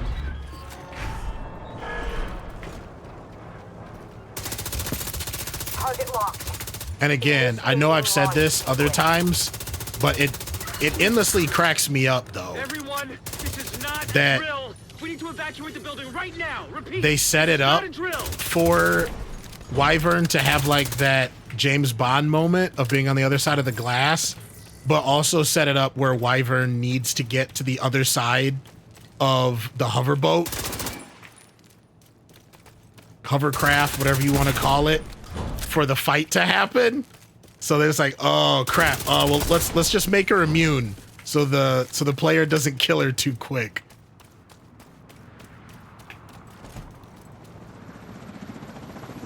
Died so many times you went after Stovepipe. Yeah, I heard that part is brutal.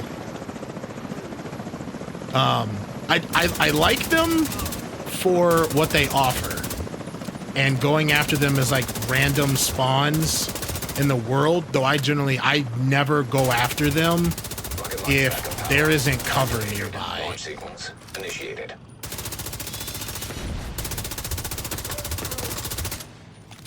Because their missiles. Their missiles are what the real BS is.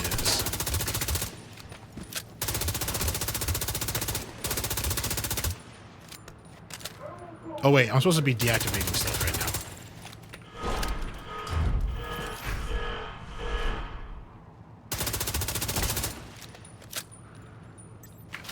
now. I'm over here like, bring it on! Ah! I'm like, wait. This is objective based. I'm gonna remember killing you. It's been a while since I could say that. See, if I had designed this, what I would have done is I would have had, like, you could still do the James Bond moment, maybe have Wervin like show up on a monitor taunting you, and then you have to fight to get to the other side to then stop the rockets. Because like the way it's set up is like she taunts you, runs and hides on the other side. Like it makes no sense. Oh, I can freaking start debuffing her before she's mortal? I like that.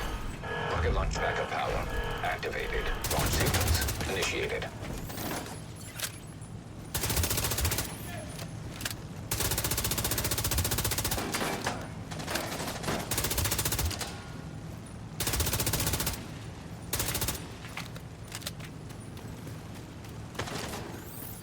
But yeah, like, I feel like it makes no tactical sense. I've never served, so correct me if I'm wrong, to do that and then set it up in a way to where the very thing you need the enemy not to disrupt, you have on the other side of where your defenses are.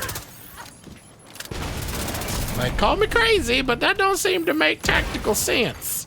Rocket launch backup power activated. Launch sequence initiated. Shield and the Scorpio message. Yeah, I don't want to be shielded, Chalky. I want to live my life dangerously, Dad.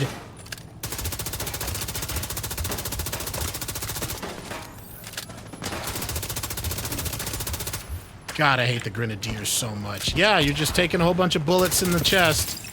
Might as well perfectly land your frickin' grenade shot.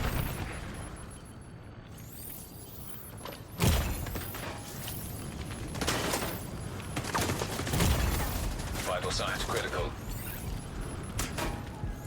Y'all see how I was still taking fire damage from nothing that was visible? I love those moments.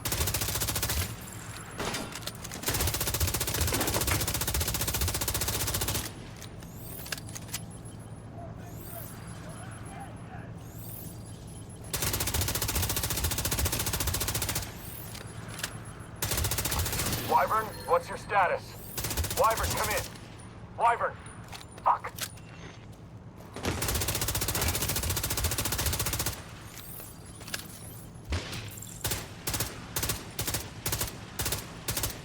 Damn it, I was hoping I'd be able to hit it from that angle.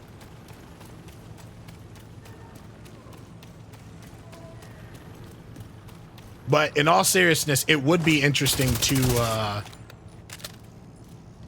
try the shield build that you shared with me on a mission like this, because there is a sick satisfaction to just wading through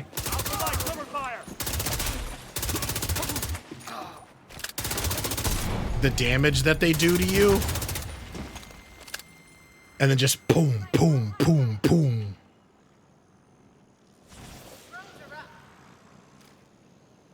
Did I hear something? Oh yeah. I was like, somebody's still here.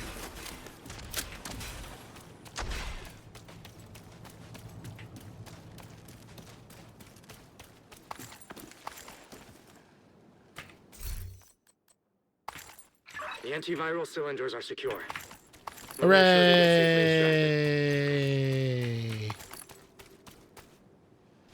You know what? Now that I thought about it, spoilers for anybody that hasn't played to year 5 yet, it's kind of funny that in vanilla Division 2, you push to like stop the White House from being destroyed, only to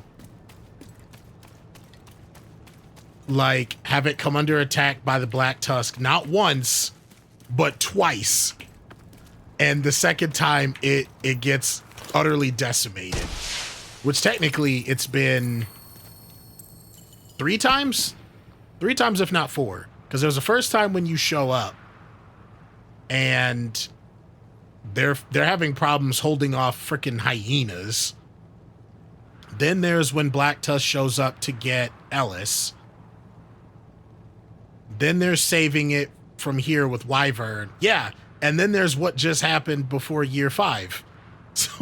So it's at this point it's just like, you know what? Maybe we shouldn't live here. Like, I get like holding the significance. I'd be very curious for any like war games minded people if that would be seen as like, if that would be the strategy. If it's just like, no, like we have to hold this. If, you know, if the defenses here fall, like, and it's more about the morale of the situation. Because I mean, like, historically it was burned down once. Then it is about, we might have a better defensible position.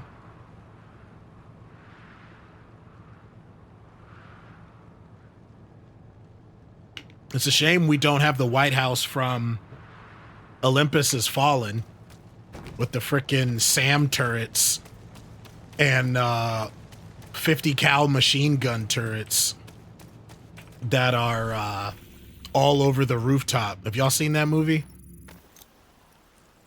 There's a part, it doesn't spoil anything, where there's whatever the carrier version, because I don't think it was an AC-130, but whatever the carrier version, is it just called a 130 or a C-130? The carrier version was like flying towards the White House, and then like parts of like parapets on the rooftop like open up on the White House, like and these SAM turrets come out and they're like shoo, shoo, shoo, shoo, shoo, shoo, shoo, shoo, and then like these 50 cal turrets like ever seen that? I was like, oh damn. Okay, White House, I see you. And just actually like obliterates this freaking the freaking carrier from getting close to the White House. Insane movie. Yeah, it is a wild movie. If any of you within the sound of my voice enjoy like action-y movies that require a moderate amount of suspended disbelief, check it out. And if you really like it, I'm pretty sure it's a trilogy now. I think it ended on the third movie. I think it was like Olympus Has Fallen, London Has Fallen, and then there was a third one to where I think Morgan Freeman he's either become the president or they're going after Morgan Freeman, because I think I don't know if he's in the second one, but I think he's been in it since the first one.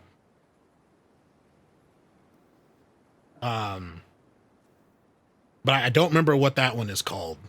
I've only seen the first one in all of its entirety, and the second one I've seen enough parts of to kind of like get an idea, but I haven't seen it all the way through.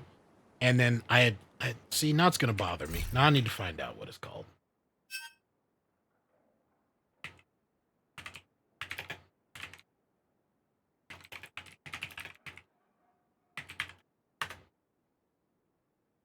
Angel Has Fallen. Oh, look at you. Right as it popped up on Google. Yep. Oh, damn. They were consistent with this. It was every 3 years. Olympus Has Fallen in 2013. London Has Fallen in 2016. And then Angel Has Fallen in 2019. American action thriller film series.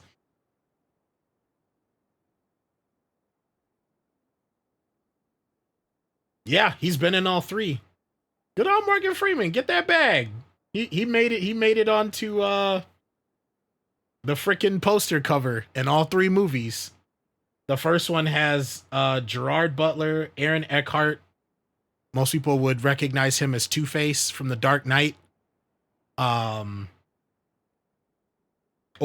if you watch other like military or American thriller films, he was also in Battle for Los Angeles. That was a good movie. Trying to think of what other big ones he's been in. But yeah, it was them, Morgan Freeman on that one.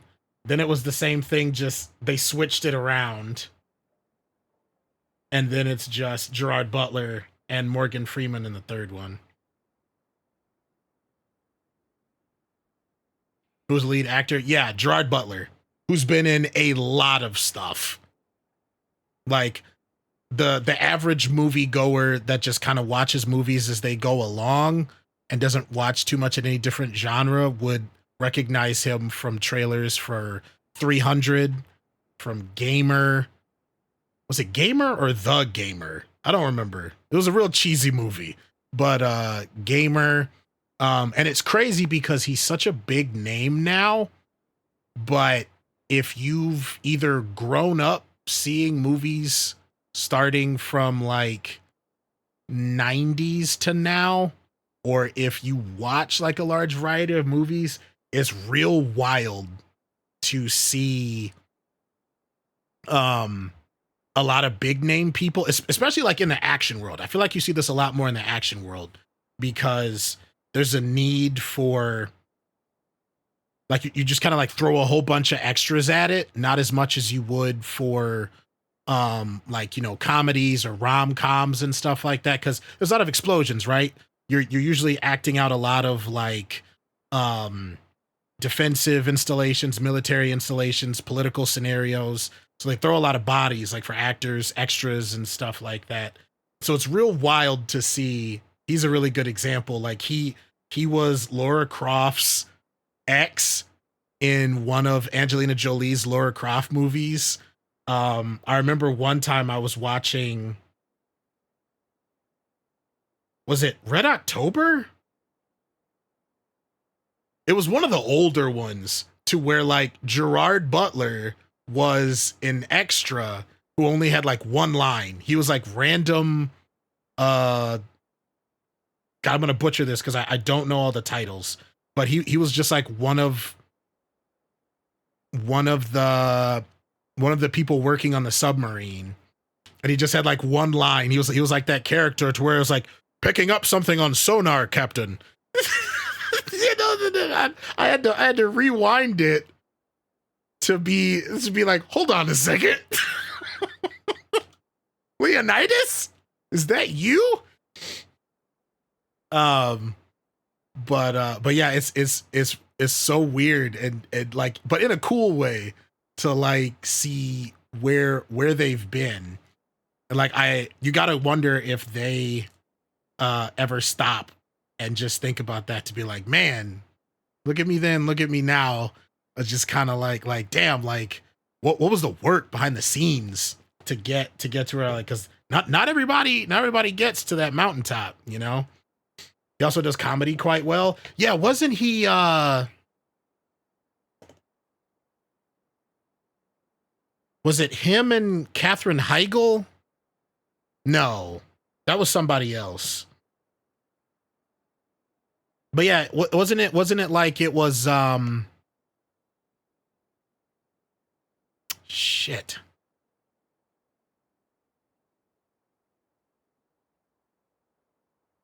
It was kind of like the tropey kind of, he was the player or whatever, and he started falling for her. He was like teaching her either how to like be a thief or how to be like better in the romance game or something like that. The bounty hunter. There we go. There we go.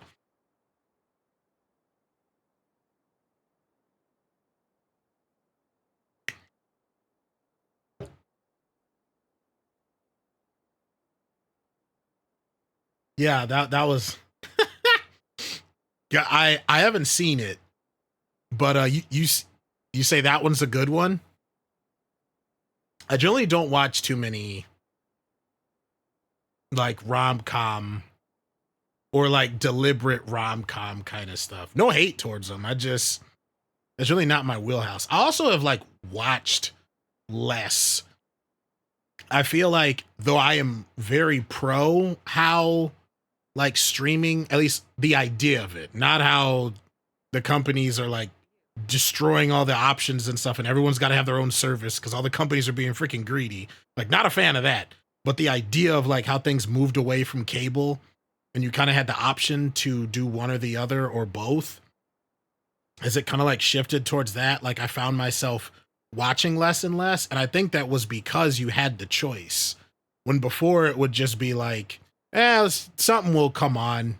You know, you're going through the TV guide, you just leave it on and just let us. I mean, how many freaking people just let their TV just like sitting and just like, you know, while they're doing something else? And streaming allowed you to like, you know, you could truly a la carte. So if you didn't want to watch something, you didn't have to watch it, or you could just fast forward. Is this any good? Another good actor, Charlie Hunnam. I don't think I know who that is.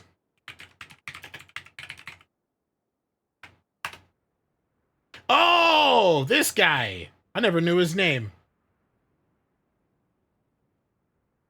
The King Arthur dude. And wasn't he in Sons of Anarchy?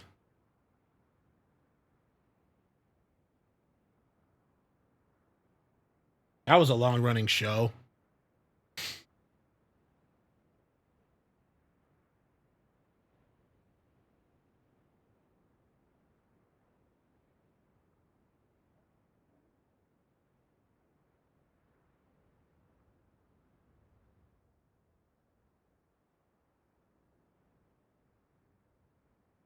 Oh, he's from the UK.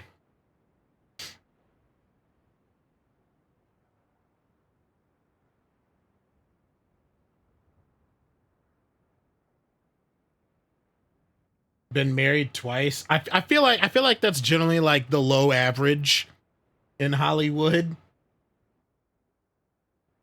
It's like you've at least had two partners.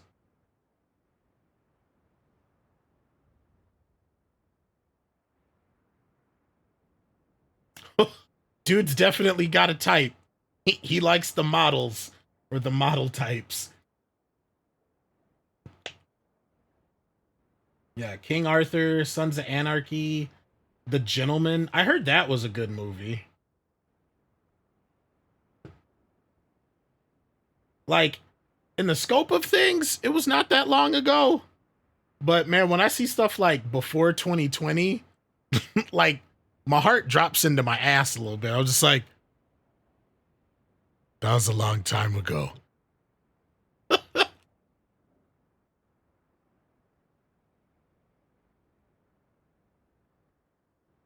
Wait, he was in Pacific Rim?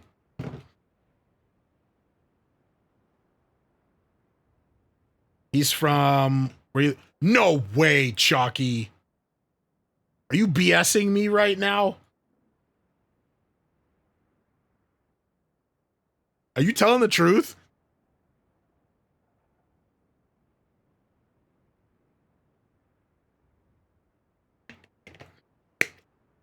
No, the like that he used to date your sister. Like you were literally 1 degree of separation away. Like, hey sis, call him up real quick. Get some free tickets. Doesn't even have to be to one of his movies.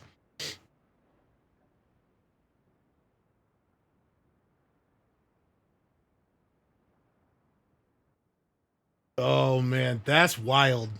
That's freaking wild. Let me even see where my expertise is real quick before I get off here.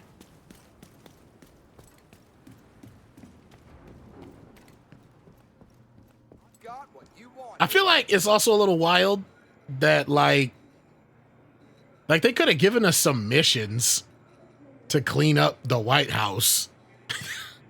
Like it's been how many weeks? Y'all fine? Oh, you want to see the real wild thing about this though? So first off, you see all the blood stains.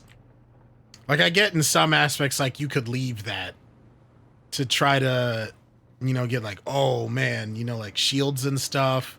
Like this stuff could get cleaned up. But what's really wild, let's see if it's still here. This. They're just dead bodies. They're just like, you're just working, just walking by, stepping over your freaking like coworkers.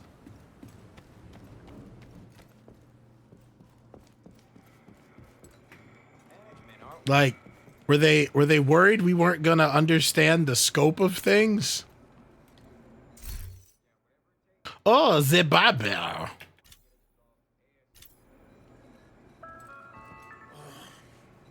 Was it the barber of Seville? Yeah, see, this dude's been on the table for forever. Oh, I wonder if did they come down here? This looks like somebody did not have a good time right here. Was this in any cutscenes? Like, did you get to see the White House being, like, cutscenes of them being attacked? Or was it just, you just came here? Because I still haven't done the stovepipe thing. No? Oh my god, Massive. Come on. Okay, now that's probably why they haven't changed anything. To be like, hey, you remember that time the White House got destroyed? Actually, hold on. I'm going to test this out. Options. Let's change it to heroic.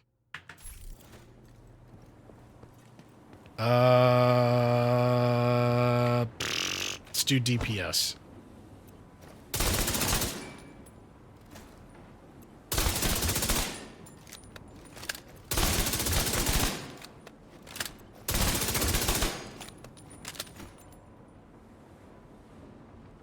How do I change it again? There we go. Okay, that's not bad.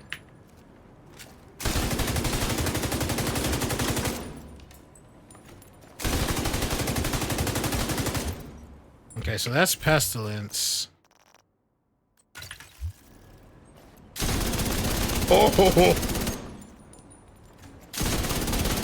Now, granted, in reality, this sign would be shooting back at me, but that's nice.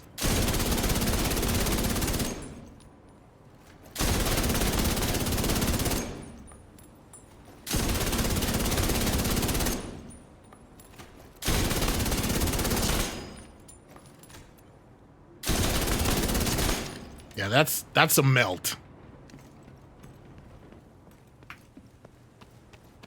You saw when so they just like they just show you them evacuating, or essentially like when they finish their mission.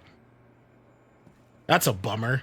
Oh, he got kicked out of school, had to do his exams at home. My sister used to sneak out of school to hang out his. Oh my god. Oh, she's got a story to tell. If you shoot the numbers above your head, it sets the target distance. What? Oh!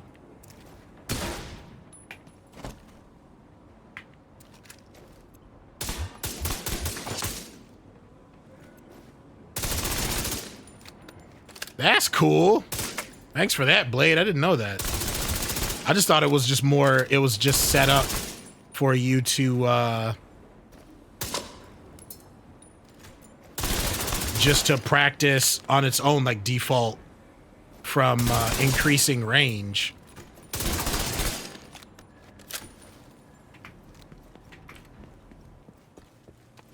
Well, both of your names show up purple in the chat.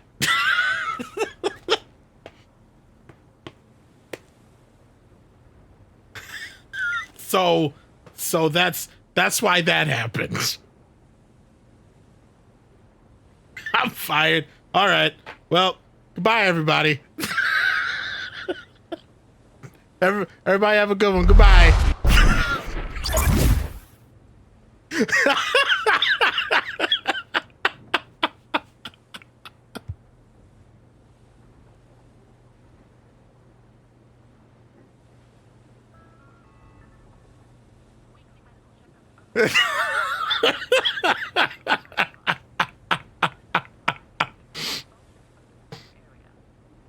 Well, yeah, that's a better time than any. I'm gonna head off here.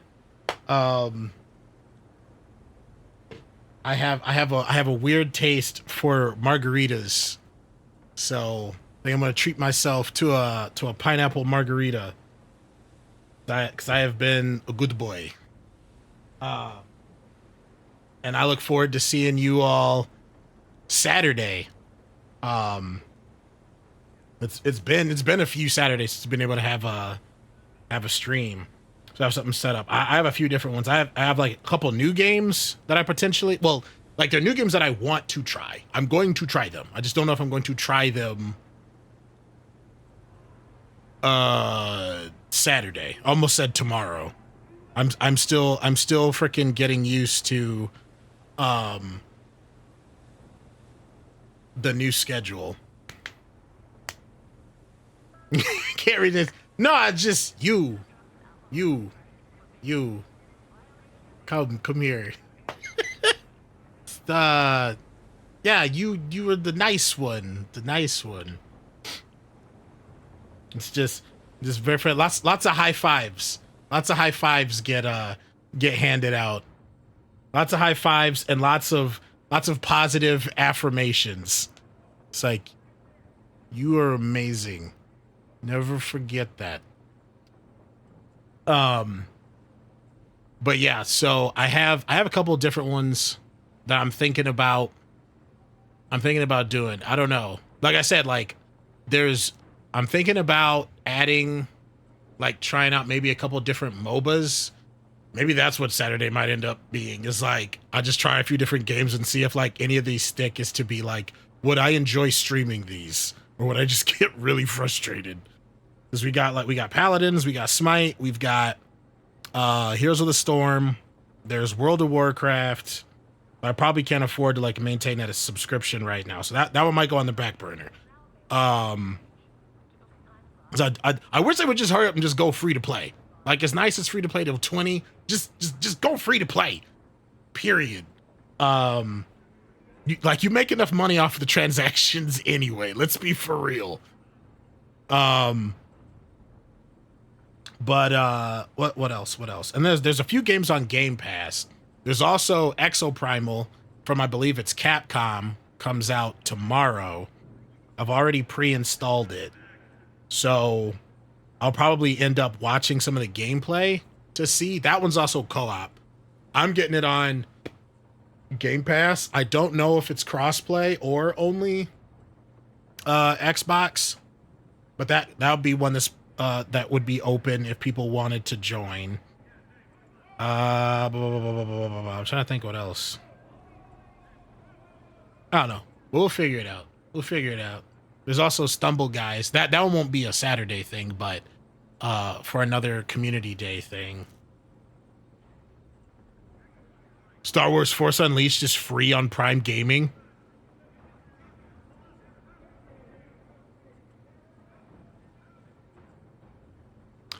Well, a new challenger has arrived. Hopefully that still plays well on or like no compatibility issues on newer PCs and Windows 11. But yeah, well either way we'll have fun. I've been toying with seeing like if maybe health-wise I need to start Saturday streams later, but for now gonna still shoot for a noon start. Oh, you've already started playing it, Chalky? Nice. I love that series. I'm so bummed we haven't gotten either a remaster or a game focused on him. I feel like one of the things, because I'm on the fence about certain things about like Star Wars, like storytelling wise. Hopefully they'll prove me wrong. But one of the things is like I feel like everything is like so hyper focused on it's got to be in the lore. Like everything's got to be connected, and I feel like some of that comes from not truly understanding what it is that like has so many people in love like with Star Wars, and also just how like story rich and how much potential there is to the story. I think I've said it on stream before, but like I'm tired of the Skywalker saga. Like everything does not need to be connected to the original 6 and the sequels. That was one of the things that I honestly liked about Mandalorian when it first came out, at least. Don't get me wrong. I cried at certain parts, specifically the end of season 2. And I still go back and may or may not watch like reaction videos because I just love seeing other people like loving like positive things about their specific genres or fan bases and stuff like that. But at the same time, I was bummed when it was like, okay, I want Boba stuff now, or okay, I get it. We don't have to talk about the school. Like we've already done this. And I also feel like it leads to like fan burnout. Maybe not for the hardcore people who will eat up whatever gets put in front of them by, whatever company they're following. But I feel like that's some of the stuff that's missing that we had before. Like there was a Star Wars fighting game. Like you could have like Leia fighting Luke and stuff like that. Like there was that aspect of fun to where it was like You ask why, we say why not. That's where, you know, Force Unleashed happened. And I feel like that's part of like where in a realm of Star Wars, and one of the things that set it apart from Star Trek, and I am a fan of both, I grew up appreciating both, is that Star Wars, you could have that absurdity. And I feel like if you try to make it too realistic, if you make everything have to like fit into this like lore Bible, but in like a biased way to where it's like, I created this, so it has to follow this to the point to where like there's no room for fun, like you miss out on stuff like that. But that's my moderate $2.50 on that. Just like murdering things in games. See, none of that surprises me, Chalky. None of that surprises me about you at all. But as I always say though, y'all, I love y'all so much. Thank y'all for coming out and hanging out with me. I'm glad to be back in front of the camera again. This felt good. Y'all always give me a second wind. I was really tempted to keep going, but I always have to remind myself, you are not at 100%, sir. You still have lung issues and fatigue issues and stuff like that. Don't push it. Have like 8-hour stream one day and then not be able to stream again for 6 days. But yeah, so definitely like want to play it safe so that I can keep doing this, so I can keep being in front of the camera, because like I did all this stuff for y'all. I wanted to have like this cool place for y'all to hang out. I wanted to like, you know, have a camera to be able to like, you know, directly interact with all of you. So it always breaks my heart when I'm not able to do that. So I'm always trying to like navigate in a very stable manner. And I look forward to seeing you all Saturday. But the most important things, y'all, you know, each and every one of you out there, please take care. Each and every one of you be well. And above all else, remember that I will see you all again soon when we figure out whatever it is that my gamer brain decides to play, which now, thanks to Chalky, might be The Force Unleashed. So prepare yourselves. You have a good night as well, Chalky, and please, please, please don't push yourself too hard. Recover quickly so you can get back out there and like sweep dude's skates out from underneath him for screwing you over with that freaking puck shot. Thank you as well to Blade for hanging out in chat, and thank you as always to the lurkers and to the VOD watchers. And I'm gonna head out, y'all. Again, love y'all so much. Thank you for the support. I say it a lot because I can't say it enough. See y'all Saturday. Adios.